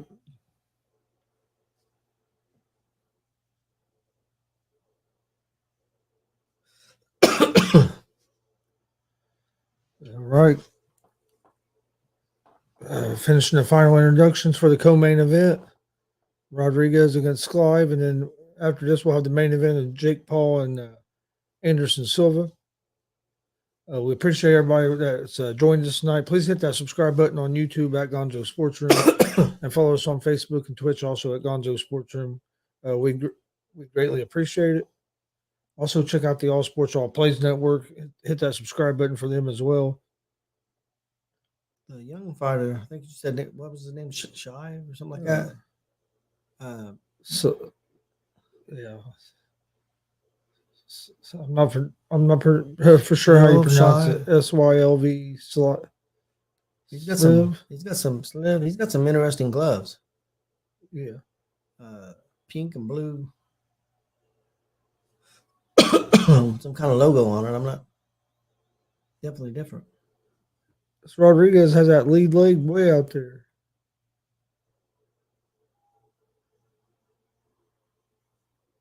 Rodriguez is one tattoo dude up, man. Yep. Rodriguez definitely has the experience advantage here because he's had 20-something fights to Sleeves 7. Ooh. Oh, but he knocks him down already. I don't know. Silva knocked him down in the already real quick. I don't know if he's gonna be able to get up, Chris. He's pretty. Yeah, he's having trouble. I think it's over. It's over. It's over. First round knockout. Yeah, dude's mad, but he was still. Yeah, he was still wobbling. The dude was still wobbling. He just fell down again. Yeah, referee made the right decision. Yeah. I mean, I know the he guy's got to upset. 10. The guy got up to his feet, but he was still wobbling around. I want to see this punch. It happened so quick. I really didn't. That was quick. First round knockout in the co-main event. Guy was 7-0 with 7 knockouts. Now he has 8-0. 8-0 in it. And Chris, we didn't even go 30 seconds, did we? I don't think much longer than that. This again. Definitely. Yeah, I want to see the replay. They're still over. But yeah, dude, he was hurt. He got up and fell back down. He got up and wanted to try to argue with the referee and then fell down again. After he was arguing with the referee. No doubt the referee made the right call. He was looking at him and was going to stop with the 8 count, and he Yeah. staggered again, and he had to call it Yeah. Once he staggered again, you had to call. because if he'd let him continue, he'd have got hurt. Dude's pissed. He got caught. I mean, I didn't see that Billy. It was so quick, I didn't see it, but dude's Yeah. upset, dude. I wish they'd show a replay. Yeah, I don't understand sometimes.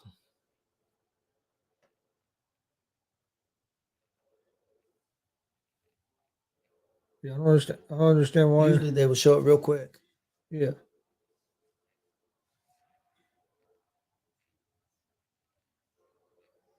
Yeah, most time they show a replay real quick. They ain't even showing it here.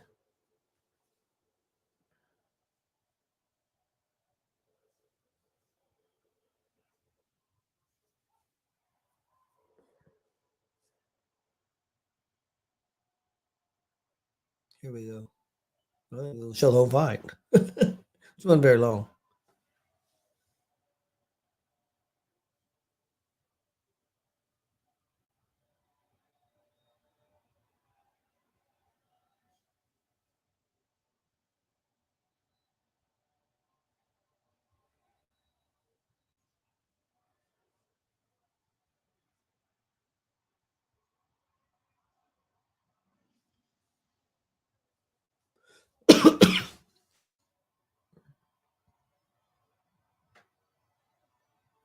It has to be coming up pretty quick. Yeah.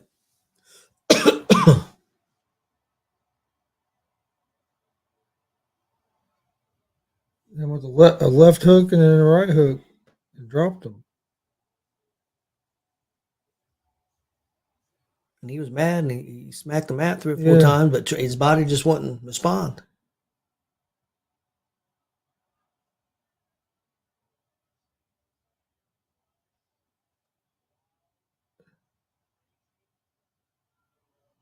Let's see.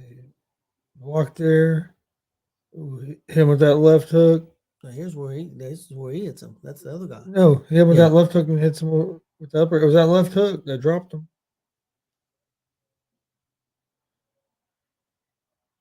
He was coming in and he got caught right on the chin with that left hook. Yep.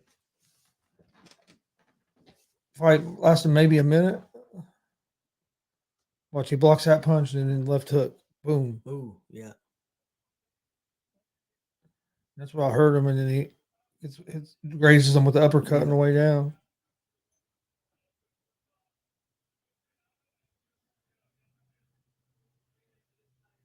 Yeah, he was trying to go at it. He was trying to fight. Oh with yeah, him. he wanted to get back up, but Oh, yeah, his body wasn't letting him. Nope. So quick co-main event lasted about first round knockout. Now we're just waiting on them to get ready for the main event here with Jake Paul and Anderson Silva.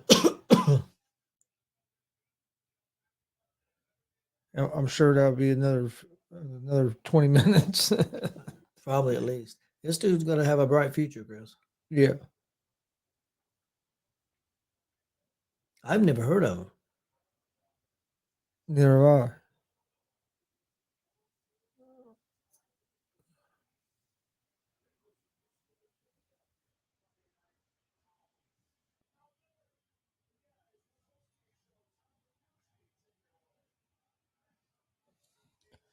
Well, now we're going to commercial. They still got to talk to him in an interview and get him out of the ring. Probably 30 minutes, Chris. It probably will. Because he knows how long it's going to take Paul to get to the ring. Who knows what he's going to do? That's true.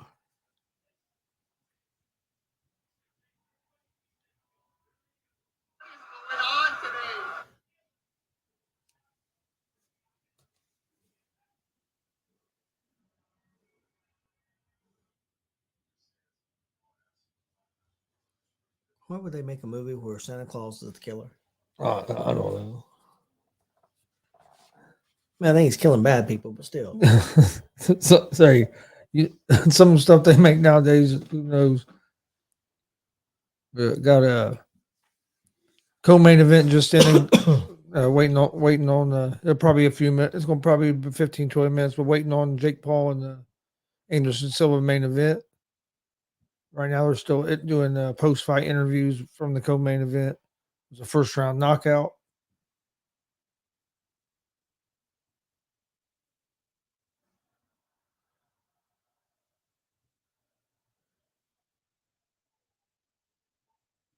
First-round knockout in the co-main event. Ready, just waiting for the main event now. Please hit that subscribe button on YouTube at Gonzo Sports Room. Like and follow us on Facebook as well at Gonzo Sports Room. We cover MMA, boxing, pro wrestling, NFL, Major League Baseball, NBA, basically all sports. I got daily shows throughout the week, so be sure to check out our pages. Well, you want to take another break while we're waiting on? Yeah, I would say so. It's probably going to be another 15, 20 minutes I'd say at least. Before another fight. So we're going to take a short break, and we'll be back with the main event here in just a few minutes.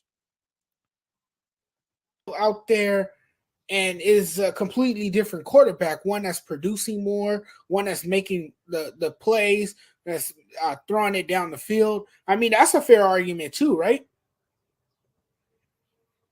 Yeah, but the problem is Jones hasn't done that this season. Yeah,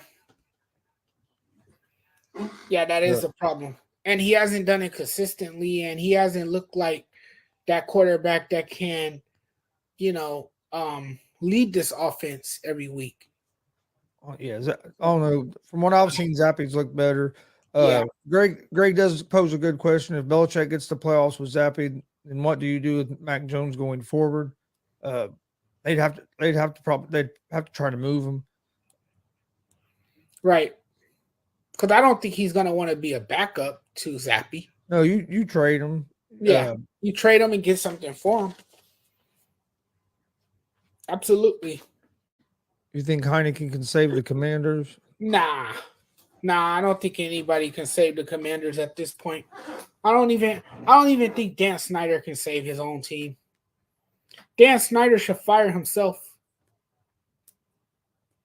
I just don't think the Commanders' defense is playing up to the way a lot of people expected. I think Heineke does fit that team for some reason better than the guys have been trying, but they could tighten that defense up. I think they'd be all right. I just don't see. Then you have the head coach pointing fingers at Carson Wentz and calling him out. Yeah.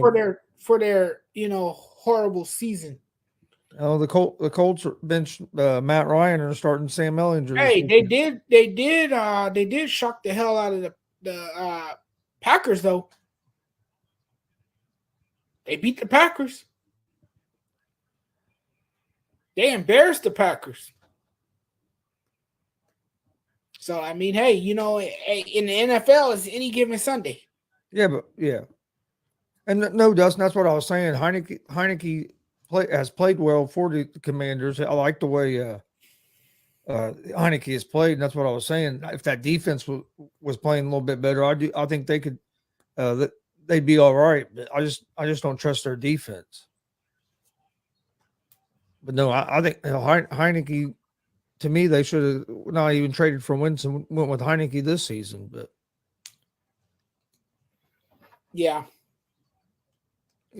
Well, I think Juan Rivera Amos says trade Mac Jones to the Colts or Texans. They can use a QB. You can trade him to the Texans, but I don't want.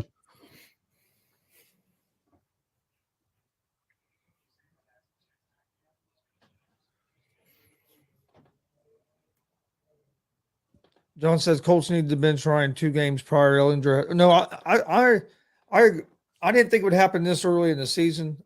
We'd actually was talking about it on the afternoon show on Monday when it happened, and we were talking about that. I thought once they got if they kept losing, that they'd probably switch once maybe they got out of contention, and then boom, it was announced that they went ahead and decided to do it. I'm glad we're going to see what Ellinger has because I think Ellinger could end up being a pretty good guy for us. But if not, at least we can see what we have. He starts the rest of the season and we get to see what we have. And if he ain't the guy, our guy, then we can go draft a guy or try to figure out something. But at least we're finally going to see what he has. Right. I've heard good things about him. He's looked good. He looked good in the preseason, which that's preseason. But I'm excited for Sunday to see what he looks like because Johnny's right. He has a strong arm and he's accurate. I'm hoping that this was hoping And it that was was a smart move that and was that the we can get to winning some games. and that was the quarterback that came out of Texas, right? I remember Yes. him playing for Yep. the Longhorns. Yep. Yeah, I thought so. Yeah, he's been with the Colts for I think this is the third season, but he's never really he's not got to play in the regular season. So and all you ever hear is good things about him. So I think it's going to be. I'm hoping that maybe we'll find our guy, and if not, at least we know that he's not the guy, and we can move into whatever direction we need to move in, trying to find a quarterback. Do you think Matt Ryan ever lived up to the nickname Matty Ice? I mean, there was years that he had There some was good years that he was good, right? You're right. Yeah, our offensive line didn't help matters either, and like with some injuries and stuff, our offensive line didn't help things, but he just turned the ball over too much. But I don't think if our offensive line would have protected him more, I think he might have been all right. But he can't move very well, so he's pretty stationary back there. So I'm hoping that having a younger guy in there who can also run as well, I think will really help us. Yeah, we'll see. Because Ellinger is a second-year quarterback who's never thrown a regular season pass. He will get that chance now as he takes the reins. And Ryan, for the first time in his career, get this, for the first time in his career, will not be the starting quarterback.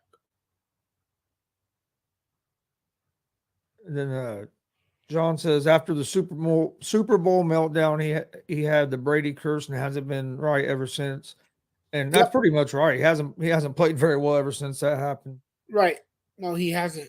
And I think that was his MVP season, right? It might have been. That might have been, yeah. Jared said, "Should Rodgers really call it a career after this season?" I think if he sees some big changes being made in Green Bay, I think he's going to. Oh no, he looks done. Like he looks mentally. I've been saying this too. He looks mentally and physically drained. He is completely over football. You can tell by his body language. You can tell by his exasperating look, the frustration. He's out there rolling his eyes. It's all bad for Aaron Rodgers. Aaron Rodgers is not used to losing. I don't see him sticking around in Green Bay for much longer. I don't even think Green Bay being a publicly owned team. I don't even think they know what their future is going to look like. I heard today that they are seeking a wide receiver, that they're desperately looking to trade for a wide receiver to give Aaron Rodgers another weapon, another go-to guy. We'll see how that works out. But yeah, Aaron Rodgers, man, it's been a rough start to the season. And I just think if this continues, he's not going to stay around. He's gonna end up retiring. And I think he's kind of burnt out from football. He more than anything, he's frustrated with the losses and the fact that he has no wide receiver that he could really trust in, or a wide receiver that he can believe in. Because a lot of his wide receivers, they just don't catch the football. They drop a lot of passes.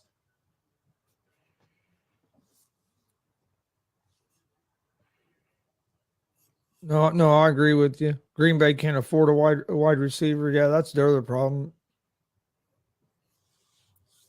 All right, Judge, you got anything else before we get ready to call tonight? I'm tired of Kanye West. I know this is not sports related, but I am sick and tired of Kanye West. And people, in this country of ours, they are entertained by utter stupidity. Whatever the man says, everyone, feeds into it. And that's what he wants you to do. He's an attention seeker. He wants your attention. Stop giving the guy so much attention.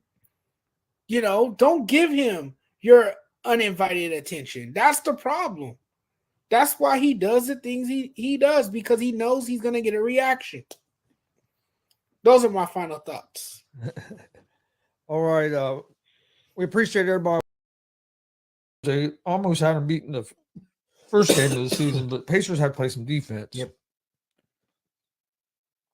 Then you have the Hornets at the Magic.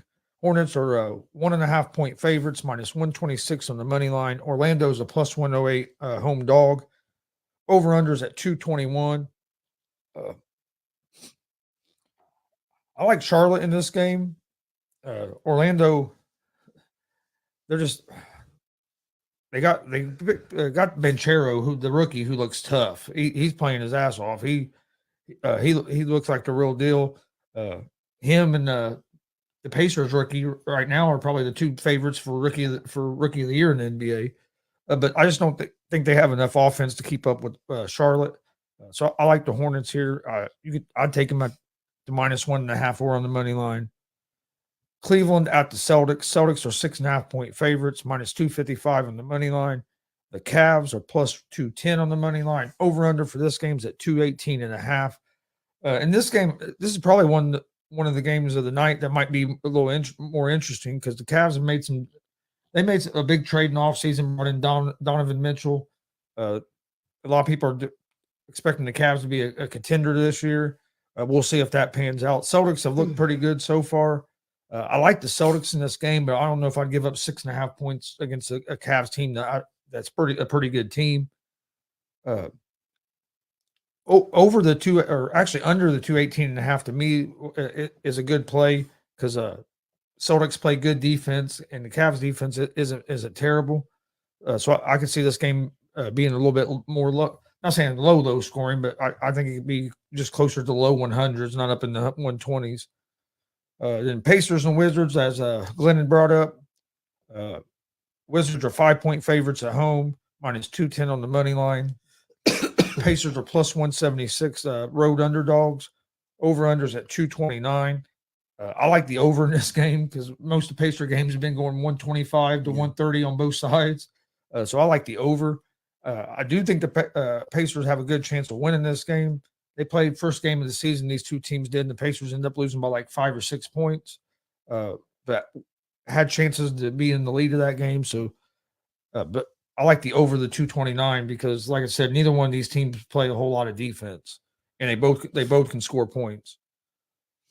Scoring points hasn't been the Pacers' problem at all. No. Them dudes can score, but defense hasn't been very good. No, it hasn't. 76ers at the Raptors. 76ers have not got off to a great start to the season. The Raptors are 2 point favorites, minus 134 on the money line. Sixers are plus 114 on the money line. Over under is at 212.5. The Sixers have, I'm pretty sure that they have only won one game, and that's against the Pacers, unless they played last night and won. But I'm not sure. I don't think they played last night. The only game they had going, I know the only game going into yesterday that they had won was against the Pacers. The under 212.5 might be a good play, because both these teams can play decent defense, and the Raptors just don't have they don't have that big star, that big scorer on their team, but they play good they play good team ball. And they got some talented guys. Don't get me wrong; they just don't have that guy you consider like a star. I like the Raptors, actually. The Sixers just have underperformed. I mean, Embiid's played pretty well, but I think they should have moved on from Doc Rivers last year. I think some of the things Doc Rivers has done with throwing some players under the bus and stuff, I just don't think he's the right fit there in Philadelphia. I think it'd been better for them to move on and go in a different direction. And who knows, they might still do that throughout the season if they don't get going. Knicks and Bucks. This could be a decent game. The Knicks have been kind of a surprise team. They've came out playing pretty good out of the gates. Julius Randle is starting to play like he's looking like the player he did 2 years ago instead of last year when he couldn't do anything. Look, last year he really struggled. I don't know if the pressure got to him or what, but he's looking more like the guy from a couple of years ago when he was starting to become a star. I don't think they're going to have enough against the Bucks, but Bucks are 6-point favorites, minus 240 on the money line. The Knicks are plus 198 on the money line. Over unders at 223. I just don't think the Knicks are going to have anything to stop Giannis. Giannis has been on fire. So is Luka Doncic. Luka Doncic had another 40-point game last night in a win. Lakers at the Timberwolves. Lakers still looking for for their first win of the season. Timberwolves are 6.5-point favorites, minus 255 on the money line. Lakers are plus 210 on the money line. Over unders at 230. I did see where Russell Westbrook's coming off the bench tonight. We'll see if this experiment works. I don't think it's going to work because he was saying that's how he hurt his hamstring, was because he was blaming his hamstring injury on Darvin Ham for bringing him off the bench, and he wasn't used to that. That's why he hurt his hamstring. So if he's already complaining about that I don't think it's going to work. But you know what? With his skills diminished some, but him coming in on the how do you put it? The number 2 team, second group, being the main focus of that, might be a good move. Oh, I think it would be a good move if he would buy in. Because to me, it's not as much as his skills have diminished. It's more that he's just a bad fit with LeBron. Yeah. Westbrook's a guy that he's not good off the ball. He's a guy that has the ball, needs to have the ball in his hand to be productive, and that's why I think being the main guy on that second team, he could really thrive if he'd buy into it. Yeah. But the problem is, we've seen a lot of players that won't buy into coming off the bench. Look how long it took Carmelo Anthony to finally buy into coming off the bench. And once he bought into it, he played real well off the bench. Well, But it took forever to get him to buy in. John Wall sat out last year, part of the season with the Rockets because he didn't want to come off the bench. I mean, some players they get their ego. Their ego won't let them to. They just with their ego they won't take that. Hey, this might be the best thing for me, especially. I think it's the best thing for Westbrook, especially at this point in his career. And if you go off the bench and you buy into it and you do good, it could open up opportunity for you maybe on another team next year because you're going to be done in LA. Yeah. So to me, you're kind of auditioning for other teams as well. So I mean, if he's smart, I think you buy in, swallow your ego a little bit. Well, that's why. And you might, and if you play well, you might get a chance to start on a different team next year. But see, that's why I think everybody talked about the trade to the Pacers was such a bad deal in the Pacers' point of view because he's not a leader. Yeah. If you're going to bring somebody in with these young players, you need somebody that's a leader, and he's not a leader. Now, if he was a leader, I'd be all for it, but he's not. Yeah. No, I don't want him at the Pacers at all. I'm afraid that's what's going to end up happening, but I don't want that to happen. To me, it don't make no sense for the Pacers. Not with the young core you have right now, with Halliburton and Mathurin, Hield, and even Duarte, your other guy. Even if they want to trade Turner and Hield or some kind of package, I think you can get a better fit. Yeah. I'm not putting Westbrook down. I just don't think he's a good fit with the Pacers. If you already had somebody there that was a great leader and you're going to bring Westbrook there to be your scorer and whatever, that would be one thing. But that's not how that is. We don't have that may be one thing we're still struggling with. Who's the leader of the Pacers? Yeah. I think, is it supposed to be Turner? I think it's going to be Halliburton myself. That's what I think. At this point, who do you think? They think it's Turner at this point? Well, probably because he's the one that's been there. Yeah, I agree with you about Halliburton. Him and that Mathurin, man, they're playing well together. I think them are the two guys that we need to build around. Yep, I agree. Bulls and Spurs. Bulls are 5-point favorites, minus 215 on the money line. The Spurs are plus 180 on the money line. I like the Bulls here. The Bulls have been playing pretty well. They're healthy. They got most of the players other than Lonzo Ball, who's still out with that from having knee surgery. He's not healing right. He had to have something else done to it, so he's going to be out for a little while. But Bulls have been playing well. I like the Bulls at the -5 in that game. Jazz and the Nuggets. Nuggets are 8-point favorites. I like the Nuggets in this game, but I think 8 points is a little too many. I don't like giving up more than 5 or 6 points in an NBA because if they're up by 10 or 11 going into the last couple minutes of game, that a lot of times sometimes they'll take out players, and so I don't like it's just especially in the regular season. But I favor the Nuggets there. Then last NBA game, and you got the Houston Rockets at the Portland Trailblazers. Portland are 4-point favorites, minus 172 on the money line. Houston's plus 144. Over unders 222.5. I like Portland here. They have a healthy Damian Lillard.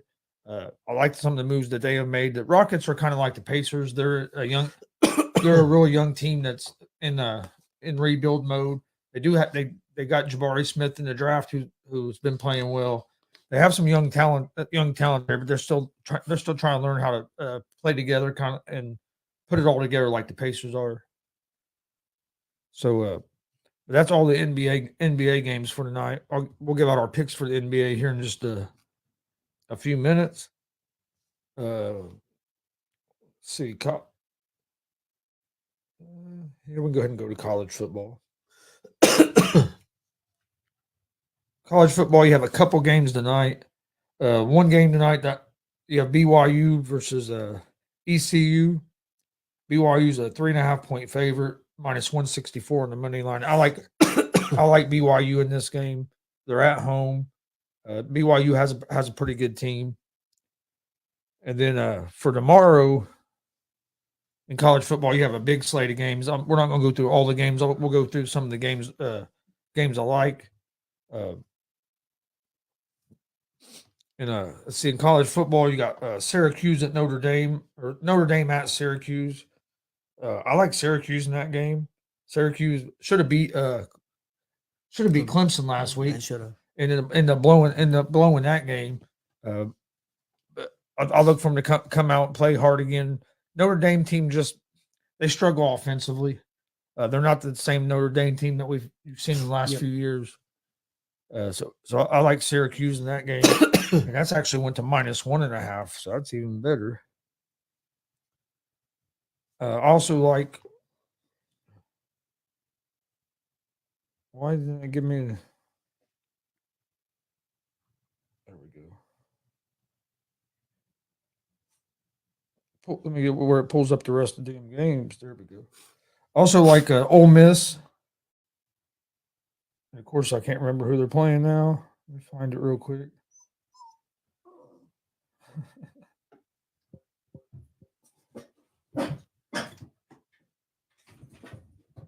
I don't know why. You have Kentucky. Ole Miss is playing Texas A&M. I like Ole Miss in that game at minus 1.5, or on the money line, either one. And then the other game I like is North Carolina.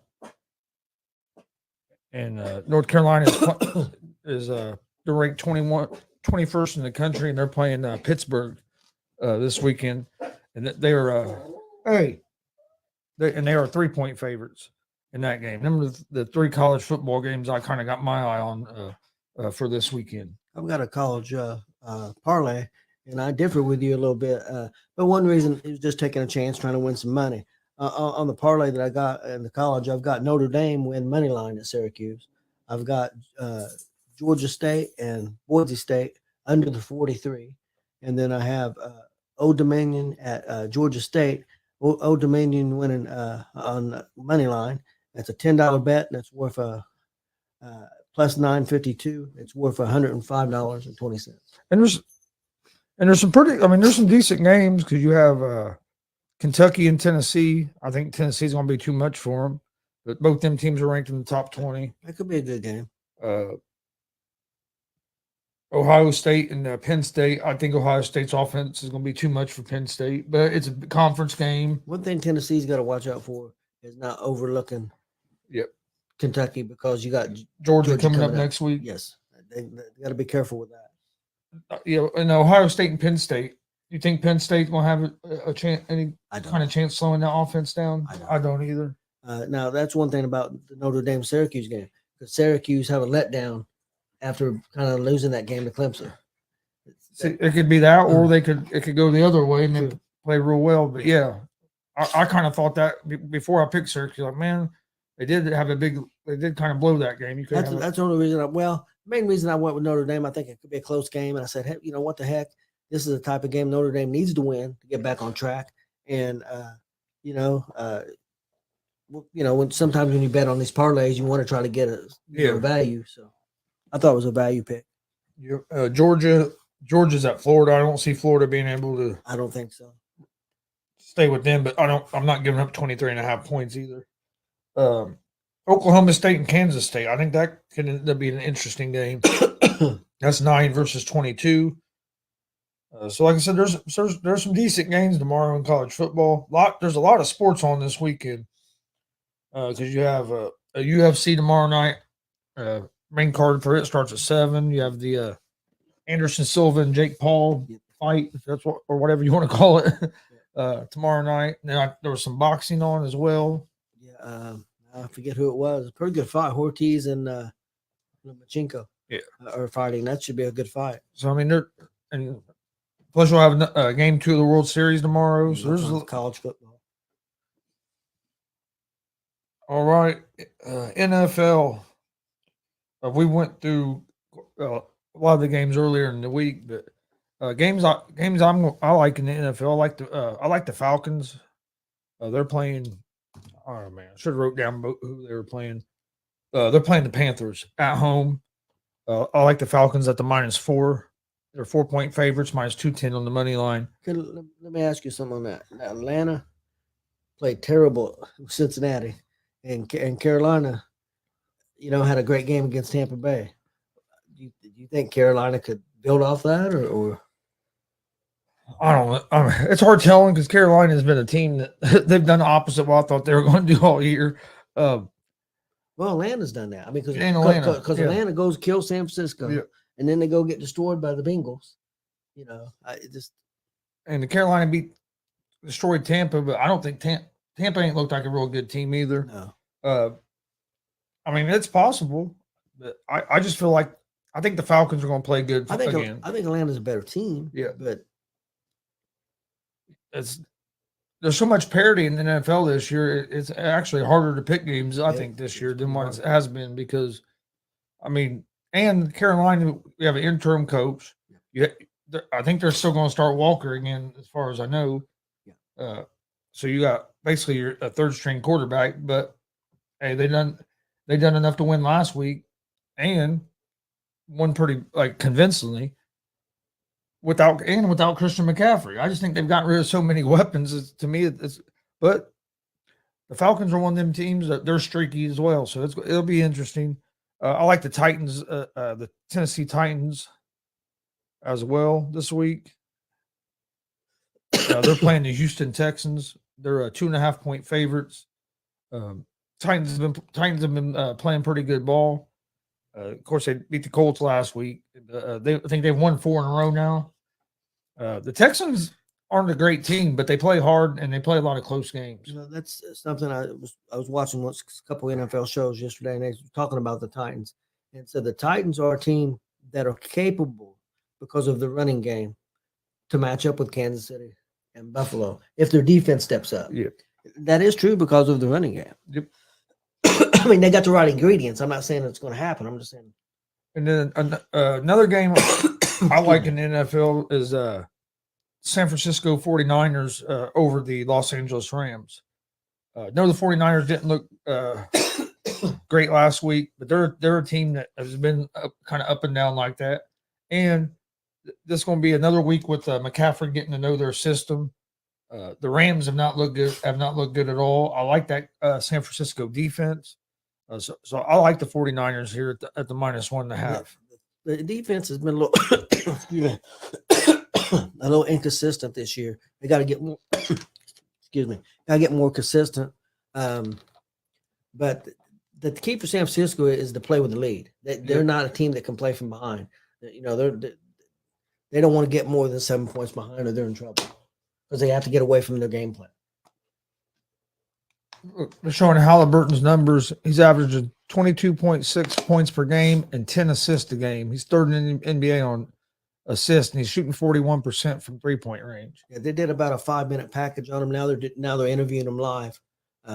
on ESPN. So I think that's cool. A little, and Halliburton get some, a little credit and Yeah, out there a little bit. I think Halliburton's going to be a real good player. That's who everybody wants for next year is that Wembanyama. They say he's the best prospect that we might have ever seen. Even LeBron calls him an alien. LeBron, Really? Yeah.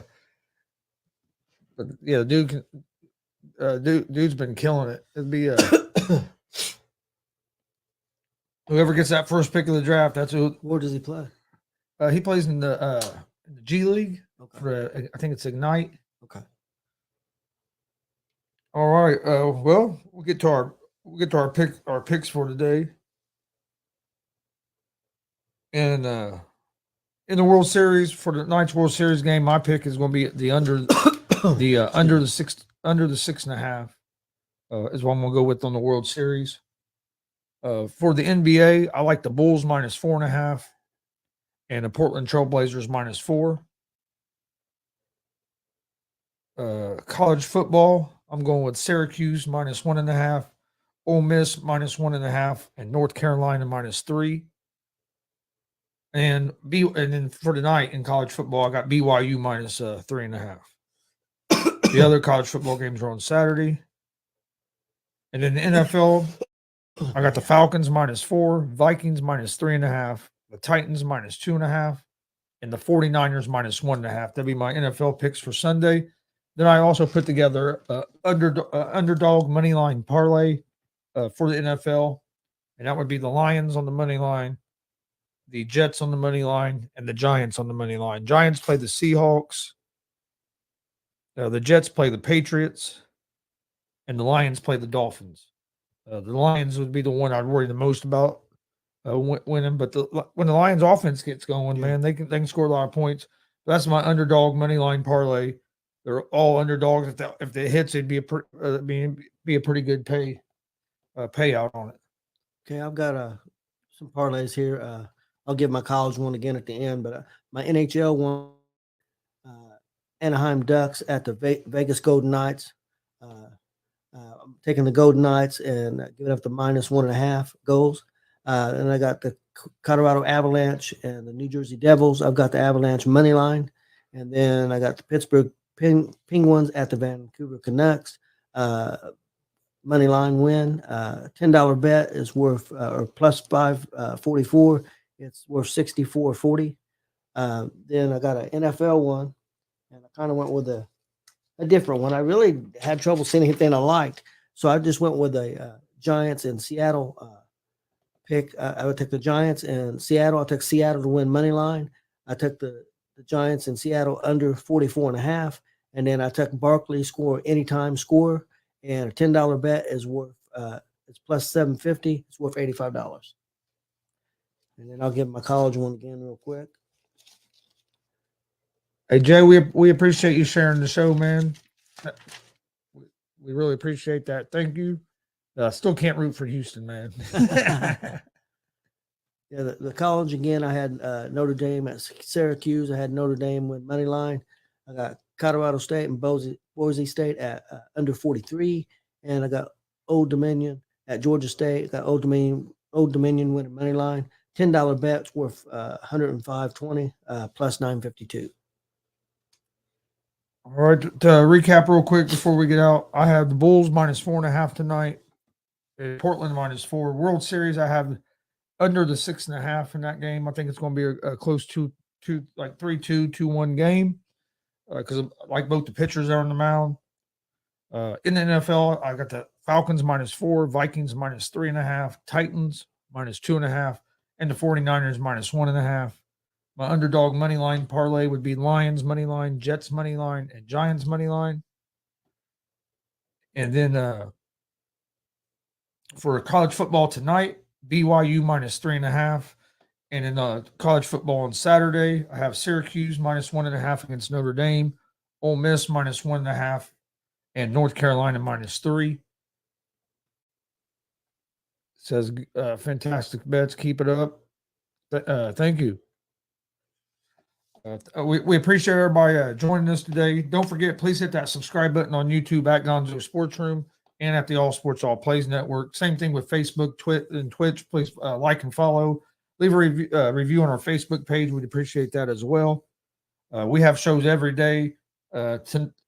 Shows we have left today. To talk this evening at 6 You know, We got 6 teams that started 0-3. The Lakers, the Sacramento Kings, the Orlando Magic, the Philadelphia 76ers, the Oklahoma City Thunder, and the Houston Rockets. yep. They all started out the season out 0-3. The season is still young. Oh yeah, still young. So we know that the Lakers are not by themselves. Yeah, but the Lakers have looked bad. They don't have no shooters. Oh, Lakers are hot trash. Hot trash. I'm sorry. Hey, good evening, Glenn. What's up, Glenn? Hey, what's up, Eddie? Thanks for joining us. National League Championship Series, American League Championship Series. Over the weekend, they both got closed out. We know who the World Series is going to be. What's your thoughts on the National League Championship Series and the American League Championship Series? American League, the Yankees just couldn't ever get anything going. I think what really hurt them was hitting the ball. Hell, they hit below 200 for the series. You're not going to win many series if you can't hit the ball. I don't care how good your pitching is. And the Phillies, man, they're starting to remind me of the Nationals from a few years ago. They got hot and went on that run because these Phillies, man, and they're resilient. They never give up. They battled back even in that last game or game 4. They were down 4-0 at a point. I think maybe like 6-2 at one point, and ended up winning 10-6. I mean, they've been putting some stuff together. It's going to be interesting to see what they do in the World Series now.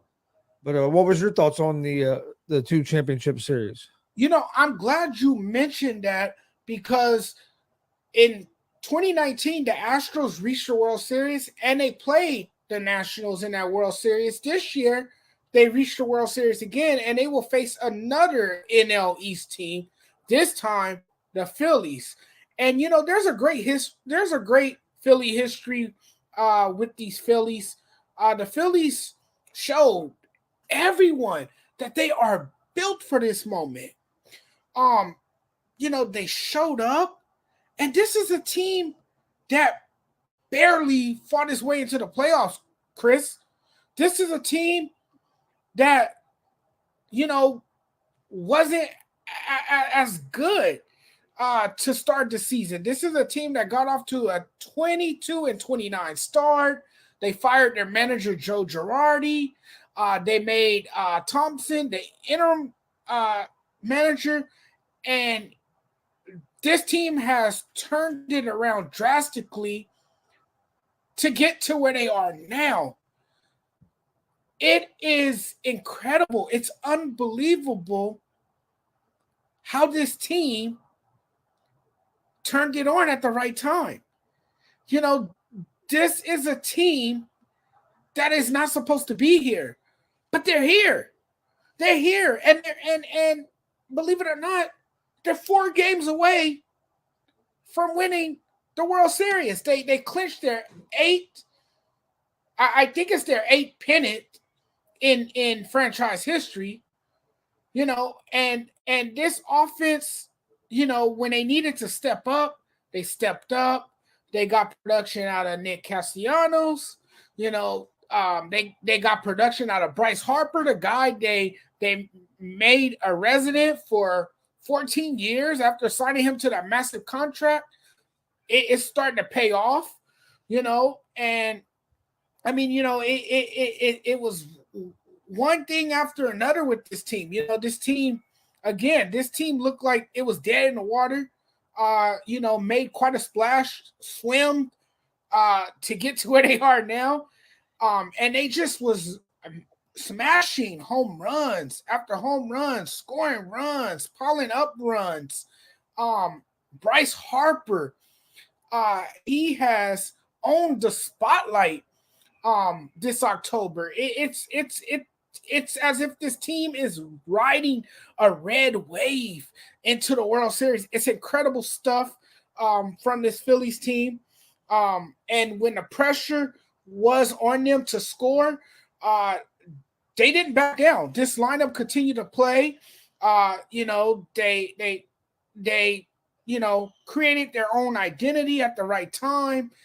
And things just started going right for this Phillies team. So now the Phillies have won the pennant. They will meet the Astros in the World Series. The Astros, to a lot of people, is the most complete team in baseball. They have a deep starting rotation. They have a deep bullpen. They have arms that can, pretty much hold it down for this team, that can protect leads. They have the lineup that can flat out hit. These guys know how to score runs. They like to score runs. They're scary when they're scoring runs. You have the impressive rookie who. All right, welcome back. Getting ready for the main event. Got both Jake Paul and Anderson Silva in the ring now. Finally. Yeah, it took forever before in between fights, but they're getting ready to get the final instructions from the referee and get this main event started. Anderson Silva has the reach advantage. Jake Paul has the age advantage by a lot. Yeah, considering that Anderson Silva's 47 years old.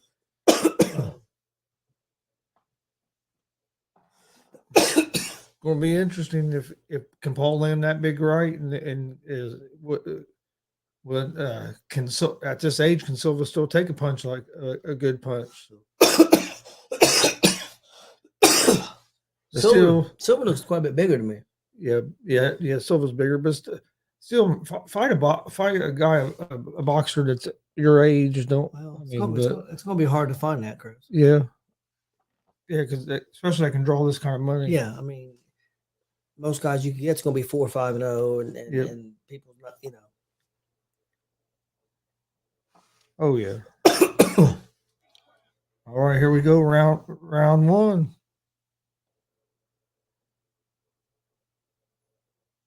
Paul just kind of throwing that, laying that jab out there, but he wasn't even close. He's not even close enough to.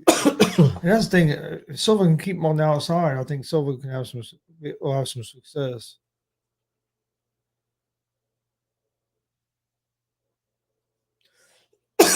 Scheduled for 8 rounds. Nobody's really thrown anything or landed anything really. No, not yet. Of. And Jake Paul probably has the quickness advantage as well, I'd say. Getting close to almost a minute in. So kind of filling each other out.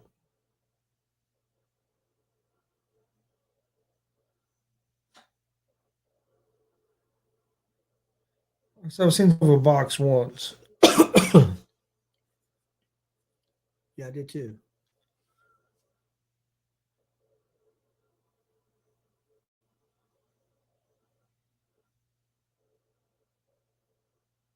Paul's landed a couple body punches. Yeah, there hasn't been a whole lot thrown yet. Got about a minute and a half left in round one of an 8-round fight. Paul tries a big right there. Looked like Silva blocked most of it.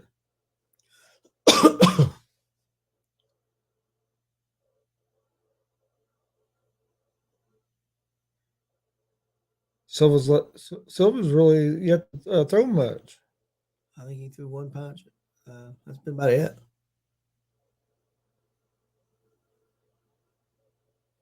About a minute left in the round. I think so. I think Silva's kind of getting the feel for the speed. And, yep. It's 8-round fight. He figures, hey. Which Paul hasn't landed much either. No, not really. He's landed a couple little jabs to the body.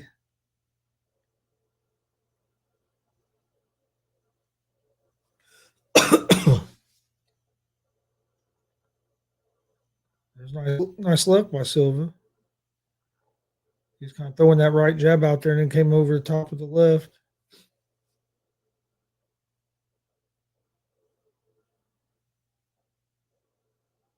"23 seconds left in round one. This is tough round to judge." Went a whole lot.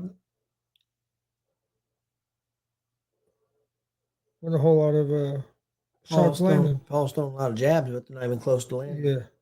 And he threw a couple of body shots that may have landed. That's been about it. And then I think maybe Silva's landed a couple. That's about it. I don't know how you judge that round. Yeah, that round wasn't much happened. Nope. I look forward to pick up especially Silva. I think Silva's volume will pick up a little bit the second and third round. I think he was just kind of, like I said, filling it out, getting his timing a little bit.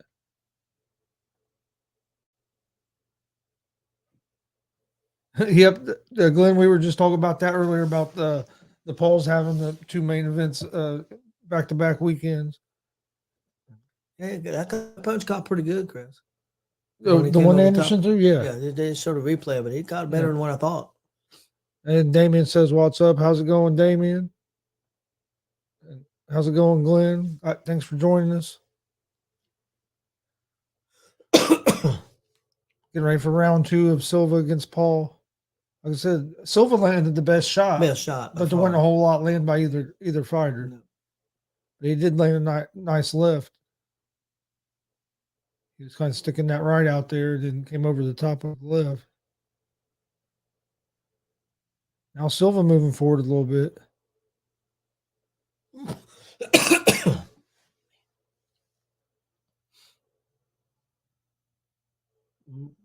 We forgot big left over the top again. It was a little short on that one. But Silva's came out here in the second round and been the guy moving forward. Yeah. Well, this is really the first, in my opinion, the first guy that I think could hit him and hurt him. The other guys wasn't great. Silva's got some boxing skills. Silva's letting loose a little bit this round. Of the UFC guys he's so far. Yeah. Definitely.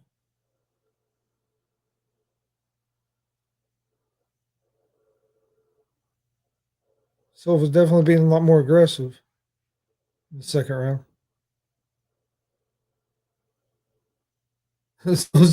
Told him, "No, I want to hug. Let's fight." Silva looked like he's in pretty good shape. Yeah. Especially for a 47-year-old. And did Silva dancing around a little bit. Got pretty good footwork. Silva was having success when he's the guy moving forward. When Paul comes forward, though, he's just kind of lunging. Yeah. He's not really stepping into anything. Now Silva sticking that left out there. Oh, there's a big nice shot by Paul. Silva didn't act like it bothered him much. I don't know how bad it connected, but he did connect some. Here in round two of an 8-round fight. I'd give Silva the advantage in this round so far because he started off. I thought Silva had a chance there. He could have went ahead and went at it. I think he missed opportunity.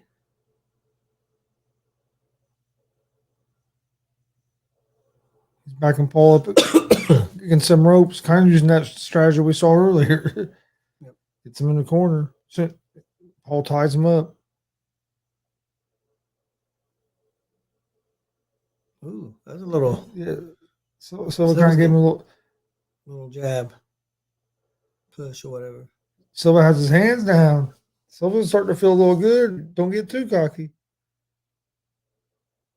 I think Paul trains hard. I think he tries. I mean, I'm not saying he's great. Yeah. I think he takes it serious to a certain extent. Definitely. Yeah, I think he takes it seriously. He puts in work. Silva's getting mad that he keeps trying to tie up. Yep. Silva wants to fight. I gave Silva that round. First round was hard to judge, but I think Silva. I think he landed the best shot. Nice uppercut there. Yeah, I think he landed the better shots there in the second round. After the first round, neither guy landed much. Got him there. You know, when Silva was pushing forward, he was having some success.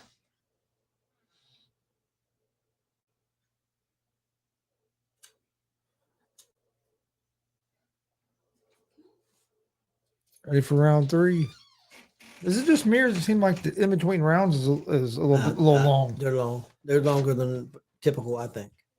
Because it's usually like 30 seconds. 30 I think, seconds at the most. I think this is 45 to a minute. Yeah. I really do. All right, round 3.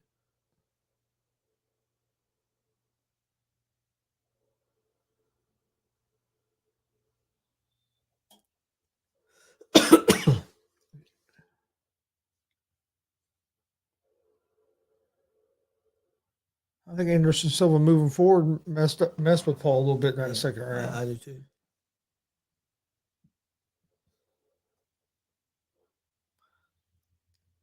I think Paul's good strategy would be try to go to the body. Yeah. Silva's getting pissed. Yeah, He starts throwing, and Paul ties up. Well, I mean, no, I don't. I understand why he's tying us up, but I can also understand why Silva's getting aggravated. I mean, I've seen regular fights where they do a lot of tying up too, especially in heavier weights. Yeah.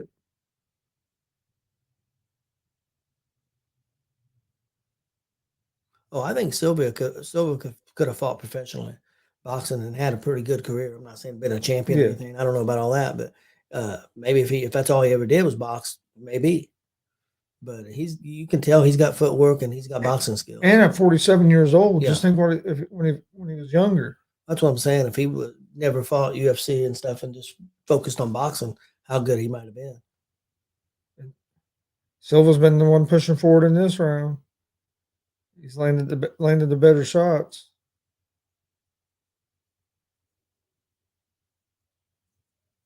So it didn't let him tie him up that time. What is it? Pablo pushing it open? Yeah, scrap. Yeah, Pablo pushed it open.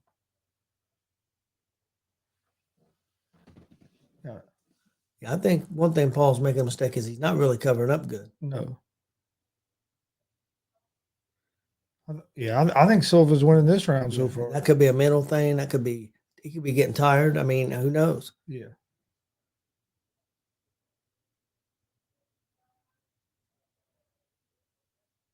And I know Silva's 47, but you also have to remember he was used to getting hit with them little gloves.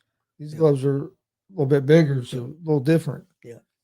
If you can take a hit with them 4-ounce gloves using the UFC, Silva's starting to let loose again a little bit. Yeah, Paul grabbed hold of his arm around. Yeah, Paul's definitely got to stay out of the corners and off the ropes. He don't want to be in that position. Damn, Silva got pushed the referee out of the way. Silva's, I mean, one thing Paul credit, he's trying to throw some big punches, trying to connect.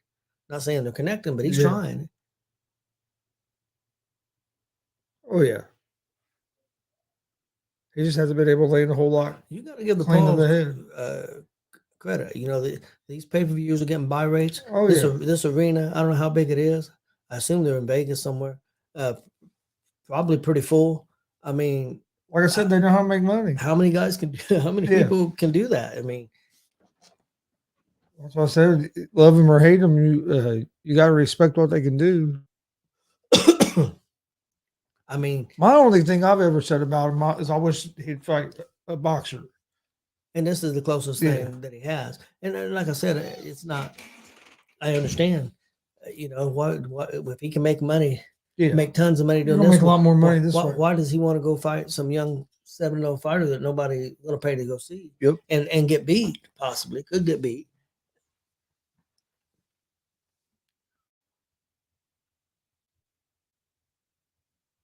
And people would say, well, if you want to be a real fighter, be like everybody else and start from scratch. He landed pretty good right there. After Silva hit it right. Yeah, didn't look like bother Silva, but yeah, he landed. I mean, heck, if you can do this and make the money, more power to you.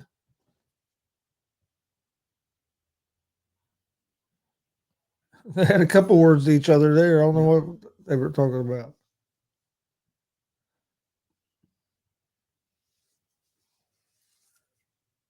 I think Silva's winning the fight, but it's been this. I'll tell you what, this has been the best fight Paul's had because Yeah. he got in with some of the other guys who was just all tying up, Yeah. or like Woodley, he was able to hurt. This so far, this has been. Willie never threw no combinations. Yeah. I mean, didn't have the speed. I don't give Paul credit. You can see that he's improved too. I Yeah. mean, he's not lost in there. And some people say, well, he's holding or he's doing this. He's fighting smart. I mean, Yeah. he probably don't have a chance of going toe to toe with Silva. I wouldn't think. It's my opinion. Yeah. I mean, but he's mixed it up some. He's thrown some big shots. Hit one of them. I don't think it hurt Silva, but he did connect. Well, looked like he might have busted Silva's Silva nose. looked like he might be bleeding a little bit, doesn't he? But I mean, Silva didn't react like the punch affected him a whole lot. But yeah, it looked like he busted his nose up a little bit. Do you think that has effect on judges when they see a busted nose or a black eye? Do you think it probably could? Silva with a couple big shots here. Yeah. Paul with a jab. Not a lot on it, but he connected. The body shots did not have nothing on it. When Silva presses forward, that's when he starts having success. Yes. It's hard for Paul to get hardly anything off.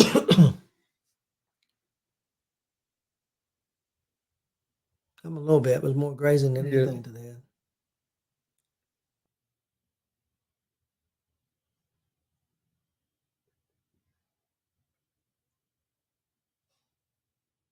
Round 4 of 8, got just under a minute left in round 4. What do you think? About halfway through. This might have been Paul's best round. What do you think?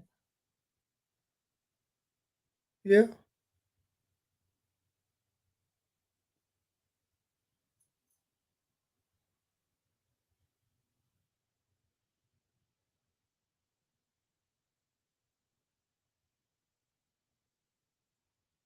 Just out of reach.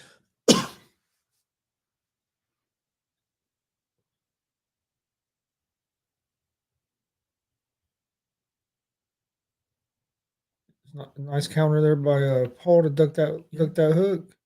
Yeah, he's definitely getting better. Silva with some big shots to close out the round. That was a better round for him. Yep.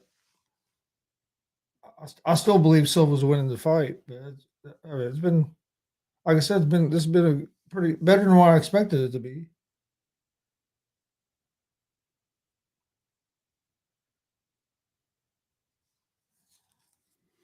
Looks like he might starting to get a little tired, breathing a little hard over there. It's definitely the hardest fight he's been in, Chris. I mean, yeah. And I think he knew that going in.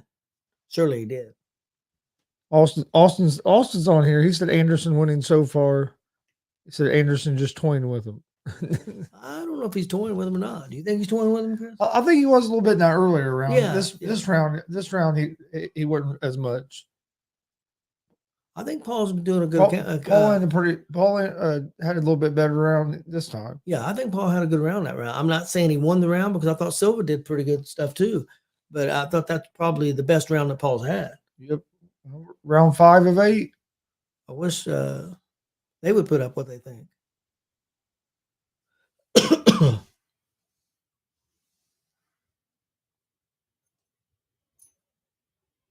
I think Paul's fighting the way that he has to. Yeah, to have to be able to compete with Silva. Going to the body there. No, I agree. It's been.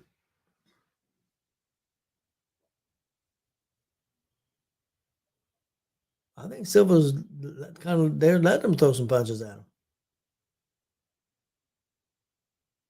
Okay, what they got? Paul. They got Paul winning the fight 3-1. 3-1. There's no way. There's no way Paul has won 3 rounds and Silva's only won 1. What fight are they watching? I don't know. I think at the best, Paul would be 2-2. Silva's starting to put together a decent round here. I'm not sure Silva didn't win the 4th round, but I definitely thought he won the 3rd round. The 1st round I thought was really hard to tell. Yeah. I am not going to argue that they give Paul the first round because I didn't think. Yeah, but there's no way way he's up 3 rounds to 1. I don't believe that either. After 4. I don't believe that. So far here in the 5th round, I have Silva win. Silva's landed pretty good here early in this round. But he's back to pushing forward, getting him. I got him there in the chin there. He's back to pushing forward and getting him up against the ropes.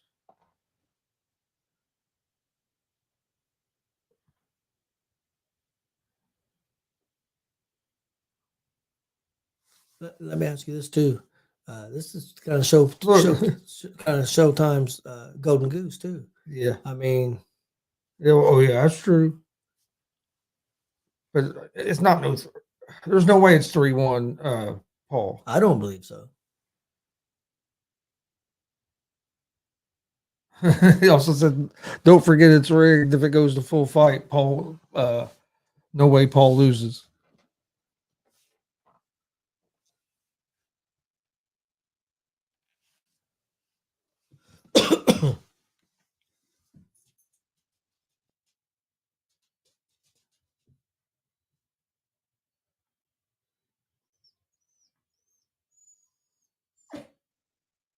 What? Come over here. Ooh, nice uppercut by Silva there, and then with the left. Another nice uppercut.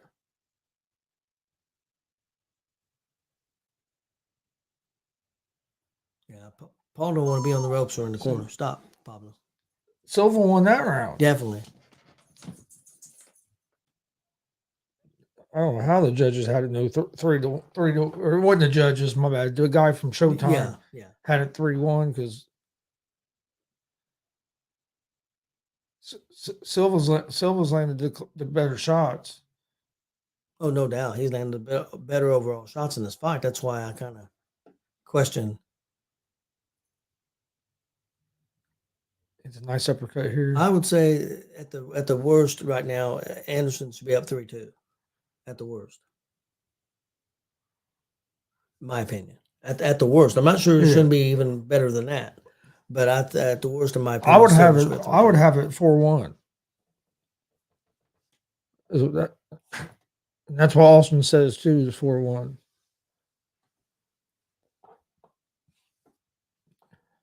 I thought he had a good round. No worse than 3-2, but I thought he had a good round in the 4th round. Even though I thought Silva had a good round, that's the only one I might get. I'm giving him the 1st round, because that's the round I was giving him was the 1st round. Yeah.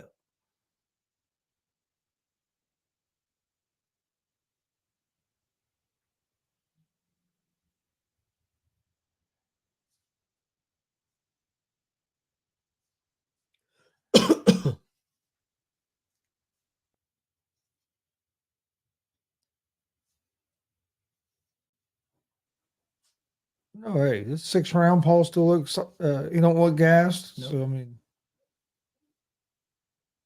and what about Anderson Silva's shape? Be 47 years old, and he don't look like he's breathing hard at all. No. Headbutt, maybe? Yeah.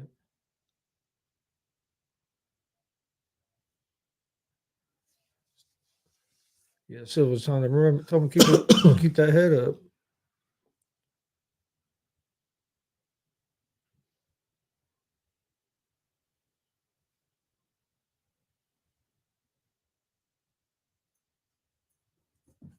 Like he's throwing there, but they're not. None of that even landed. I thought one man grazed just a little bit. That was about it.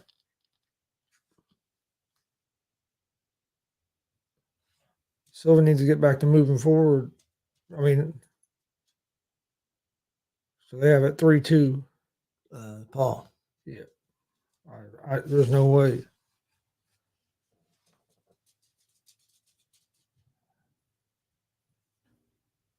There's a nice combination. Yeah, the round I really disagreed on was that 3rd round. Silva back forward. That's what Silva should be doing. If he ties him up like that, just go ahead and throw some punches. Make him pay for it. Make him pay for it.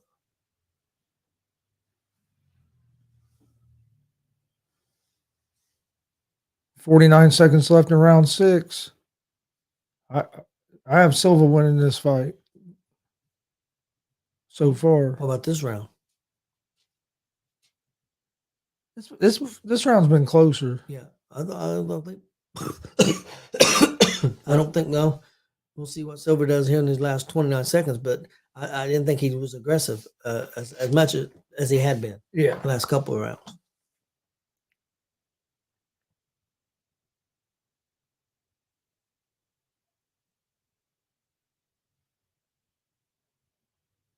Oh, nice.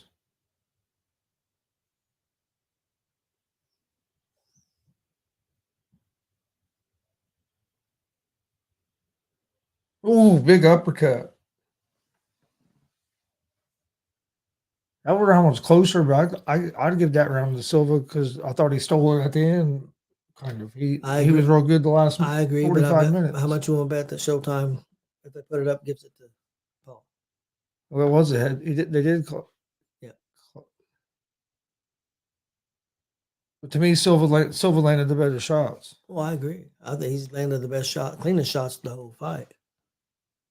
Hey, Andrea, thanks for joining us.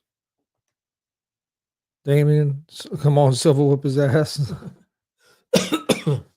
Austin said Paul just trying to hug every time.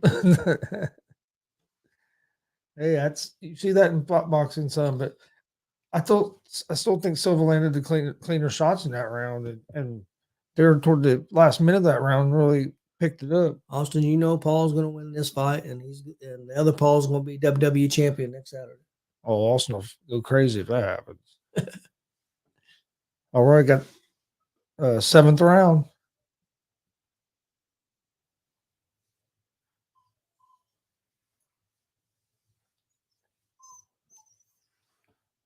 I'd like to see how they scored. That guy scored that last round. The guy from Showtime. You want to go out? Come on. Go out. Standing in the middle of the ring here. No, either one of them really throwing anything right now. I told you they give it to Paul. That's crazy.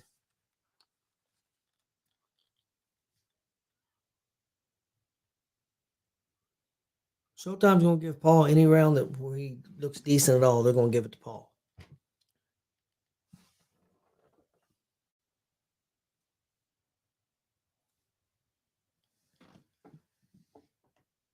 Austin said he kind of hopes Logan beats Roman just to make everyone mad.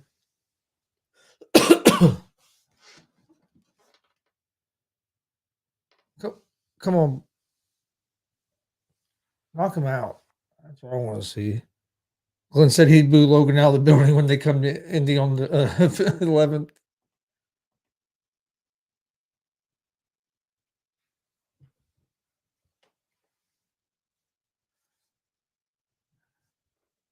Not sure how I came. Yeah, I remember you. Thanks for joining us.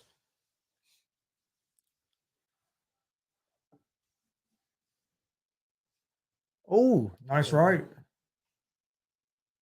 There's no doubt that Silva's landed a lot better, cleaner, harder punches. Yeah. If people don't see that, then they're blind.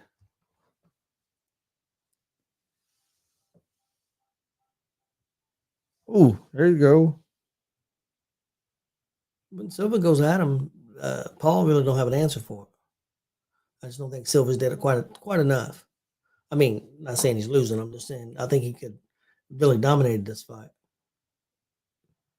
That was a nice punch by Paul. Yeah.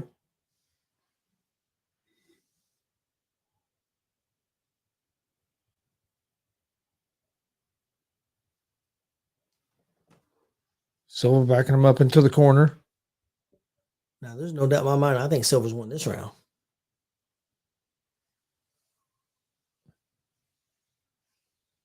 It's a round, Michael. It's in round 7 of 8. I have Silva winning right now. I had it 4-2 is what I had it go after 6 rounds. I had 4-2 Silva going into this round. And Showtime had it 4-2. Yeah, Showtime. The guy from Showtime had it 4-2 Paul. Yes.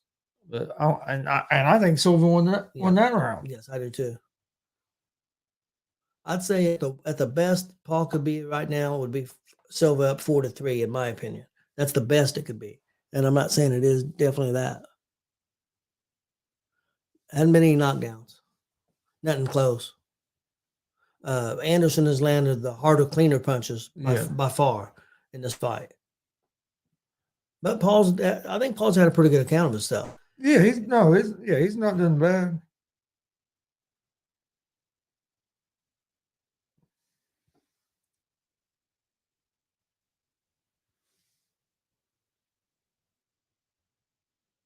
Well, this is the last round here.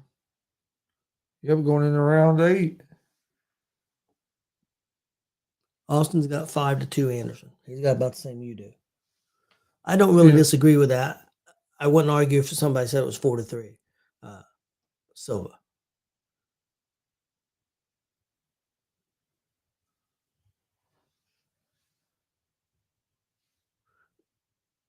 Silva's coming out punching, baby. Yeah. He's coming after him. Oh, he knocked him down. He knocked Silva down. Yeah, And he caught him. Paul with the right hand knocked him down, but Silva's not hurt. No, Silva's going to get right back up. Yeah, he's going to get right back up. That was a nice punch. Yeah, caught him with a nice punch. He caught him, no doubt about it.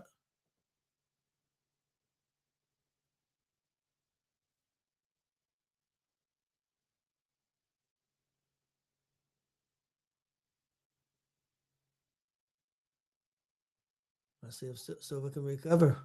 Paul's kind of coming after him.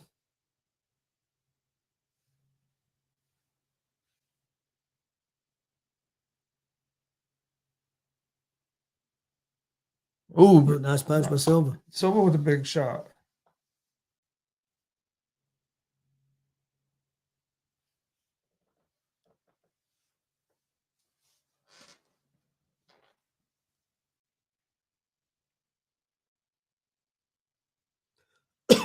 Now Silva pushing forward.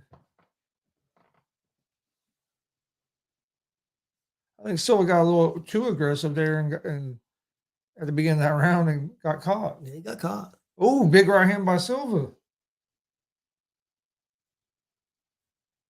But is a knockdown enough to give Paul the round, even if Silva pours it on this next minute? Oh, another big one. I don't know. We've seen some crazy judging tonight. Right now, Silva's landed 5, 6, 7, 8 shots to nothing from Paul. Yeah. So to me, another one. Yeah. Got 45 seconds left.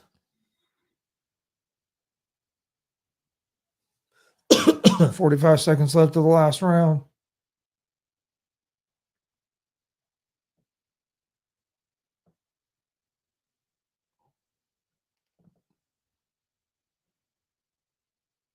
Chris, you think they might call this a draw? I don't think. I hope not. It shouldn't be a draw, but it might. I think Silva's won the fight. I do too. I think at the very worst 5-3, my opinion. Last 10 seconds here.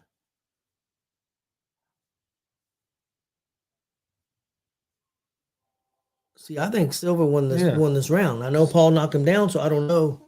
He did knock him down. Yeah. But I still don't think he. Silva landed 20 punches to his 2 that round. In my opinion. Yeah. I think Paul lost, but he made a good account of himself. He didn't look terrible in there. I just think Silva was. Austin thinks they're going to give it to Paul. I hope not. I will say one thing. I thought Paul gave a good account. Yeah, he gave a good account of himself. I think Anderson Silva won the fight, but we'll see what these judges have to say here. That was the best. I'll be honest. Out of the Jake Paul fights I've watched, this was my favorite one to watch. This was the best one. That was a good fight. It was a good fight. Yeah, it was a good, entertaining fight. There was 2 good fights on this show. Did get to see the one good young dude who looked. Yeah. Looked for. Well, actually 3. There was actually 3 because that one fight, Santiago and Reeves, was pretty good. That's what I was counting that. Oh, okay. I was counting that, this then one, this- and then the The knockout. I was counting that quick knockout. okay, yeah, I was counting quick knockout too. So 3 Yeah. is what I was counting. Yeah, I thought the Santiago fight was Yeah. was pretty good. The first 2 fights were. Yeah, but well, they were going to kind of be that way. Oh yeah, he's turning into a pretty good fighter.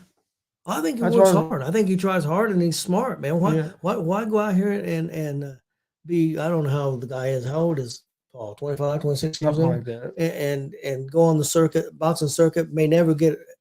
He's making all kinds of money, Yeah. hand over fist, and Caught him with a nice right there. oh yeah, he did. I think Anderson got a little too aggressive there. Got out. Well, and he got caught. He got caught, and he also got caught flat-footed. Yeah.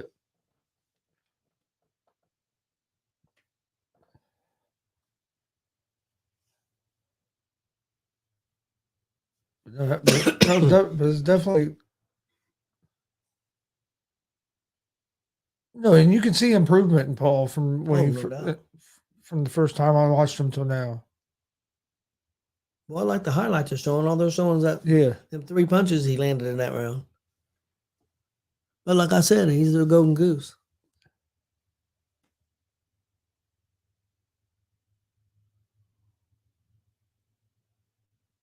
how many times you gonna show that one punch? They've showed it 7 times now.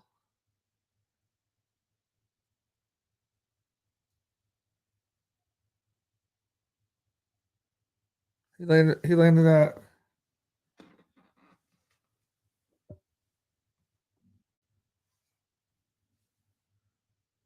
After the fight, they got together and prayed. Yeah, if Anderson was younger, I would probably say maybe it was embarrassing. But being 47 years old, 47 years old, he's getting a payday. He probably making more money in this fight than he ever made in a But fight for the UFC. but I don't. But yeah, Dana will be if he loses, Dana will be mad because Dana can't stand the polls. Well, who cares about Dana? Dana's made enough money off these fighters. Off Oh, them yeah. fighters. Look how much money he's a rich man off these fighters who should get paid more than what they get paid. That's a.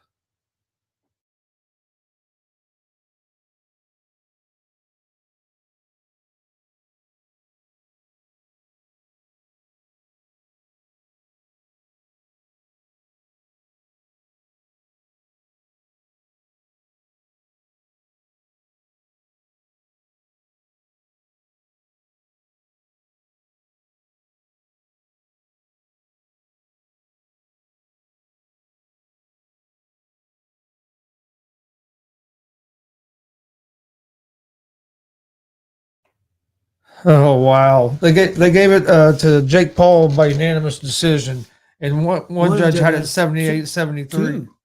Was it? Two. And then one had it 78-74 Two judges had or 78, 77, 73. 74. Yes.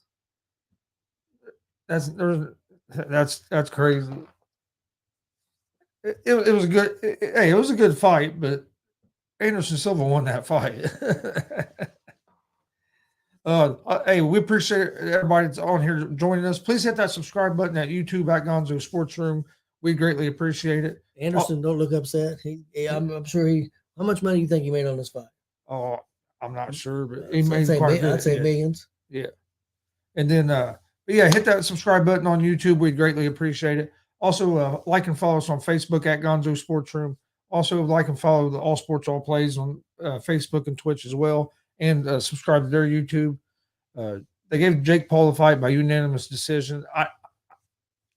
That's not the fight I watched, but I mean, Silva landed a higher percentage of his punches. Landed more. Well, they have him landing 3 less, but there's no way, or 4 less. That's no way. But no, it was out of all the Jake. It was a pretty solid fight. To me personally, I thought Silva won 5-3. If that was my opinion. Michael, it's Gonzo Sports Room. You can find us on YouTube, Facebook, and Twitch, all at Gonzo Sports Room. We cover we do watch alongs for UFC, Boxing, bare knuckle fighting, A lot of pro wrestling pro stuff. wrestling, and we do commentary and stuff live, pro wrestling shows, and We all kinds of sports. Cover Yeah, all kinds we of have sports. weekly shows every Monday through Friday, 9 a.m. Eastern. We have our baseball show Around the Bases, live on YouTube, Facebook, and Twitch at Gonzo Sports Room. 3 p.m. Eastern, Monday through Friday, we have our sports betting show, Easy Money, a sports betting show. Again, it's on live on YouTube, Facebook, and Twitch at Gonzo Sports Room and at the All Sports All Plays Network. Have Gonzo and the Judge every Monday, Wednesday, and Friday night, 7 p.m. Eastern. Live on all the other ones. Sports betting show. Yeah, and Monday and Fridays at 6, we have our Indianapolis Colts show, Horseshoe Talk. So we have content coming out pretty much every day of the week. We do interviews with pro wrestlers. Sometimes one a week, sometimes 2 or 3 times a week, just depending what we can get scheduled. So we have a lot of content. You need to check it out. We got shows about it. We got shows pretty much throughout every day. Everything gets posted on our social media, Facebook, Twitter, Instagram, all at Gonzo Sports Room as well. Show announcements, all that stuff. We appreciate everybody watching tonight. We're going to go ahead and get out of here for the night. They gave Jake Paul the unanimous decision, which I don't think that was the case, but I understand why it happened.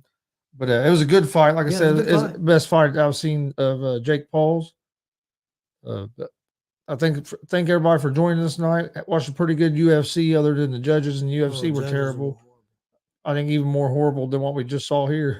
yeah, it was more horrible than this, definitely. Hey, Michael, you have a good night too, and thanks for joining us. And we will see you guys on we're not gonna have no shows tomorrow, so we'll see you guys Monday, 9 a.m. Eastern for Around the Bases, and then 3 p.m. Eastern for Easy Money, a sports betting show. Everybody have a great weekend. All sports, all plays. All sports, all plays. All sports, all plays. 365, we making a plays. You talking the game, get you to the days. We're high in the court, the dime in the lane. Variety topics, living the same. All presentation, sports information. Hitting the airways, taking the nation. All sport, all plays, like working your faces. Grace at the field, so tie the laces. All sports, all plays.